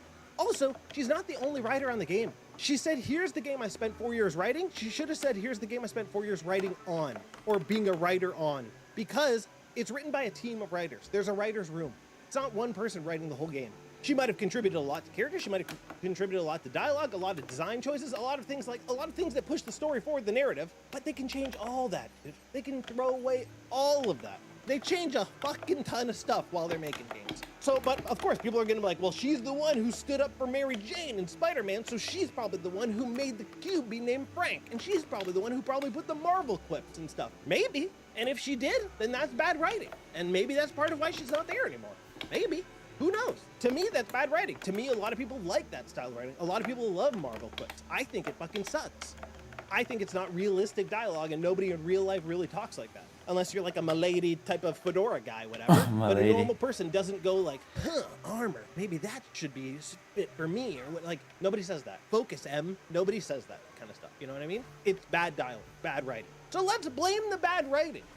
Don't be like, they hired Alana Pierce because Alana Pierce is a girl and they want to be like, we hire girls and that's why the game's bad. That means you're stupid and you should shut the fuck up, right? There was a time when everybody just enjoyed games and got to play games and just had a good time with them, dude. And people didn't try and pinpoint every single stupid fucking thing on being DEI or being woke or being slop or being feminism or being gay or being whatever kind of bullshit like that. You All just those played the nice game things and that you I had a like, good especially time the gay playing it. thing. And that's the other thing too. It's like people don't want to have a good time anymore. They just want to be angry. During the reveal That's of true. God of War Laufey, and even during the entire state of play, you had people who were just I died. constantly spamming like L game or like woke slop and like garbage. People and don't shit want like to that be the angry, and that's entire why time. Do you not drama enjoy is games? popular. That's why Almost everything. enragement. Almost everything That's why that's rage like, bait look works awesome. And I because can't people wait. And now unironically there's do way too want many to just games be coming out in angry. September, which It's is gonna be not nuts an for me. It's gonna exaggeration. be nuts for a lot of people. People but it's not enjoy gonna be more nuts being for these angry fuckers about because games they're than not gonna games play the themselves. fucking games in the first place. They're just gonna cry about it. It's crazy, man. And that And is the then you got reality. People attacking Mr. People just Matty want to Plays be because angry. they're like, People oh, want to feel he those got too emotions, upset that people were extreme trash-talking emotions. God of War, so he ended his stream early or whatever. No, he didn't want to deal with fucking morons in his chat who are saying that everything fucking sucks and derailing every conversation because all he's trying to do is talk about the games. It's really nuts. Games discussion used to be about the games. Now it's about women. Why are you afraid of women? What did a woman do to you? what's wrong with you? Maybe you should all just shut the fuck up and just play Yeah. the game and have a good time. And if you don't want to play the game, here's the biggest thing. You cannot play the game. Nobody cares. You can play a different game. I'm being 100% serious with you right now. If you don't buy God of War, I don't give a fuck. I do not give a fuck. I'm gonna buy it. I'm gonna play it. I'm gonna have probably a good time. Maybe. I don't even really like God of War, so maybe I won't have a good time. But it still looks cool enough to me that I want to try it. So I'm going to. And if you don't want to buy it because maybe you don't like that there's a woman in it, then guess what? You don't have to. Nobody is pointing a gun right at your brain and saying, hey man, I'm gonna shoot you in the eye unless you spend money on this game and say that you love women in games. Nobody's doing that. And if you think that somebody is doing that, then you need to go to the doctors because you got problems in your fucking brain zone, okay? So until then, shut the fuck up. And after that, play games and have fun. Please subscribe. Bye-bye. Imagine playing games and having fun. This could not be me. Couldn't be me. Cozy games suck. Let's watch some Zanderhall. Oh goddamn, Zanderhall is doing good. Zanderhall is doing good. The gaming community has changed a lot since I was a little kid. I remember that when I was I think 9, Zanderhall 10, is 11, still a little the kid. vast majority of gamers were male. When I thought of a gamer, I thought of a When I was a little If I kid, met girls a tried to gatekeep me from certain games because they said they were for girls. woman or And that was girl that before played video Zanderhall was a games, little that was kid. like encountering a shiny Pokemon. It just, for some reason, I genuinely Just think saying. for a long time in my life, I had a different thought experience. There was a biological motive behind men enjoying video games more than women. Oh my I god, just assumed really? that because I never encountered women or girls that liked video games. It was just a guy thing. I did. And video games were very heavily targeted towards guys, as that was the presumed target audience, right? And that's changed a lot in a very short time in my lifetime. Don't get me wrong, there were always women playing video games, but in online environments, they were doing so much more anonymously. When I was a kid, there were no online Harassed environments. Or creeped on, or bullied. There was no anything such like thing that. when I And was a kid. Many others just played single-player games and didn't talk about it because they didn't want to be purity Just tested saying, by there was no gamers. such thing as online Male environments gamers when I was a didn't kid. believe a girl could really play video games. Only now. You have to remember, there was a because of the time internet, when you've got that social did not media, and It's exist. gotten bigger than ever. And now you've got more gaming streamers and content creators and sometimes professional esports people that are, more of them are women than ever. You know, there's no And then denying Trippy the Fan, hello. presence of women What the who fuck? play video games. What do you And mean, so, what the fuck? the industry Are you saying what the fuck to me, saying that there used to be a time when internet spaces were not a thing?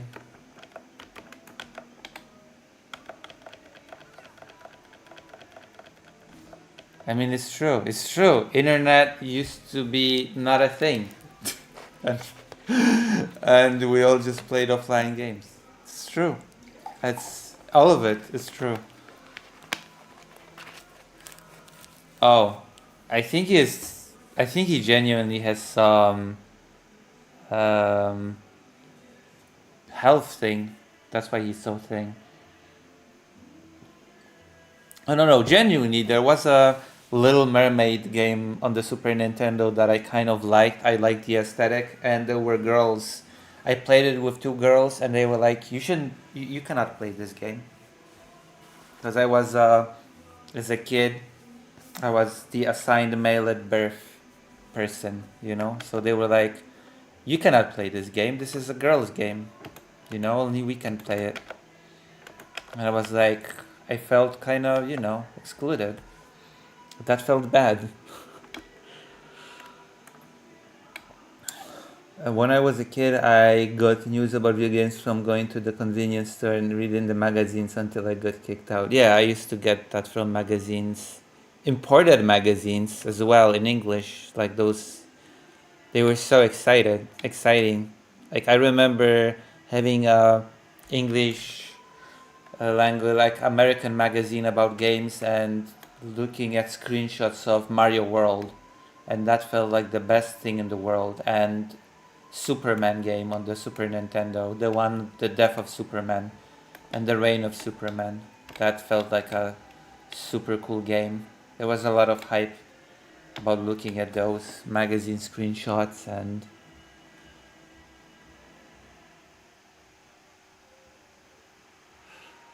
if it's not a health issue, someone should teach them how to microwave chicken nuggets. That's true. I don't know if Xander Hall has a microwave though. Chicken nuggets. I think like he used to be more chubby. And we've now seen a diversity So I think it's in a the health thing, available options actually. among games to cater to a lot more different sensibilities. And some of them are a little bit more broadly appealing than you would expect. You know, if you ask, I feel like would I the ever be whole able to enjoy a cozy game farming thing is sim? ridiculous. I'd be The like, discourse. I was not even aware of it. Hell no. If you showed me footage of Stardew Valley and told 10-year-old me one day that I would call that one of the most addictive games I've ever played, I would call young me would have called you crazy. And yet Yeah. still, Stardew Valley, one of the most Because young you was an idiot, to be blunt. I'm sorry. Like, Harvest Moon has been a thing forever. Harvest Moon is the game that Stardew Valley copied. I played Harvest Moon as a kid long before Stardew Valley was a thing. It was always good. It's not some new development. It's like, we didn't even call it a cozy game. It was just a game like any other. Like there was no some special designation to Harvest Moon. I feel like this whole designation of cozy game is starting to get ridiculous. Especially since Stardew Valley does have challenge, it does have goals, it does have things that you need to do. It has elements of management, stamina management. If you just do stuff non-stop, you'll tire yourself out. There's a goal of getting rid of that supermarket capitalist thing out of the game, which you do have to play in a specific way to do. It's silly, okay?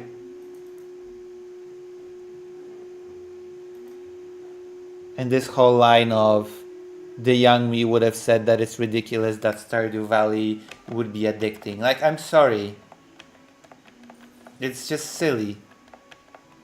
It's very easy to understand why Stardew Valley is addicting.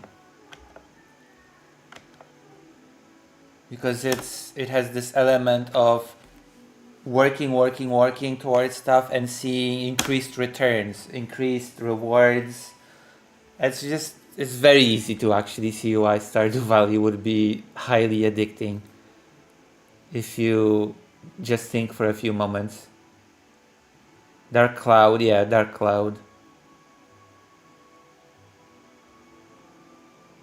Like, come on. Like, to pretend that Stardew Valley is some new development. most addictive games I've ever played. It's a cozy game with, I can only assume, a very heavily female audience, because every girl I know plays Stardew Valley. Like, that's just the law. It's like written into some titanium tablet somewhere in the universe, and, you know, that's just, it's true. Anyway, games like Stardew, games like Sims. Ooh, Sims was the OG cozy game that was really popular with women. These games are not like super high octane adrenaline chasing type games, which is certainly the kind of thing that not necessarily women aren't. This game is not a super adrenaline chasing game. This game that I'm playing right now is pretty slow paced, a slow burn. And they appeal more to a different audience. Like, let's be honest, Dragon Quest is not some You know, and I super think it's a good exciting, thing. I think it's a good high-paced thing. game. As a gamer, I want the gaming community to grow. I want the options to be more broad. I don't want to just play shoot 'em up slop. Like, look at Dragon Quest 1 objectively. You slowly, like, walk around the map, fight enemies slowly in a turn-based combat, get little experience, so you grind it out little by little and talk to folks in towns. It's not an adrenaline-filled adventure. It's a slow-paced burn, you know? Video Game Design 101 book would explain how the systems of Stardew Valley are addicting and frame it as a good thing. Yeah, of course. Like, I'm getting annoyed with the cozy game discourse. Then the tablets and the metaphor reference are stone. Arma is a cool. Any game can be, like, any game that is not a fighting game. I don't know. Any game that is not highly real-time game can be a cozy game. Which is actually not even true, because time actually runs in, like, time keeps going in Stardew Valley, so there's a bit of pressure of time in Stardew Valley to do as much you can in a given day. You could actually very easily turn Stardew Valley into an adrenaline-filled, stressful thing if you are obsessed with optimizing things and doing as much as possible within a given day. You know?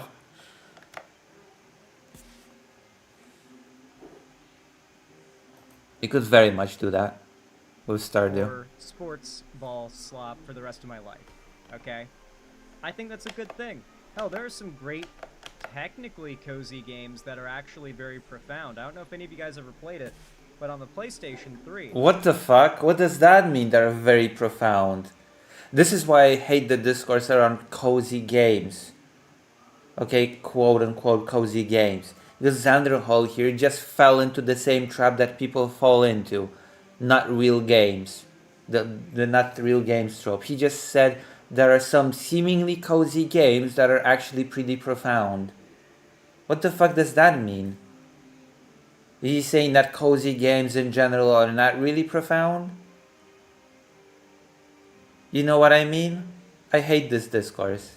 There was a game called Flower, where you basically played as I the just wind. hate this. If you don't know, I'm not even going to try to define the game, because I would just butcher describing how beautiful that game is. Just go look up some gameplay, or better yet, I hate find a this way to play it discourse. yourself. It's amazing, right? The problem is, lately, gamers... Vladimir says, the drug dealer simulator is cozy, so you may ask me, hey, so why are you sitting in this chat and not playing it now? You're not contributing to the stream anyway. I mean, you're contributing by being here, so... You actually are contributing, because you're creating engagement in the chat, so... Some people really did grow up thinking YouTube was a suitable replacement for reading literally anything. That's true. Sandra Hall is literally always like this. I have a video critiquing him that turns out similarly. Yeah, it's just very weird that he seemingly criticized people for shitting on cozy games, and he just unknowingly shat on cozy games by saying there are some seemingly cozy games that are actually profound. I'm sorry, but that comment shits on cozy games, whether you realize it or not. TM, as a community, You know? have decided they want to fight back against women taking over gaming. You see, many of them recall when they were younger, and there were, seemingly, no women playing video games. Hell, many of them... When I was younger, there were ostracized, women playing or video ridiculed, games. Or even looked down upon by Maybe it's just an women American in thing. their age group, or girls in their age group. Maybe their it's just peers, a thing about just for playing America. Video games.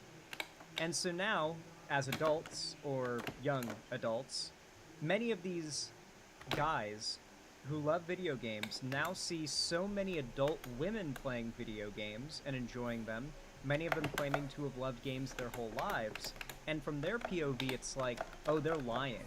If they were telling the truth, I would have met so many girls who played video games growing up, but where were they?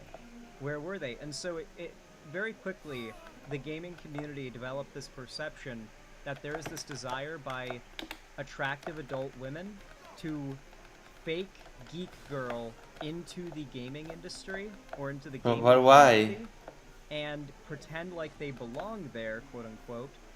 What does it mean to belong to a change gaming things to be community? more aligned What with does that their even mean? sensibilities. I don't see it as gaming has gotten more appealing to women over time despite its lack of appeal. I was a girl playing video games. Like its lack of desire to Well, appeal to the women. Chads never And met now you, the so. industry actually has a hold on that audience. It's starting to really market to them. And now gamers are losing their minds. That's how I see it. But now you've got your average gamer dude who just sees it as an invasion of their hobby. It's a thing that you Invasion of their... before This it is so goes stupid. mainstream, and There's no such thing as diluted invading a something hobby. completely unrecognizable from the... And I won't lie, let's be real, a lot of people like... They like to be hipsters, right? People like to have been into cool thing before it was cool with everybody. Like, to find a really cool, neat thing, no one knows about it, and then it gets really popular, everyone loves to be that guy. But No. once it starts to change... You only like to be that guy when you're very insecure people and do get childish. prickly. The original fans do get prickly, and I feel like a lot of people in the gaming Like when you don't have anything going in your life, that's when you really want to be the cool terrified of person change, that's and into that the leads niche them to thing. this Because it's the only thing that can make you feel special for about anything. games made for women or cozy type games. Am I being fact, cruel? The reaction to the video I'm going to be Am I showing being too brutally honest right now? you guys here by That is, it's true. It's true though. What if the girl playing video games was the friends we made along the way? The girl playing video games was inside you all along. Like, it's true. Like, you only feel this need to, for your hobby to be niche and special if you've got nothing else going on and it's the only vehicle through which you get self-worth or whatever. It's like literally true. Izzy's, I believe I pronounced the name right. It's quite the name. I got a lot of anger on Twitter. I was seeing so many conservative accounts on Twitter losing their fucking mind over the thumbnail of this video. It was really funny. But, yeah, apparently, the Chuds did not like the way this one called them out. I am really, really curious to see I watched this how video. presumably correct she is in everything here. Also, Burboy, thank you for the tier 1 sub, says, as someone who really disliked the Norse God of War games from a gameplay standpoint, watching the gameplay of Laufey, I felt it restored my hope, its peak. Yeah, that's the ironic thing as well, is that the game that the Chuds have decided to... Once again, they already tried to cancel God of War Ragnarok and failed, but on top of that, a lot of OG God of War fans have been upset with more modern God of War games for grounding Kratos a bit too much. Meanwhile, this new game is bringing back so many of Kratos' OG moveset and playstyle, even though you're not playing as him, in this game, and a lot of OG God of War fans are like, oh, my double jumps, my air combos, they're back. Anyway, yeah, the Chuds are just mad they have to play as a hot MILF for some reason. Like, I saw in the opening, like, she's got her thighs out and everything, and it's like, damn. Oh no, Xander Hall is gooning on stream. MILF legs right out the gate. Let's go. I can't. I don't get it. I don't get it. Oh One sec. His MILF One thing second is they're creeping crying out. that they can't goon to a game, and then Oh, the next God. they're crying they Oh, could God. goon to a game. I don't Oh, get it. What do they Xander Hall. want? What do they want? Anyway, here we go. Oh my gosh. Switch 2 system. Cozy games are kind of paradoxical in nature. Over the last few years, the market has been absolutely flooded with wholesome indie titles about farming, decorating... I feel like Xander Hall saying, what do you want, the woman is hot, is kind of missing the point. Procopia sold over 2.2 I don't know. What does I that feel say like about it's our kind society right now, that of misses the everybody point, if is that's the walking commentary. towards these cozy games that just make you able to have like a sense of escapism. Because I won't lie, another great example of a cozy game series that people don't even think of as a cozy game series is just Pokemon. Even like OG, like Red and Blue, Fire Red, Leaf Green, like that. Those games are like cozy games, and I know so many people who play them as like the ultimate form of escapism when times are tough. I mean, it is cozy, just like I said with Dragon Quest. Because it's slow paced, you can just, you know, relax and do it while doing something else. Physical copies of Tomodachi Life sold out pretty much everywhere on release for good reason. It And is yet, Infinite despite the Reven's. genre's popularity, cozy games are not real games, at least according to a surprisingly large contingent of gamers. Cozy games are soft, shallow, boring, weak. They're casual, they require no skill or real time investment to God get damn. good. They're oversaturated and overhyped. They just aren't real games. Why, despite their immense popularity, are cozy games so often dismissed in this way? Well, a lot of it has to do with the fact Because women play them. That literally, there is a perception among gamers who are guys that games that are popular among women are not real games, and that, like, they have to tone down everything to make them digestible to the female psyche. that a large audience of women Yeah. enjoy them. Today, I want to explore how misogyny has shaped the cozy game genre and community, and why so often these wholesome cozy games are anything but. Before we continue, I just want to take a quick minute to thank the sponsors of today's video, Squarespace. Oh boy, Squarespace we is got the all-in-one sponsor. website platform for creators to stand What's out wrong and with succeed having a online. sponsor? Whether you're just starting out or managing a growing brand, But what's wrong with having a sponsor? Damn. Damn, Xanderhall. Squarespace's intuitive drag and drop editing, beautiful style Calm down. There's nothing wrong with having a sponsor. and a whole library of templates. Literally anyone can build an epic custom website to fit their needs. It's okay. Not only can you sell products, but Squarespace makes it easy to offer services and get paid all in one place. From consultations to events and experiences, you can attract Xanderhall in the middle of a debate. Listen, I'll respond to your point, but I just want to say you're really hot. Wait, did that actually happen, or is this a joke? She's going to Midsummer. That actually happened? I feel like I'm gonna get stuffed into a bear. The way she's dressed, it looks like she's one of the villagers in Midsummer. Domains is a great way of giving your site a unique name. Every Squarespace domain comes with advanced privacy and security tools included to ensure that your domain Okay. remains online. For a second there, I was like, wait, that happened? Everything you need to bring more Is that Xanderhall lore? building a website or adding a professional email service. That I don't know about? I don't know about these strange Go to squarespace.com/domains. things.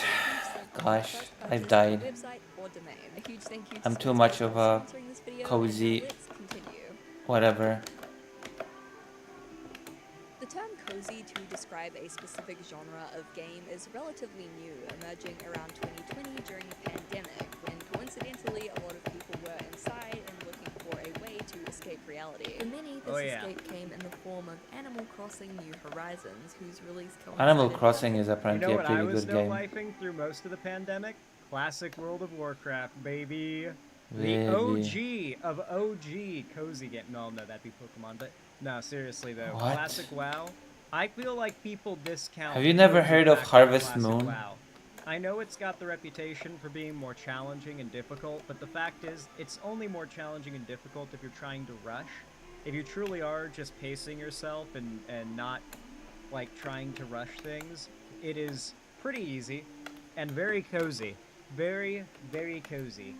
Particularly with the whole global lockdown thing. More like repetitive and boring. Franchise, but they really caught like But I might hurt people's feelings if I say that. a big game that happened to come out during a time where everyone was inside. World of Warcraft is far more repetitive and boring than Stardew Valley by... It's not even a contest. You have so much variety, more variety of gameplay, and you have so much more to actually do, rather than the rinse and repeat slob of killing mob after mob in an MMO like World of Warcraft. Is that a hot take? I don't think it's a hot take. Which showcased a wide range of quote-unquote wholesome indie games. Games that had an intangible warmth and comfort and wholesomeness to them. Quote, we noticed there were... This entire, like, genre is something that so many male gamers want to make sure is not allowed to exist. they see the existence of like a forum to discuss cozy games among Cooking Mama predominantly is the women, that best sounds game. like if gamer guys had their way, they would like burn the servers to that website. You know, like they really want to gatekeep who they see as normies out of this, and like loser basement dweller gamer dudes consider women the biggest normies ever. Like normie guys, they're normies, but like women, they are the most normie of normies in the eyes of these like gamer dudes. Mhm. They need to be gatekept at the utmost, right? For a bunch of indie games The in Atmos. development with a similar vibe, and lots of the same people were in communities for all of them, but no one knew how to define that vibe. We heard cozy, Nintendo-inspired, non-violent, etc., but there were always exceptions. We called them wholesome games to highlight that it's not a single quality like cuteness or non-violence that ties them together. Wholesome Direct was a huge success. I mean, becoming Stardew a Valley has main violence. You can go to the space, mine. which helped to cement cozy games as their own genre. While wholesome that's not was even and true. still is sometimes used to describe these same intangible, warm, cozy feelings, cozy became the word of choice. I don't think we'll ever know why exactly one was chosen over the other, but honestly it might have had something to do with the whole E3 Keanu Reeves Wholesome 100 Chungus Reddit moment thing. It sounds like I'm doing That's a bit, fair. but the word wholesome became kind of tainted after that. People will still goof on you for saying it. Cozy games surged in popularity during the pandemic. Stardew Valley with its repetitive yet satisfying. I feel like so many people on the internet have to enforce this like idea that we all have to pretend like everyone we encounter online isn't a real person. You know, like on the other side of a screen. Like you have to you have to keep up this like vague sense that the internet and gaming communities are supposed to be toxic and confrontational and rude, and you know, it's like, well, I mean, they don't have to be. Not really. I mean, in public we're not like that, and in the real world, and I think there's a reason for it. What is the reason? Adorable critters, My Time at Portia with its community of colorful characters and vast open fields to explore, Spiritfarer, Cozy Grove, Slime Rancher, The Sims, the list goes on. For many players, these games provided a much-needed escape from the reality of living in a capitalist dystopia. They featured slow, mindful mechanics, fishing, gardening, foraging, cooking, Oh, exploring. I remember I saw the chuds on Twitter real mad about that line. That What line line? right there got him real pissed. What line? Getting an escape from a capitalist dystopia. Oh no.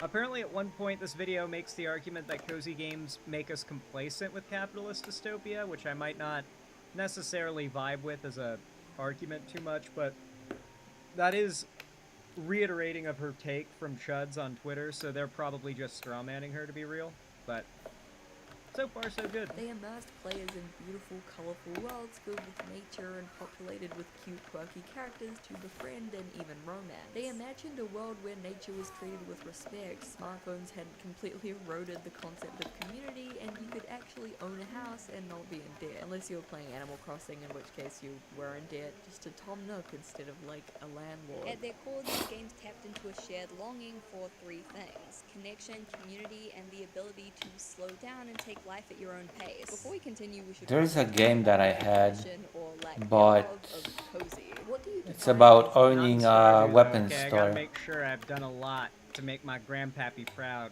in the first year. You know how it is. a cozy game? So I'm curious, what exactly is the definition of a cozy game? What is your definition of cozy game? What games, for example? Hear me out, hot take. Does anyone think that people are conflating cozy with I'm simply enjoying this game? What is a cozy game? I don't ever really see a I kinda consistent definition do of feel what a like cozy it game happens. actually is, so I don't know if I can consider myself to be a cozy gamer. Night, As you night, can probably yeah. tell, there's a lot of confusion in the space about what the genre even is, and pretty much everyone has You know it's definitely not a cozy game? Why? Although looking at it might seem like it qualifies. Yeah. Terraria.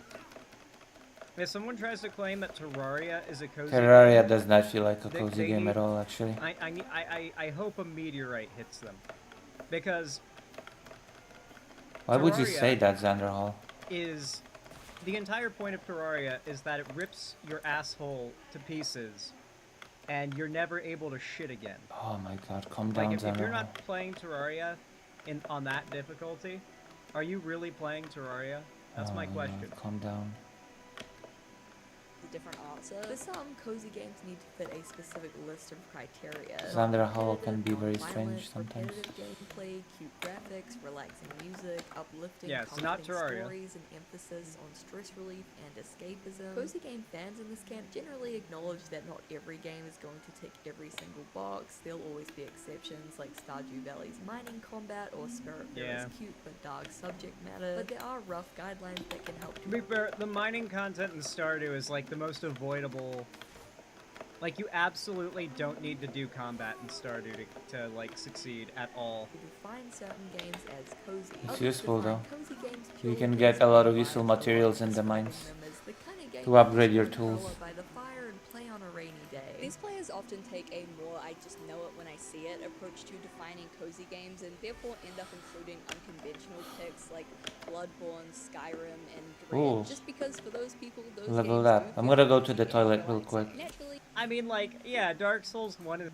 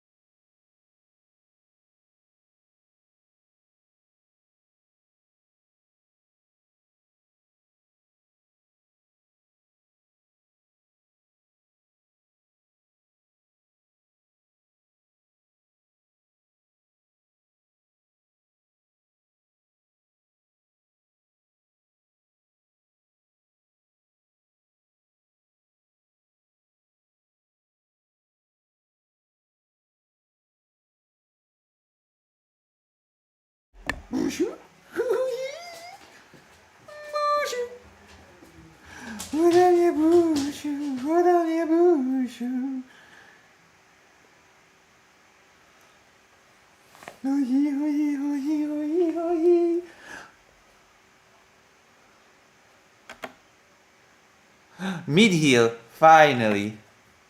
Oh my god. Now we're talking. Now we're playing with power. Oh my god. A mid heal. It's cozy and relaxing for me Ah, because I can play it with god. my eyes closed, basically. And the parry timing. Oh my god. You ever get, like, jump scared by a cough? It just hits you out of nowhere? Jesus. A cup? As I was saying, yeah, playing Dark Souls 1 is pretty cozy for me because I'm so familiar with it. But, like, it's not a cozy game by any means. These two different Is he just bragging about being good now? who prefer more strict definitions are He's just bragging about being good. comforting. Come on, Xanderhall, you're better than that, Born to I hope. Silent Hill could be a comfort game, but those same games, Yeah. due to their violence, intense combat, or horror themes, can't be considered part of the cozy game genre. Those who gauge coziness by vibes argue that cozy is such a broad genre that it's impossible to define with a checklist of mechanics, and that the definitions shouldn't be policed. If they find it cozy, it's cozy, goddammit. Basically, cozy is a I think so. I love how it's the right-wing gamers that sit around all day watching Grums complain about how this or that chick's tits aren't big enough in a game that are losing their mind over this video. This is a real, like, actual conversation, agree with it or no, a real conversation about video games, not about a single video game. This video isn't one of those fake reviews for a game that's just summarizing the entirety of the game's events.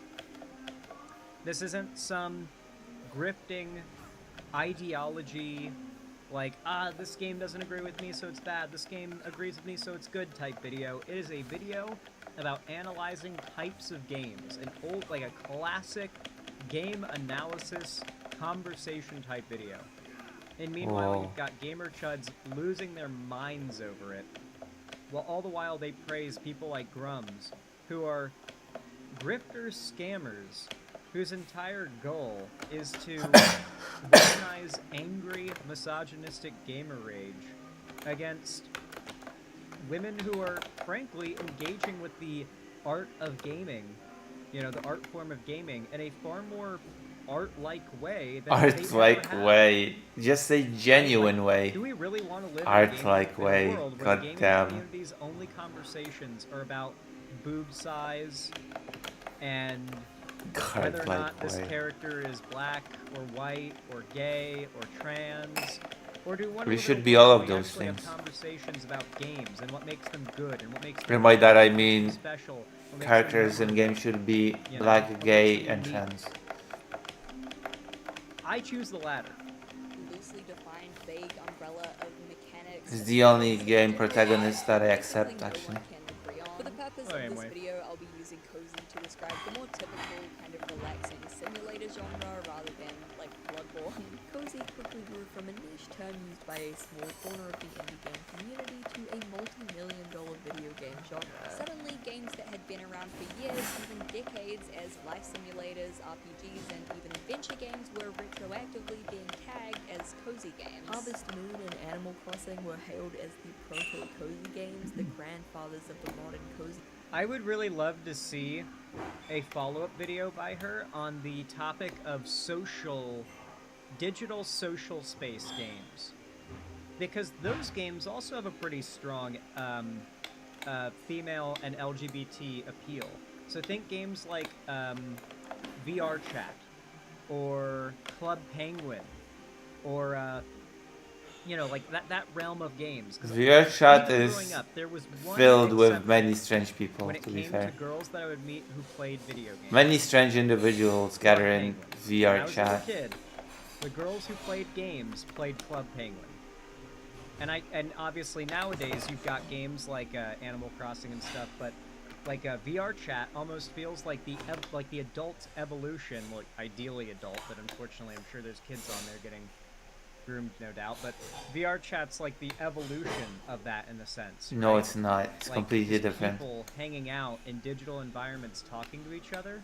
That's And an MMO. I've been in VR chat, and it's like 50% or more women in most rooms that I've gone into. So it's pretty clear that there is a disproportionate Like a visual setting, you know, like when male- people or just I guess, like, there's a hang more around and equal talk. That's just balance than men MMOs. playing a game like VR chat, maybe like Club Penguin, like these more social games. Even World of Warcraft, right? World of Warcraft. What do you mean modern day, even? like, the MMO, super popular with MMOs were made for So, yeah, I'd be very, socializing. I'd be very curious to see. What do you mean follow-up on that even? topic, like social-oriented games, and how they've gotten more recently a lot more popular with women. Movement. The Sims was declared to have been the ultimate cozy game all along, and Stardew Valley was credited with kicking off the modern cozy farming game trend all the way back in 2016. And the genre is only getting bigger. In 2020, 19 games released with the tag cozy on Steam, and in 2025 there were over 600. There are so many of these games. Oh yeah, web fishing too is really big, and the creator got doxxed. Oh, well, you'd think, like, was web fishing free and unmonetized? Because, like, man, you'd think that game would have made a shitload of money. I wouldn't care if I was like anywhere in the millions and got doxxed. I've been doxxed as much under a millionaire. If I was a millionaire and if I was doxxed and then also a millionaire, I wouldn't be even a little bit upset. Every year, Infinity Nikki, Pokopia, Infinity Palia, Nikki. I Arctopia, kind of want to Hello try Kitty it. Island Adventure, She's Disney interesting. Dreamland, The fact they made it real, Pokopia, bro. Palia, Heartopia, Hello Kitty. The fact that they made this fucking real is so Made what crazy. real? What? They made a Hello Kitty game as a reference to South Park. For those that don't know, there is a Okay. iconic, possibly the highest rated episode of South Park ever, was the World of Warcraft episode. And in that episode, Okay. they tell Butters, you know, they're trying to get everybody onto World of Warcraft, and Butters says, "But I don't play World of Warcraft. I play Hello Kitty Island Adventure." And they're like, "Go home and install World of Warcraft, Butters, or we're gonna murder you." But Hello Kitty Island Adventure was not a real game. That didn't exist. They made up a game that Butters would enjoy. And then like 20 years later, boy. they actually make Hello Kitty Island Adventure. Oh boy. I don't know if there's any more South Park references in the game other than the fact that the South Park writers came up with the idea for the game in the first place as a joke, and then they ran with it. Oh boy. That or that episode of South Park just takes place in the future. You know, that's a crazy thing. South Oh Park, my is, God. you know, even its episodes that aired in the the early 2000s, those episodes technically take place in whatever year South Park takes place in. Right? Oh The my characters have God, aged a couple stop. Years, but canonically, it's only been like 2 or 3 years in universe since the show started. Enough. So like, Move on. it technically maybe the show's just always taken place in a time where this game existed, you know. Anyway, no, we're not gonna. I'm not gonna stream Hello Kitty Island Adventure. I I'm got gonna very stream it. stun locked there, but I had to talk about it. Island I might Adventure, stream it. Disney Dreamland I don't Valley, see why Cozy not. Caravan, Fae Farm, I might Fields stream of Hello Destiny, Kitty Tiny Bookshop, Island Pearl Adventure. Island, Paleo Pines, Dinkum, Evergreen Bookshop, Damn. Grimshire, Wildflowers, There's a Doraemon game Yeah. about farming. I need to pick that game up. I like cozy games, but I haven't bought it yet, and I have avoided any spoilers. But a cozy game that's just Hobbit life, sign me the fuck up. Post office, and so many more. Too many to list. The r/cozy gaming subreddit has over 350,000 members, and there are countless YouTubers, streamers, and influencers who have made entire careers based off of playing and discussing cozy games. At this point, you may be asking, well, if the genre is so popular and beloved by gamers, what's the issue here? And the issue is that despite their popularity and relevancy in the current zeitgeist, cozy games and those who play them are very often subject to mockery, denigration, and dismissal. Well, it's because if you're a woman and you're playing them, well, you're a woman and you're doing something girly, and you're not being a pick-me, which means guys will hate you. And if you're a guy doing it, then you're a guy doing something girly, and that makes you gay. And What? yeah, I mean, there you go. What? quick maps. As a kid, I was a huge I joke, her nerd video's and very I loved good. video games, and whenever I tried to talk to my male classmates about them, I was almost always met with the same response. Okay, name 5 games then, and they can't be like Nintendogs or The Sims or Animal Crossing. From a young age, I learned 2 things. Firstly, that because I was a girl, I was... And this is why you never met any girls who played video games growing up. I should go on the record to say I would never have been this way if I met a girl who played video games when I was younger. I would have been like, oh, what are your favorite games? Or do you like this? You were one of the good that ones, I like, Sandra you know Hall. what I mean? Okay, cool. naturally suspected to be lying about my You were interest the in video coolest, games Sandra and Hall. had to prove my knowledge. And secondly, that the games that I loved and that shaped my childhood were not real games. So over time, I learned to replace The Sims, Animal Crossing, Nintendogs, Pets, Cats 2, and Bratz with other cooler games that I played. Games that were socially acceptable. Skyrim, Borderlands, Gary's Mod, Fallout, Batman Arkham Asylum, Gary's Okay, but Mod, come on, huh? you gotta admit, alright, if the pressure got you to try Fallout New Vegas, I mean, Batman Arkham Asylum too? You got on Gary's Mod? You gotta admit, okay, that it's worth giving those games a try. They're pretty top tier. of the Year Edition TM. These were the types of games that elicited... I think you're missing the point, Sandra Hall. peers, Again. Whoever I was talking to just straight up leaving the conversation. I'm far from the only You're missing the point again, this. Sandra Hall. I asked in a poll on my Instagram. Okay, I don't think I'm ready for this area quite yet. Mockery or dismissal for playing This Call of tree is Duty, pretty and powerful. The responses were pretty striking. Oh my god, of course you only like Life is Strange with an eye roll when I said it was my favorite video game. Have you played any real games? Is a consistent... No, I'll I've die never on that hill. played. Life is Strange is good. I've Life never is Strange played is good, Life is especially Strange. the second game. I really like the second game because, like, you don't even have powers in that one. Your choices mold another character, who's then going to make choices out of your control besides the effect you had on him. You know, it's like, ooh, that's even more. That feels even more consequential than the first game. And like your choices have consequences and you can rewind them. Your choices have far-reaching later consequences on your little brother and the actions he's going to take, whether or not you like it down the road. Like that is some good game mechanics and good writing too. Yeah, I'll die on the hill that Life is Strange is good for sure. Peak. Response. When I worked in Thanks. games, there really was a Thanks, clash of Xander real Hall, games versus those made for up. acknowledging. I play 15 hours a week of Minecraft, Stardew, Dachi Life, etc., and friends say I don't play real games. Had an ex that didn't even play games rip on me for playing The Sims. In general, I always got some guff for playing Nintendo games and not Call of Duty. That's not a real game though. Nintendo games. God forbid I want to relax. I'll take over Separates cozy games from Call so-called of Duty real actually. games. Well, there are a lot of factors at play, but in online discussions, it usually tends to boil down to one thing: difficulty. Real games demand skill and punish failure. They require intelligence, quick thinking, fast reflexes, and I mean, Stardew does require intelligence, but games like Dark Souls and whatever. Men. What the Come on, chat. Can we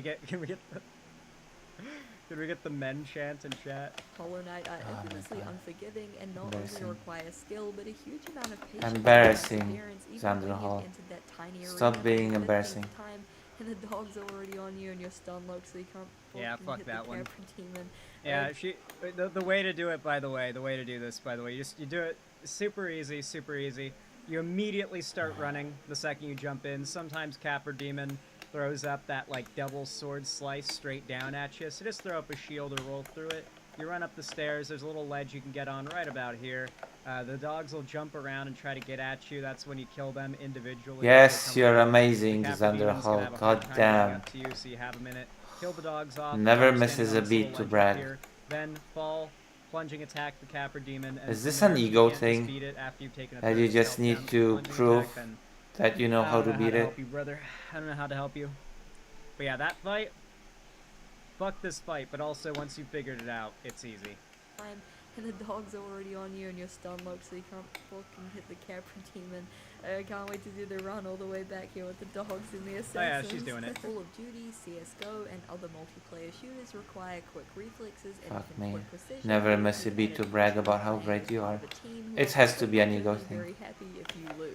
Very much is an ego On thing. the I other love hand, that common fucking criticisms of the cozy genre include a lack of challenge, Nothing will ever beat the Summit, like, punching his camera thing. I think I literally have that as an emote in my chat, don't I? Oh my god. I've got it. That's an emote in my chat, right? The I Summit don't know punching what's the an monitor. emote in your chat, Zandro. Yeah.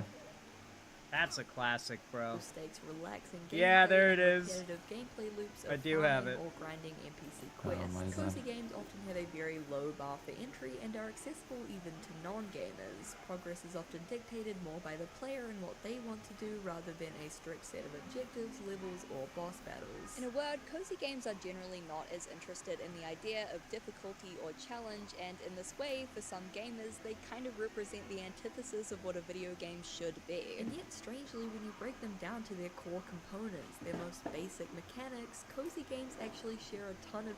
I deal with so much of this, even from like pretty chill, progressive friends, this idea that a game that is...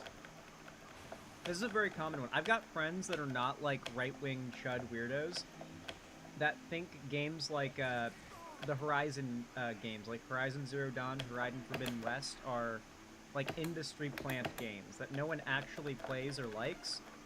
Why? And that it's just like Sony like manufacturing a successful franchise and mascot.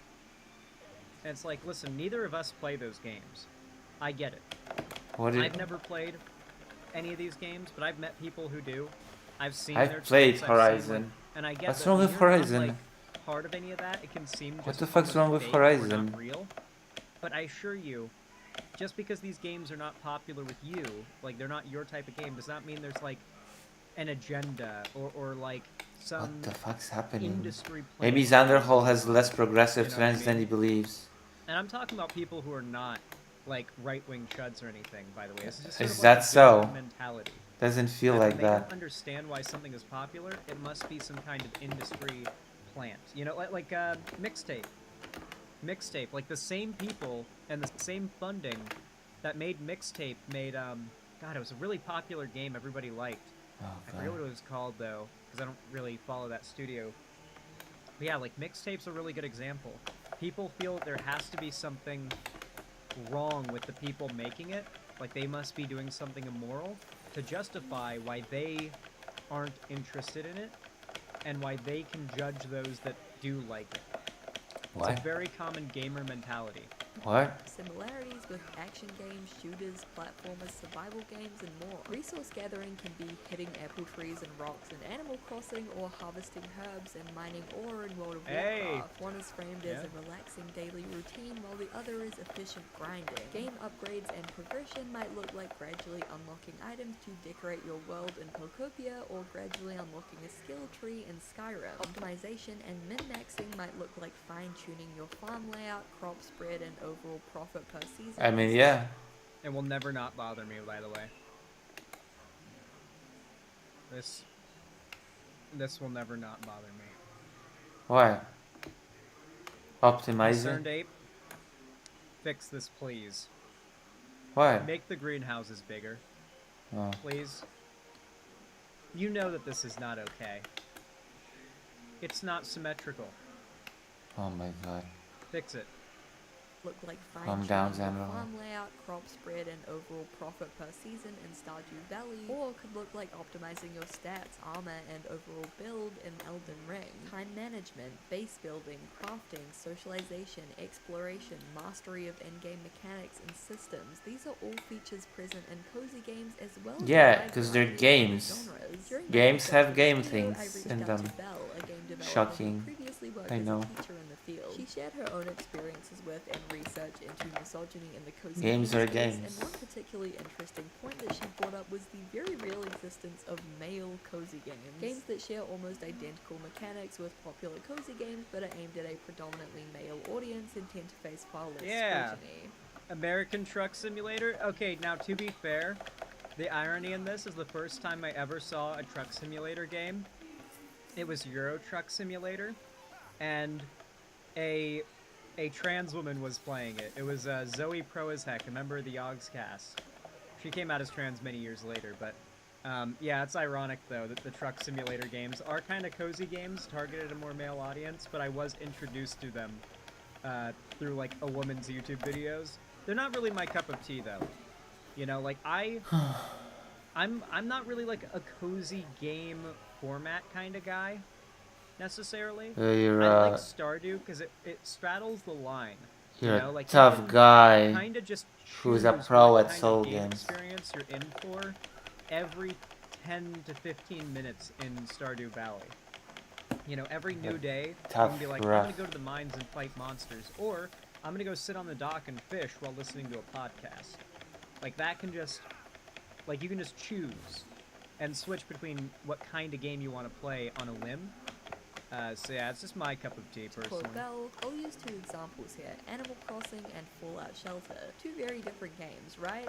Not exactly. When you break the mechanics down to their core, they are essentially using graphics, names, and phrasing to change the way they're perceived. Let's say in Animal Crossing, I enjoy growing my island and finding new villages. I maintain the island, find out what is bothering the others, fix it, gather supplies, and keep up maintenance. That is the exact same process as maintaining your shelter in Fallout. The mechanics are identical. Base building, NPC morale, maintenance to ensure safety and happiness, and the player is the one in charge. Only one is basically a doomsday prepper game, and the other is like cozy homestead owner game. Like a baby onesie, the only difference in its reception is if they make it pink or blue. Another great example is the truck simulator genre. As someone who has played a surprising amount of American Truck Simulator, these games are incredibly relaxing. I like the train games more. And long open roads that allow you to kind of turn your brain off. And it's healthier for the environment. Driving a big old truck. This game has tens of thousands of positive reviews. Most of them are about how relaxing it is to finish a long day at work, crack open a beer, and just play while you unwind from the day. This is the exact same sentiment shared by so many cozy game players. So why do we see so much dismissal and judgment directed specifically at cozy games? I do want to encourage you guys to watch the rest of this video, so I'm going to cut it here. But so far, I like what I'm seeing. There'll be a link down below to the original video Vanderhall. in the description, but I want to show you guys. I don't want to see it.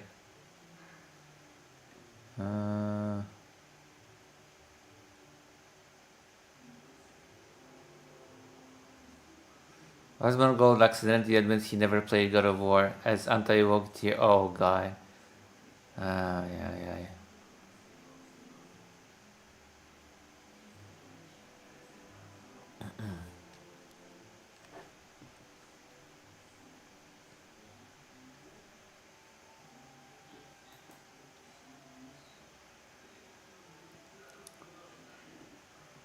Stop crying about God of War, Laffy. Why would you ever make that character the mainstay of the story, right? Like Tyr, Thor, or something like that. Yeah, exactly. So, like, I really think that if you did a vote for this, like, the players would never vote for this decision. You know that they keep replacing characters that are white and male with characters that are non-white and non-male. And the reason why is they want to push a social agenda. You see a lot of gay and trans stuff in video games. Nobody's asking for that. I actually but they don't still see a keep lot of getting gay it. and Why trans is that? things Do in you video think games. that any person that actually wants to play like a character that looks this way? I don't. I think guys have no problem playing female characters, but she's got to be really hot. We will make the discourse so unpleasant, so uncomfortable, so problematic, and so toxic that there will be an environment where people are afraid to do this. So we're back at this dumb and annoying conversation again. So recently we had the State of Play, which I believe was yesterday, and they announced a lot of really cool and interesting Code games. Veronica, They waiting. introduced Awesome content for Waiting. We're getting some Jean Grey. We got some Damn. information about a lot of other cool games like that Fear Me game. I'm pronouncing it wrong, but I think it's really cool. But one of the biggest things that's making a lot of headway right now is the fact that we got a new addition, an introduction to the God of War franchise again, and it's God of War Lao Fei. a game that's following Lao Fei the Just, the wife of Kratos, in a spin-off game where she's in the afterlife. Oh, okay. Why? And Okay. apparently, given that I thought to see. myself, like, maybe this would be a really cool game. I'm like, yeah, Interesting. this is a really cool idea. I think this game Alright. looks really, really fun. And the 20-minute gameplay actually kind of sold me a little bit. I want to see a little bit more, and I hope they adjust some things, but I was very interested in the idea. But apparently, I'm on the wrong side of the internet right now, Oh. because everyone that I've seen so far, as of recently, has been clowning this game for reasons that I don't fully understand. One of the main things that I'm seeing a lot of people talk about that, and I actually, to a degree, can understand his viewpoint, so I'm Uh-huh. getting the more, less problematic view out of the way, that people are not interested in the game because it's not Kratos. It's a God of War game, it has a God of War title, but you're not using Kratos as the main character. Oh, But then no. I counteract with this. It's point the about Metal it. Gear So Solid, you might you're be not fine with Snake the idea all over of again. a God of War game following the Oh Kratos, no, I but you hate know Metal good Gear well Solid it's 2 not because you're going to be Raiden all called over again. Loki, you know, his giant name. It's going to most likely going to be called God of War Loki, because that makes a lot more sense. Because hey, God of War, he's the son of God of War, and his name is Loki. Guess God what? damn. God of War Loki. God of War is no longer just entirely synonymous with Kratos anymore. It's not like how it was originally with all the other games, with the 3, 4, I think 5 games that happened when they had the original creator. We are now in a point where God of War is basically an entire mythology. Like, it has its own entire universe to it that it's attached to. And you mean to tell me that you're upset with the idea that it has the God of War title? Because you know good and well that, like, oh, if you're going to follow a game called, I don't know, God of War Thor or God of War Thrud or something, and you might be saying like, oh, they could easily just title it the God of Thunder. And I'm like, yeah, but you're going to think it's a new IP. You're going to think it's a new franchise. But then, by all means, I don't know. Like, it's the same thing with the Infamous games. We have Infamous 1, Infamous 2, then we have Infamous Second Son, which is the second son 6 years after the second game. So yeah, the second son, the second generation of conduits.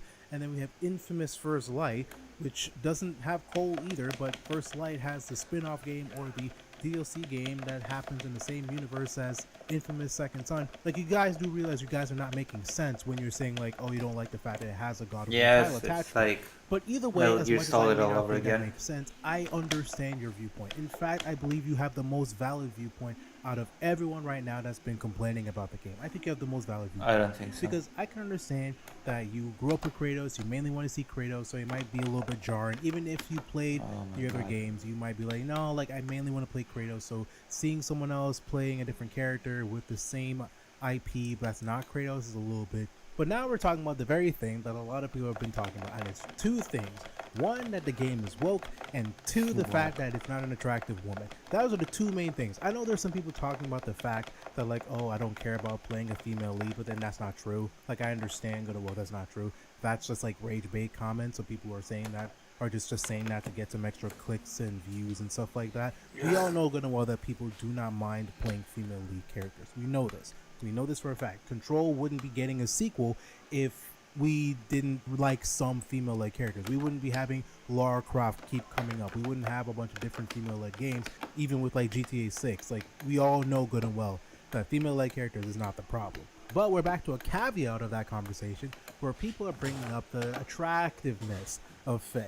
And I'm sitting here going, like, you do realize that Faye looks pretty much the same since the original games. Like, I'm pretty sure there might be some changes. Like, it doesn't look exactly the same, but it looks relatively the same for the same character from the previous games when she was introduced for those small moments. Especially in Ragnarok, we got like a full scene with we're gonna Kratos walking along. just focus on the game a little bit. Let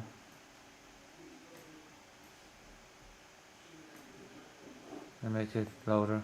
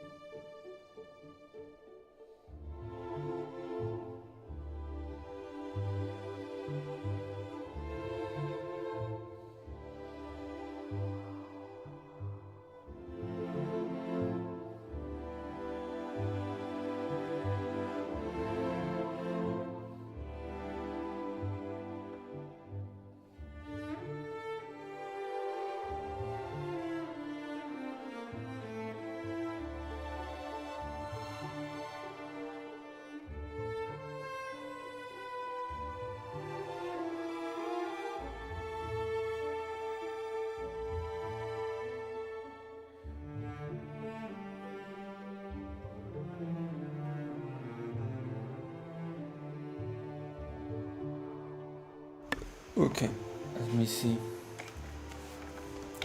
We're going to the thing.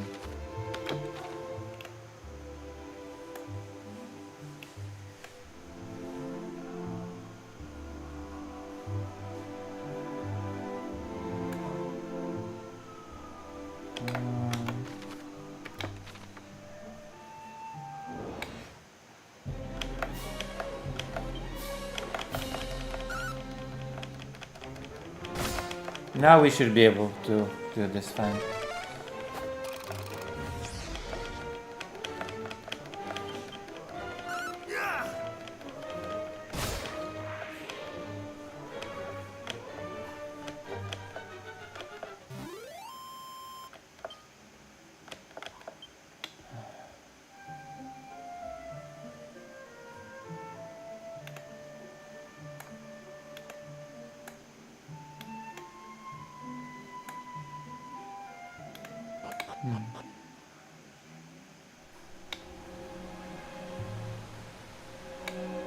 Alright. Nah, boss.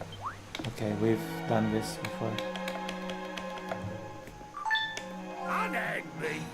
If that and if thou We are in an air siren in Kyiv right now, it seems. Hey, who art thou? State thy business. Hast thou come Yep, here looking to air pinch our siren. treasure? No. Huh? Well, it shall not. Alright, let's fight. I'm much stronger than I was before.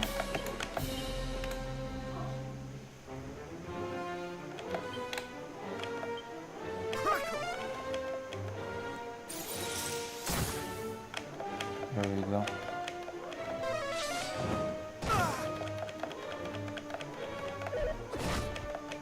Okay, I'm over prepared. God damn. And that's what I'm talking about.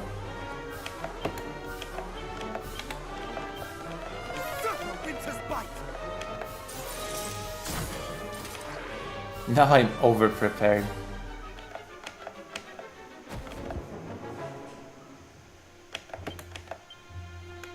What did you not like?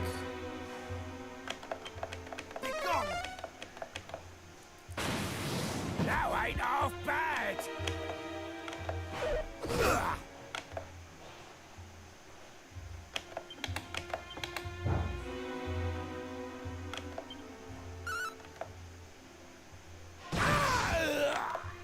Oh damn.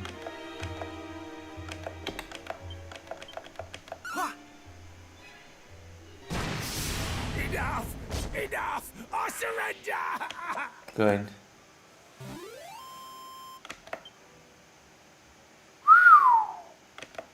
Lovely amount of gold.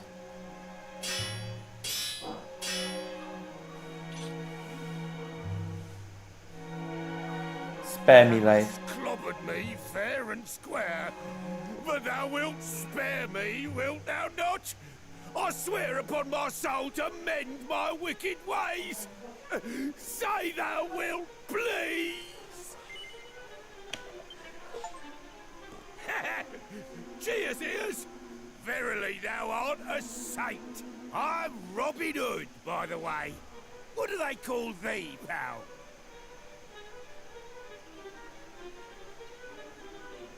Tis a fine old name, that. Yeah, I like it. You hate my name? The fork-tongued rogue doth claim that through his veins courseth the blood of heroes, boss. Is that so? And thou needst the thief's key for doing some heroic bits and bobs, I suppose. Yeah. Surely thou dost not believe this twaddle, boss? Well, the thing is, see?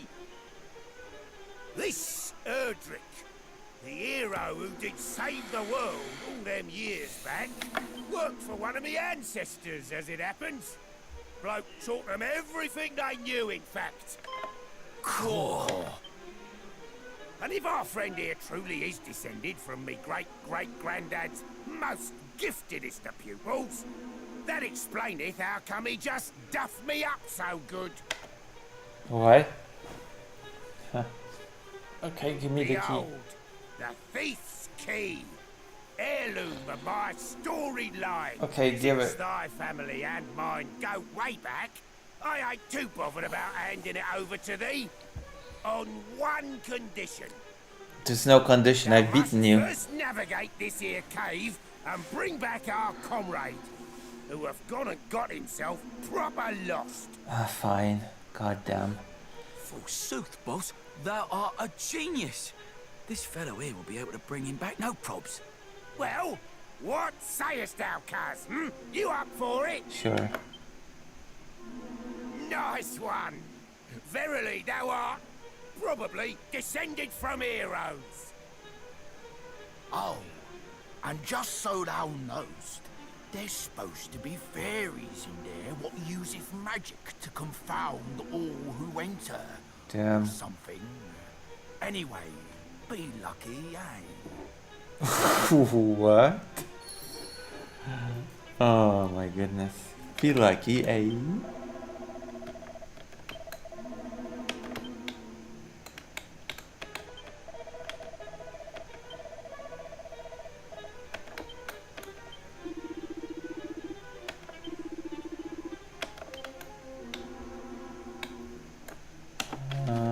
Whoa. This is a big dungeon.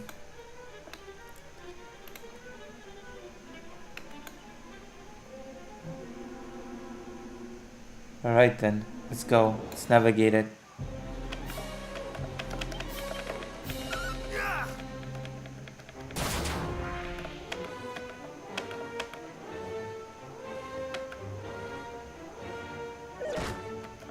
Oh my god, I take 1 damage. I'm too strong for this place now. God damn. I've over-prepared.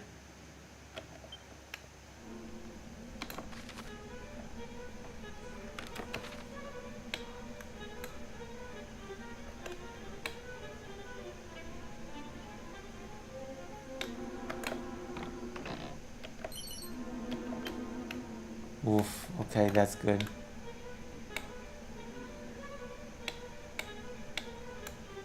Huh.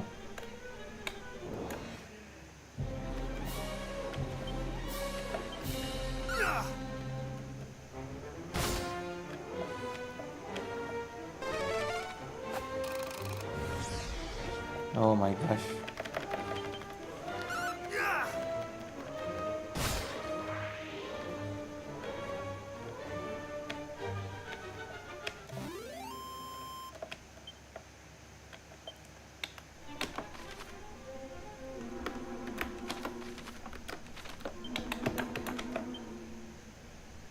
No way. I'm almost leveled up as well.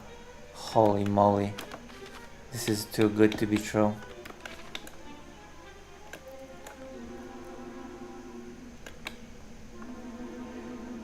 Okay, I guess the game will not be difficult moving forward.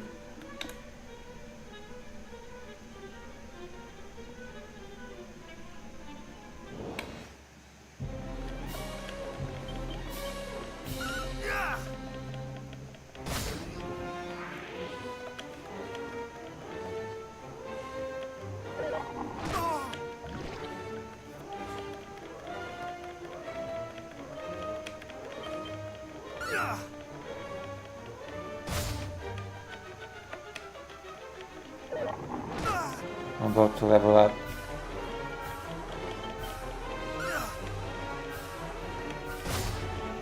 Wait, what is this?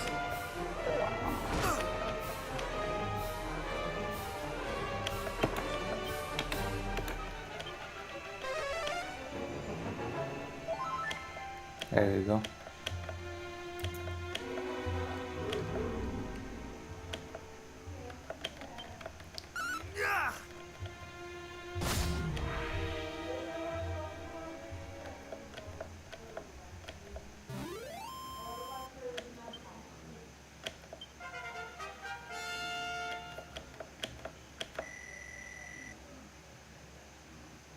Whoa. Whoa.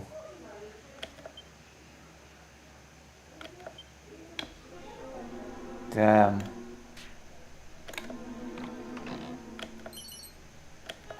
Boomerang. Alright, that's nice. A boomerang is probably a very nice item. Antidote herb. Use. Miracle herb. Use. Hold on.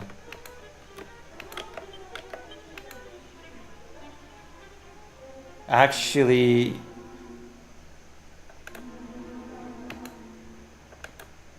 huh.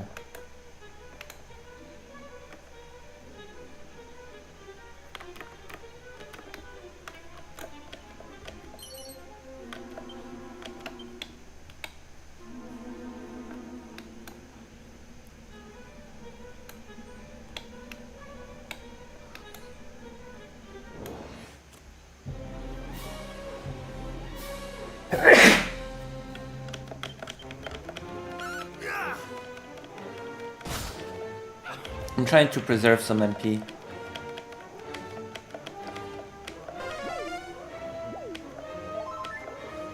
Okay, you're done.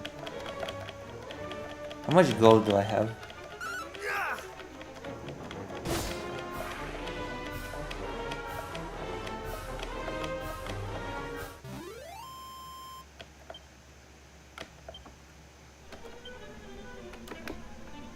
I'll be able to buy that super good armor soon.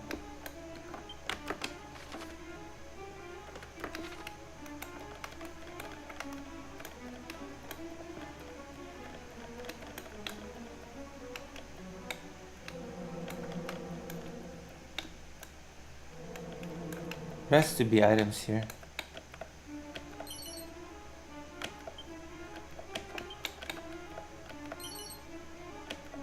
Iron axe.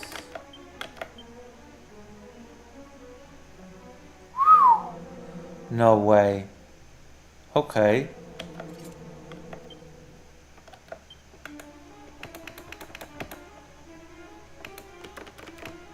Equipment.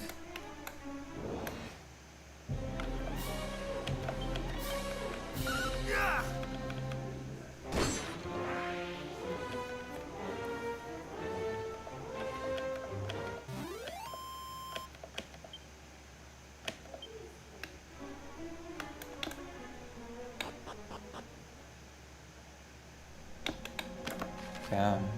Okay.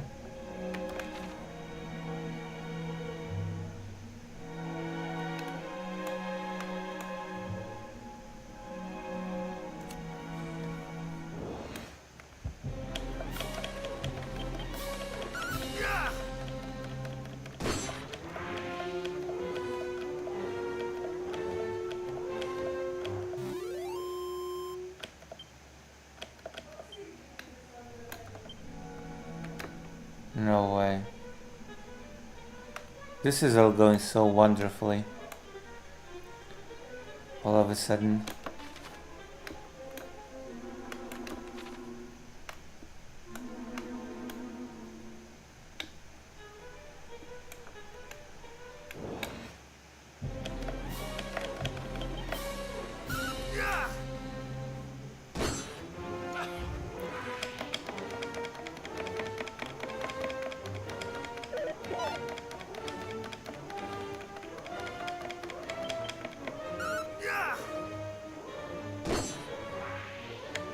Done and done.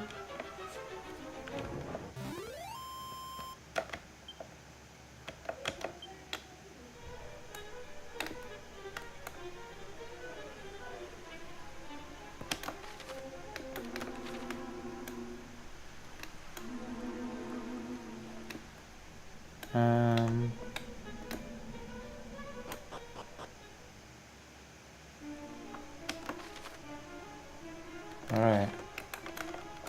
Has to be something. Okay. A chest.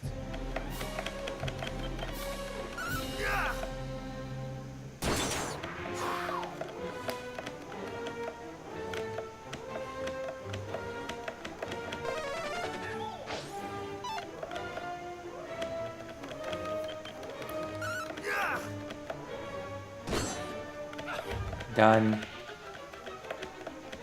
Damn.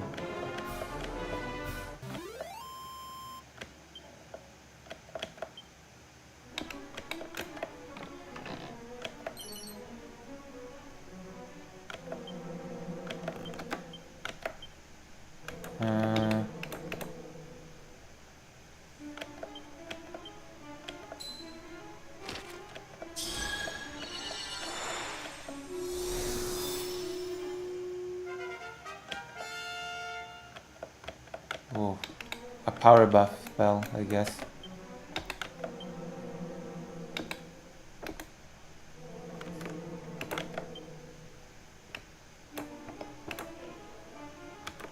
Whoa, okay.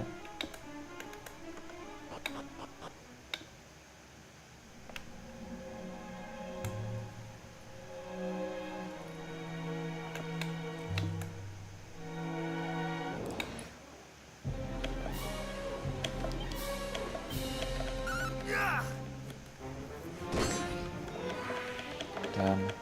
I'm cutting them down.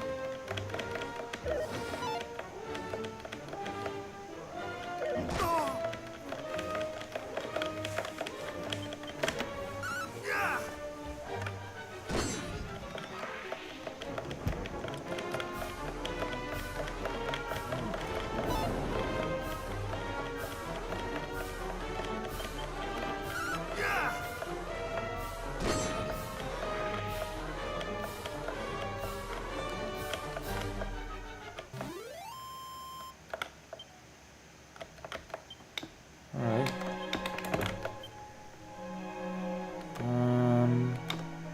Huh. Easy does it. Let's see if there's an item here. 26 gold, not that much. Chest.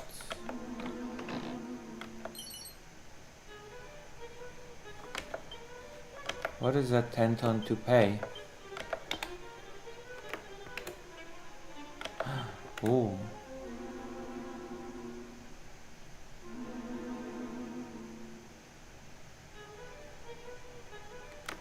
What? Why would I?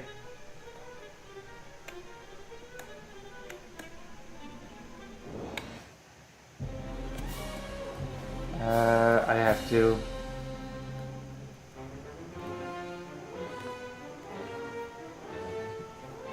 Deco 1 remake. Can you make 10 ton to pay useful?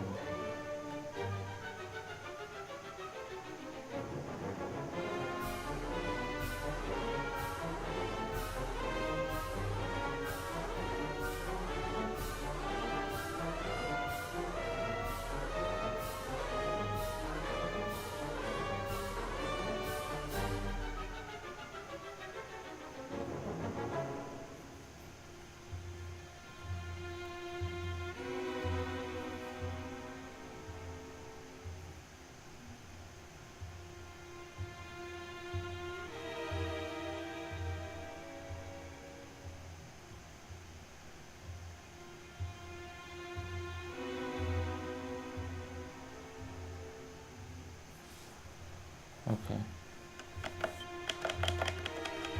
So it's useless to know.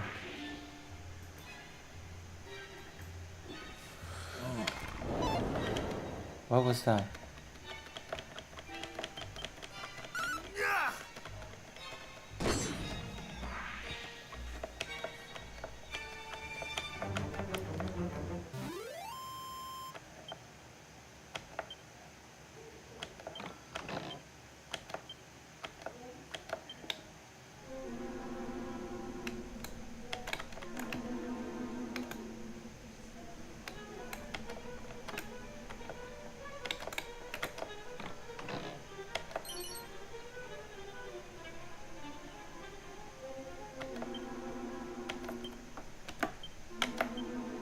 Oh.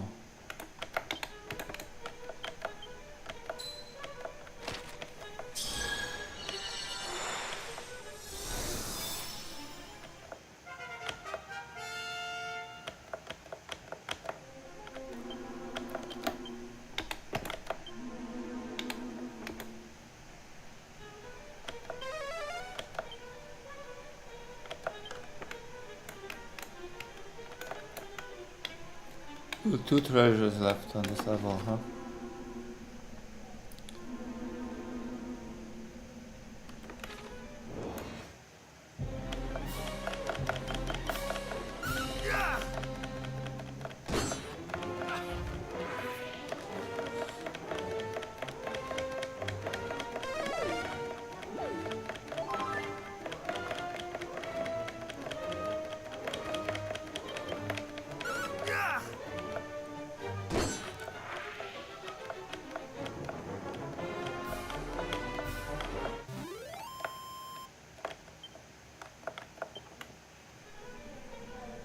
Two more treasures on this level.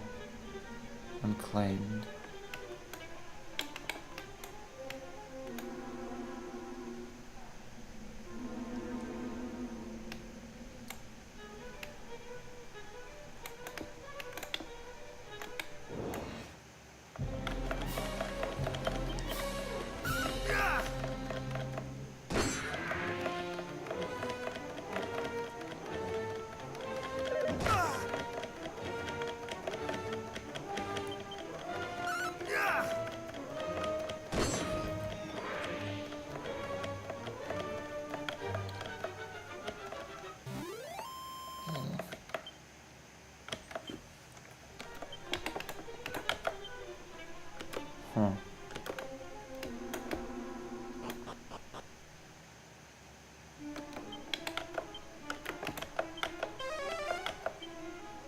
Ooh, treasures. 7 treasures on this.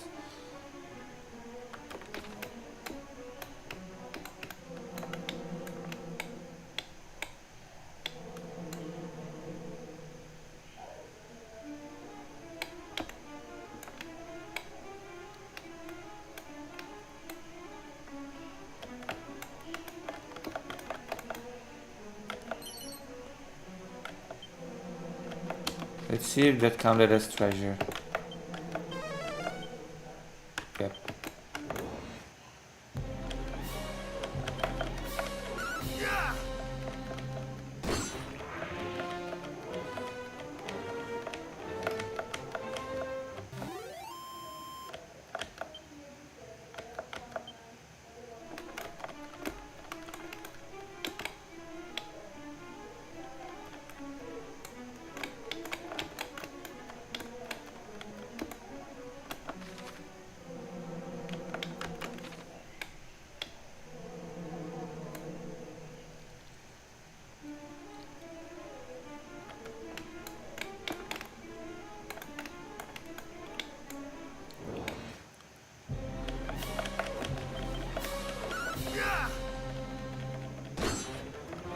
Alright, we're killing them in one hit.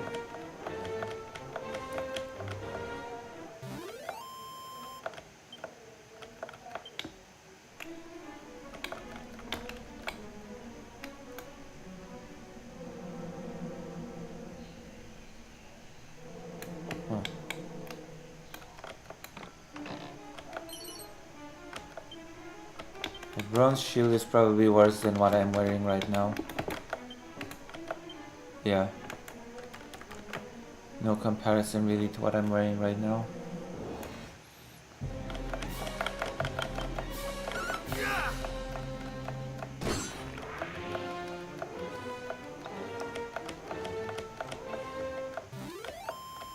I might sell it. I might sell it later.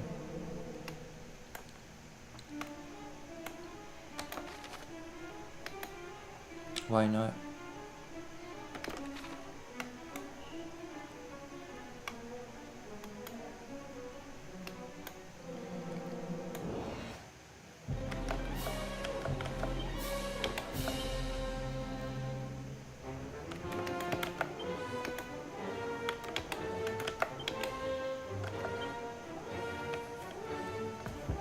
Thou shalt not escape!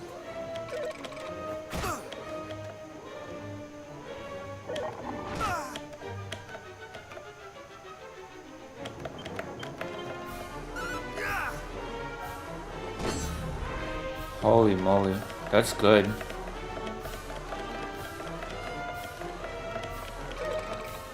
Not today. That's good. This is good crap. Alright.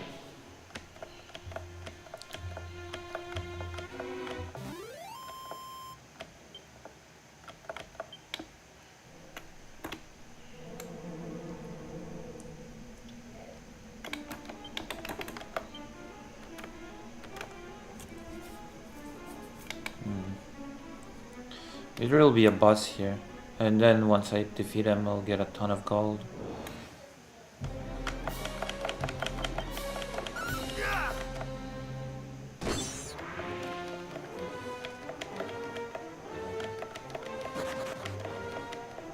I don't want to buy that armor for 7,000.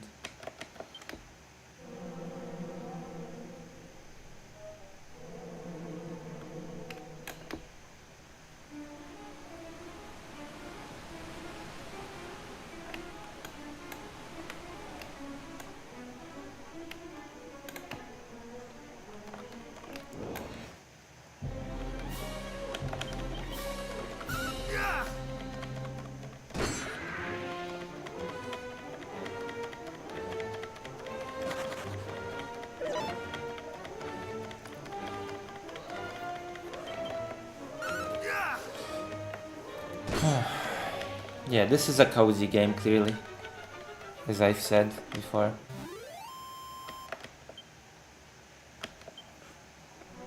I think he's speaking.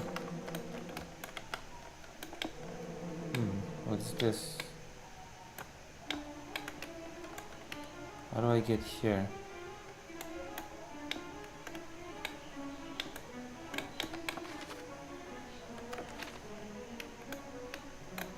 It's open. I've already opened it.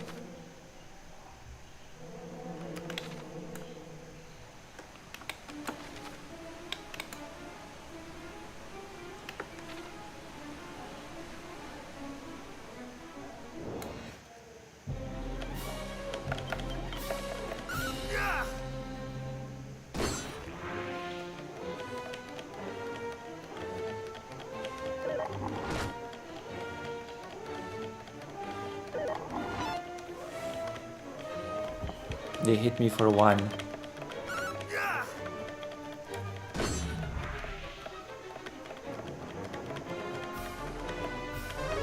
You're done. You're done, my friend.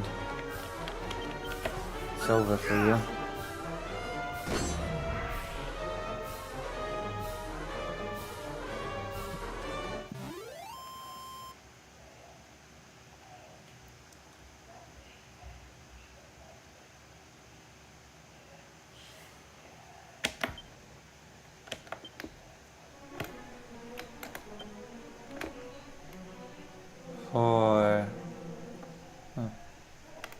Yeah, that's good, that's good.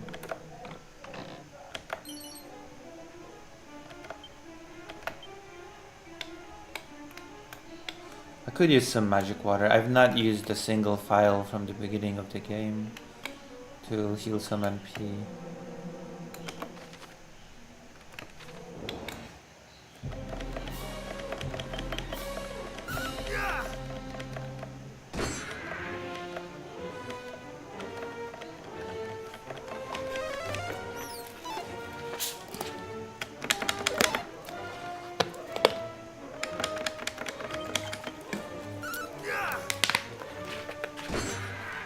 Okay.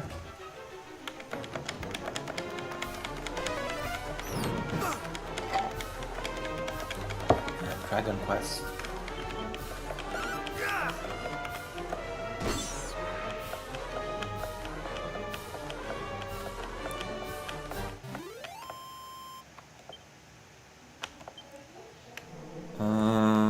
Oh wow. Okay, I have to Google it. Does Dragon Quest 1 remake have Furigana?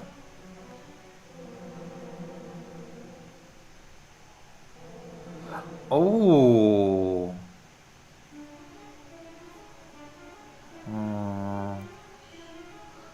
English game language settings.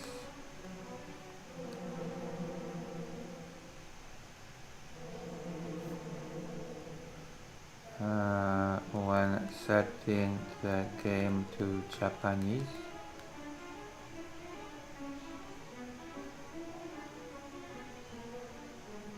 No way! We are playing this game in Japanese. Oh my god. I did not know that. Oh god. This is amazing. You have Furigana? No, we're replaying this game in Japanese after I finish it. We're so replaying this game in Japanese. No way. No way, man.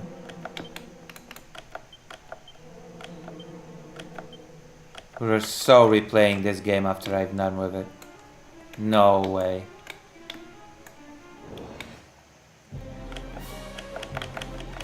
We're gonna replay it on easy though. We're gonna turn this into a whole learning chapter. Oh god. This is gonna be amazing. Learning Japanese with Dragon Quest, I'm gonna call it. It's gonna be the best thing ever. If I knew, I would have just played this in Japanese from the get-go. Oh my god. I did not know. Was not made aware.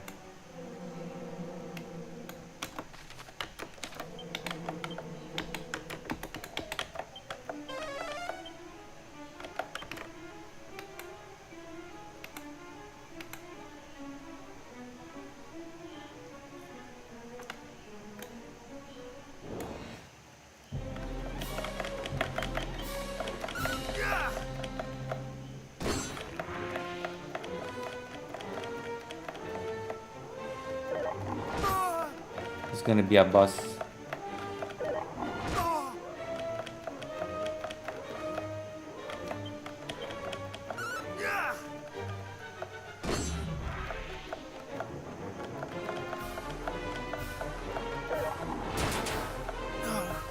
What? What the fuck? I'm glad this game has autosave because that was ridiculous. I hate those desperate attack wacky nonsense.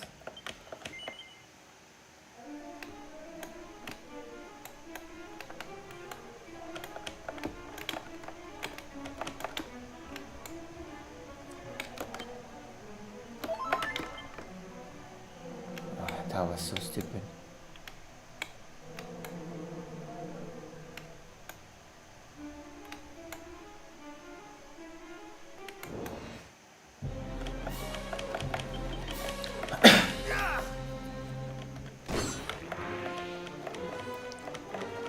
It's gonna be the first boss.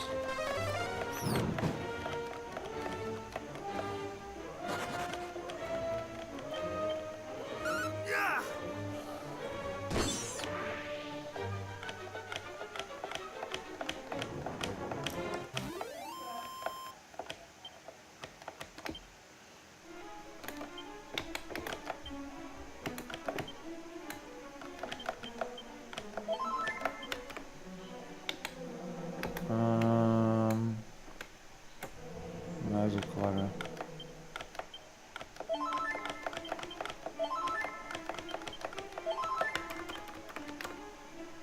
Okay, that's enough.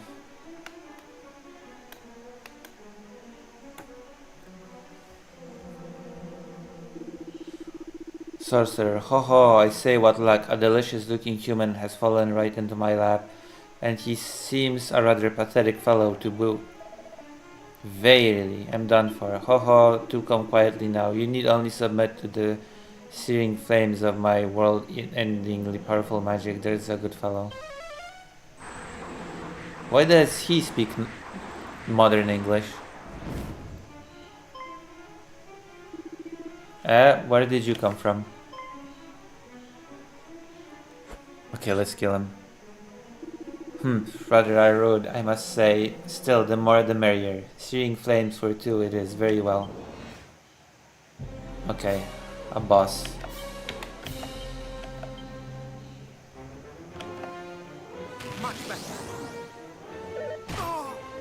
What the hell is that? Okay, die then.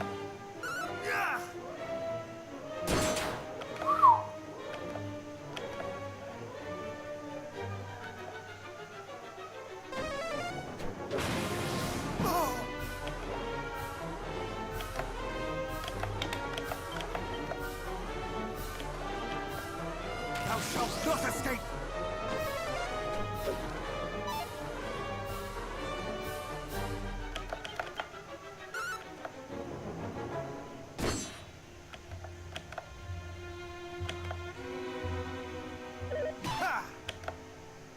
Well, that's much easier than I thought.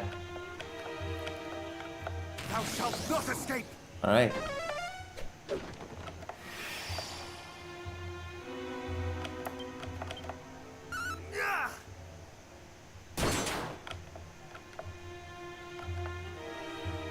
This is clearly a boss.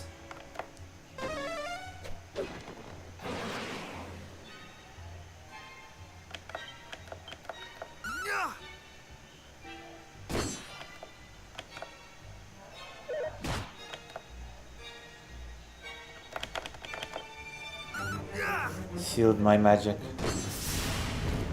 You're done. So what's the reward? Oh my gosh. That's pretty good. Such power, I say, are you a hero? Well, even if you are, I regret to inform you that we have Princess Gwalin, without whose guidance you shall never reach the Dragon Lord's castle, so there.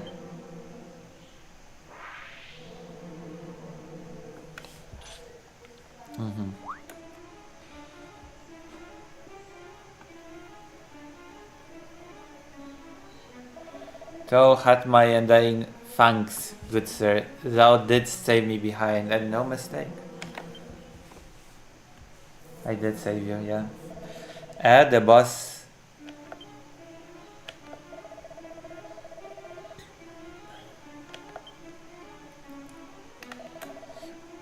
Okay.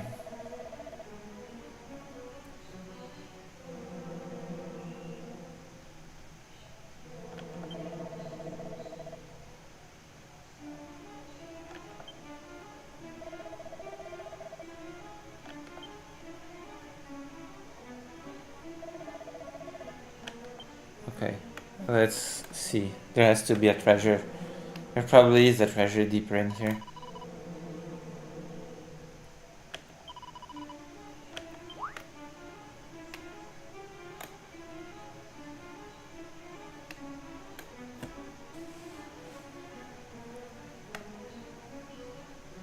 Oh, the fairies are here. Hello, fairies. Hello. He found us! Quick, run away! If he catches us, he'll sell us to someone, and they'll put us on display in a traveling circus or something horrible like that. Yeah.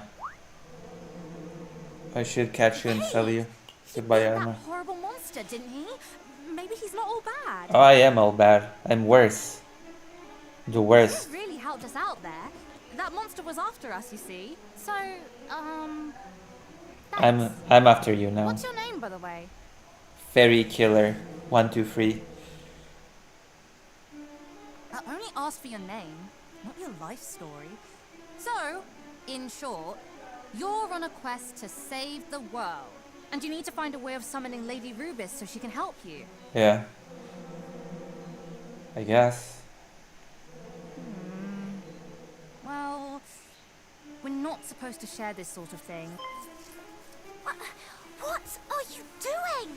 In case you've forgotten that's a human you're talking to. How do you know you can trust him? Maybe I'm not a human, maybe I'm a Saiyan. Humans are awful and greedy and can't be trusted in everything. That's true. But if this world gets plunged into endless darkness, it's not exactly going to be great for us fairies either. You never know until you try. You think we should help him? Just like that? Yeah. I do, yes. We need to work together on this one. He can fight monsters, which means he can help us with that other thing. Oh, the other thing! Gosh, you're a devious little devil, aren't you? I love it! Lady Rubis isn't here in Alefgard right now. She's visiting another world. A very far away world that it will be very hard to call her back from. Wow, is it a different Dragon Quest game world? Is it that different Dragon Quest world? But before we could finish getting everything ready, we got attacked by the Dragon Lord's stupid lackeys, and she ran off somewhere. That's why we came down here in the first place, to look for her. There are dwarves living to the east of here that she's had dealings with in the past, you see. We thought they might know something, but there are so many annoying monsters in the way, we're never going to get there ourselves. And we can't summon Lady Rubis on our own. Only the boss knows how to do it. So if you could go and find her for us, we'd all be happy.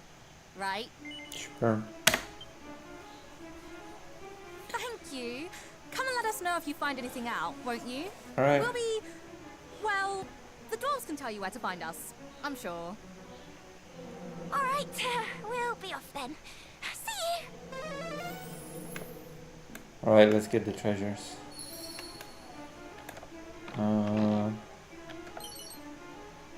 Choker? Woof, that's kinky. Zombie mail. Okay, first of all, choker has to be an accessory.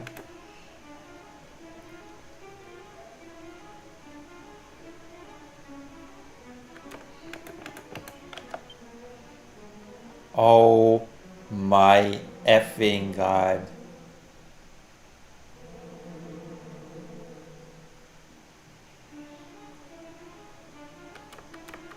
Zombie mail. It has good defense though, but I don't like its effect. I don't think it's worth it,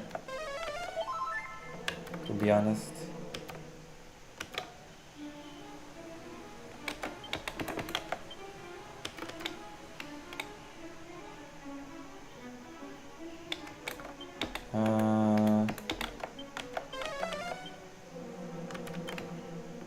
There's one more treasure on this level.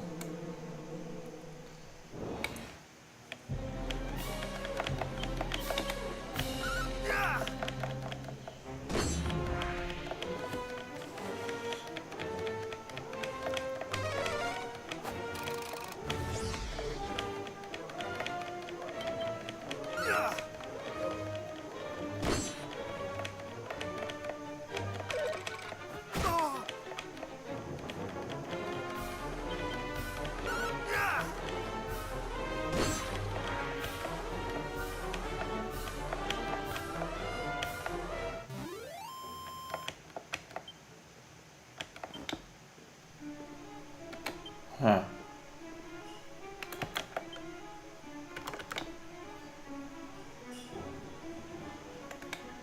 I'll be able to level up soon.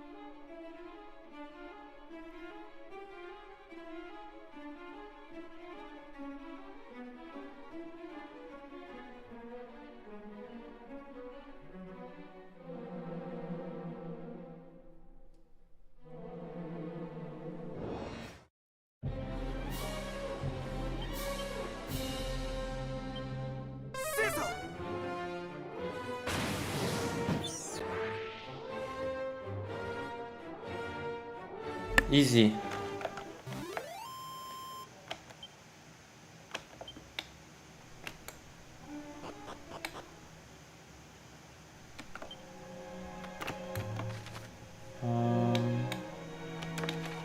Well, let's get the thief's key.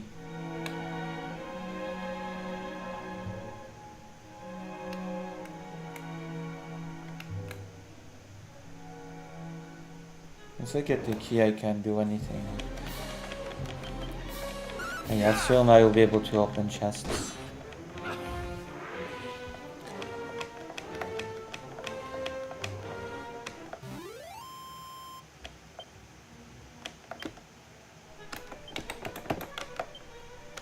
I'll level up soon as well.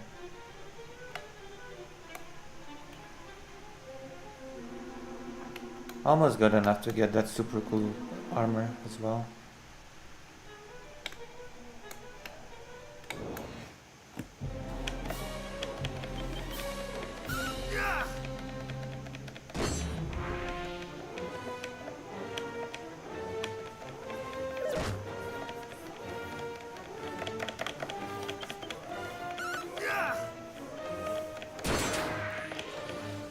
Oh man.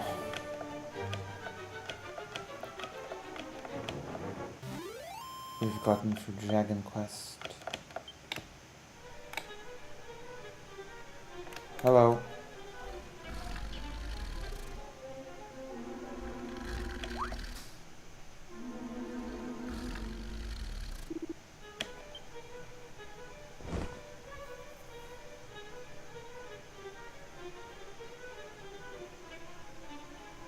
Wake up, lad. Alright, you gonna give me the key now?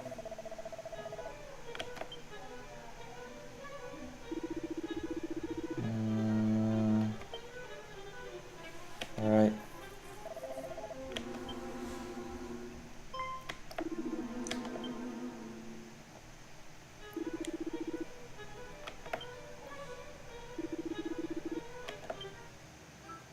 Oh, okay, we did get it.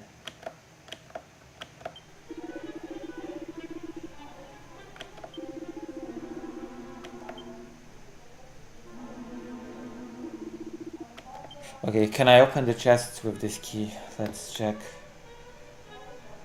And doors.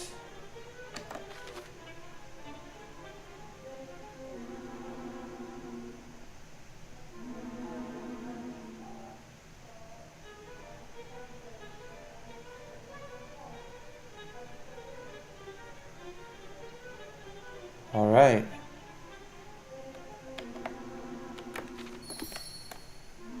Finally, let's go and revisit.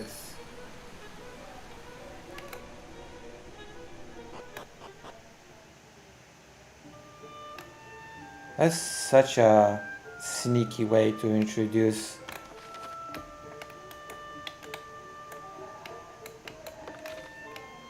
backtracking.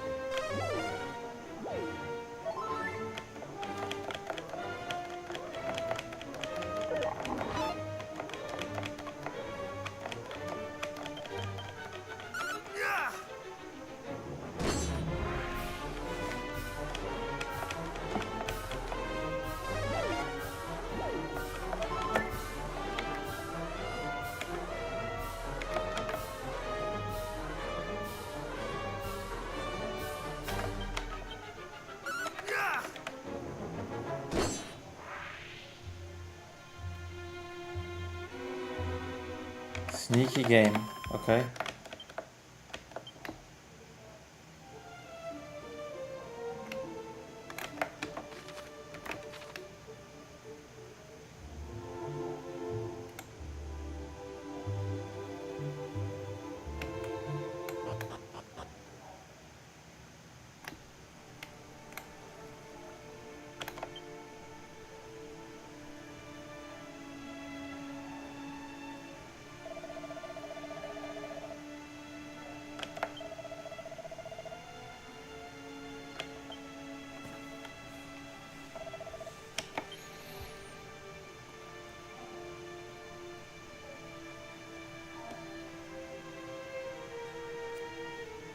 Destroyed. The destroyed place.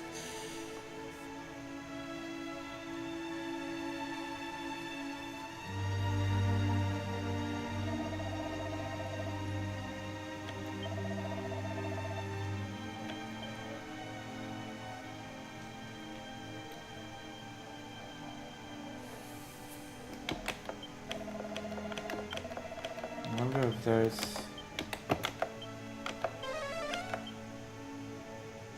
Oh, there's no treasure here.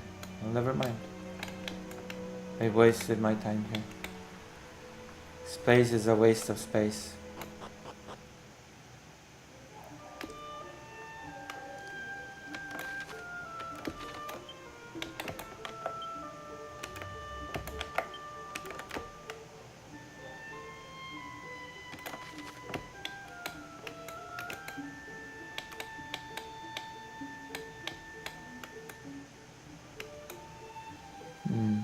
There has to be somewhere around there. There is something, a tower.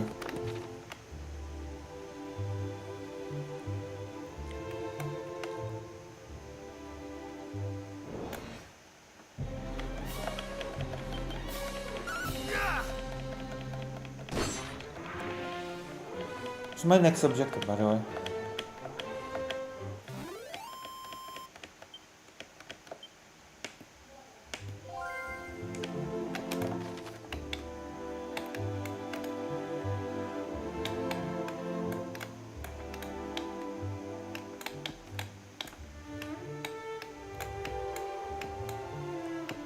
Ah,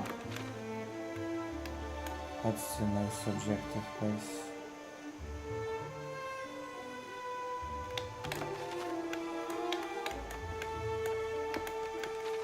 Now I was supposed to go here. I went to it out of order and I became powerful thanks to it.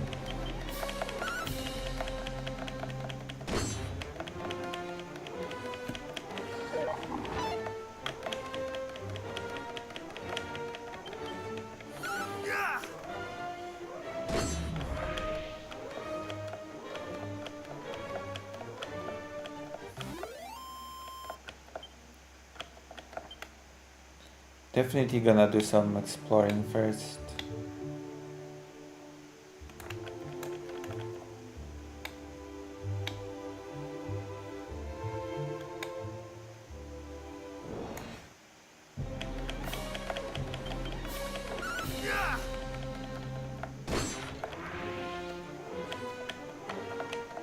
I think there was a chest here that was locked.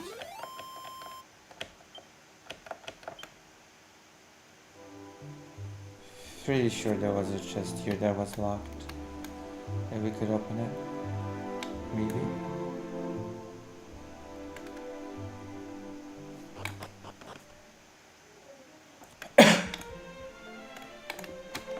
Wasn't there a chest here? Maybe not.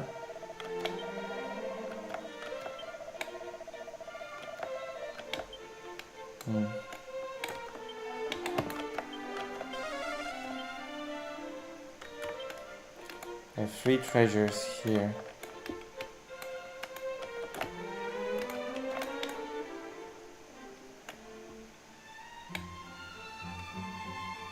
Barrels?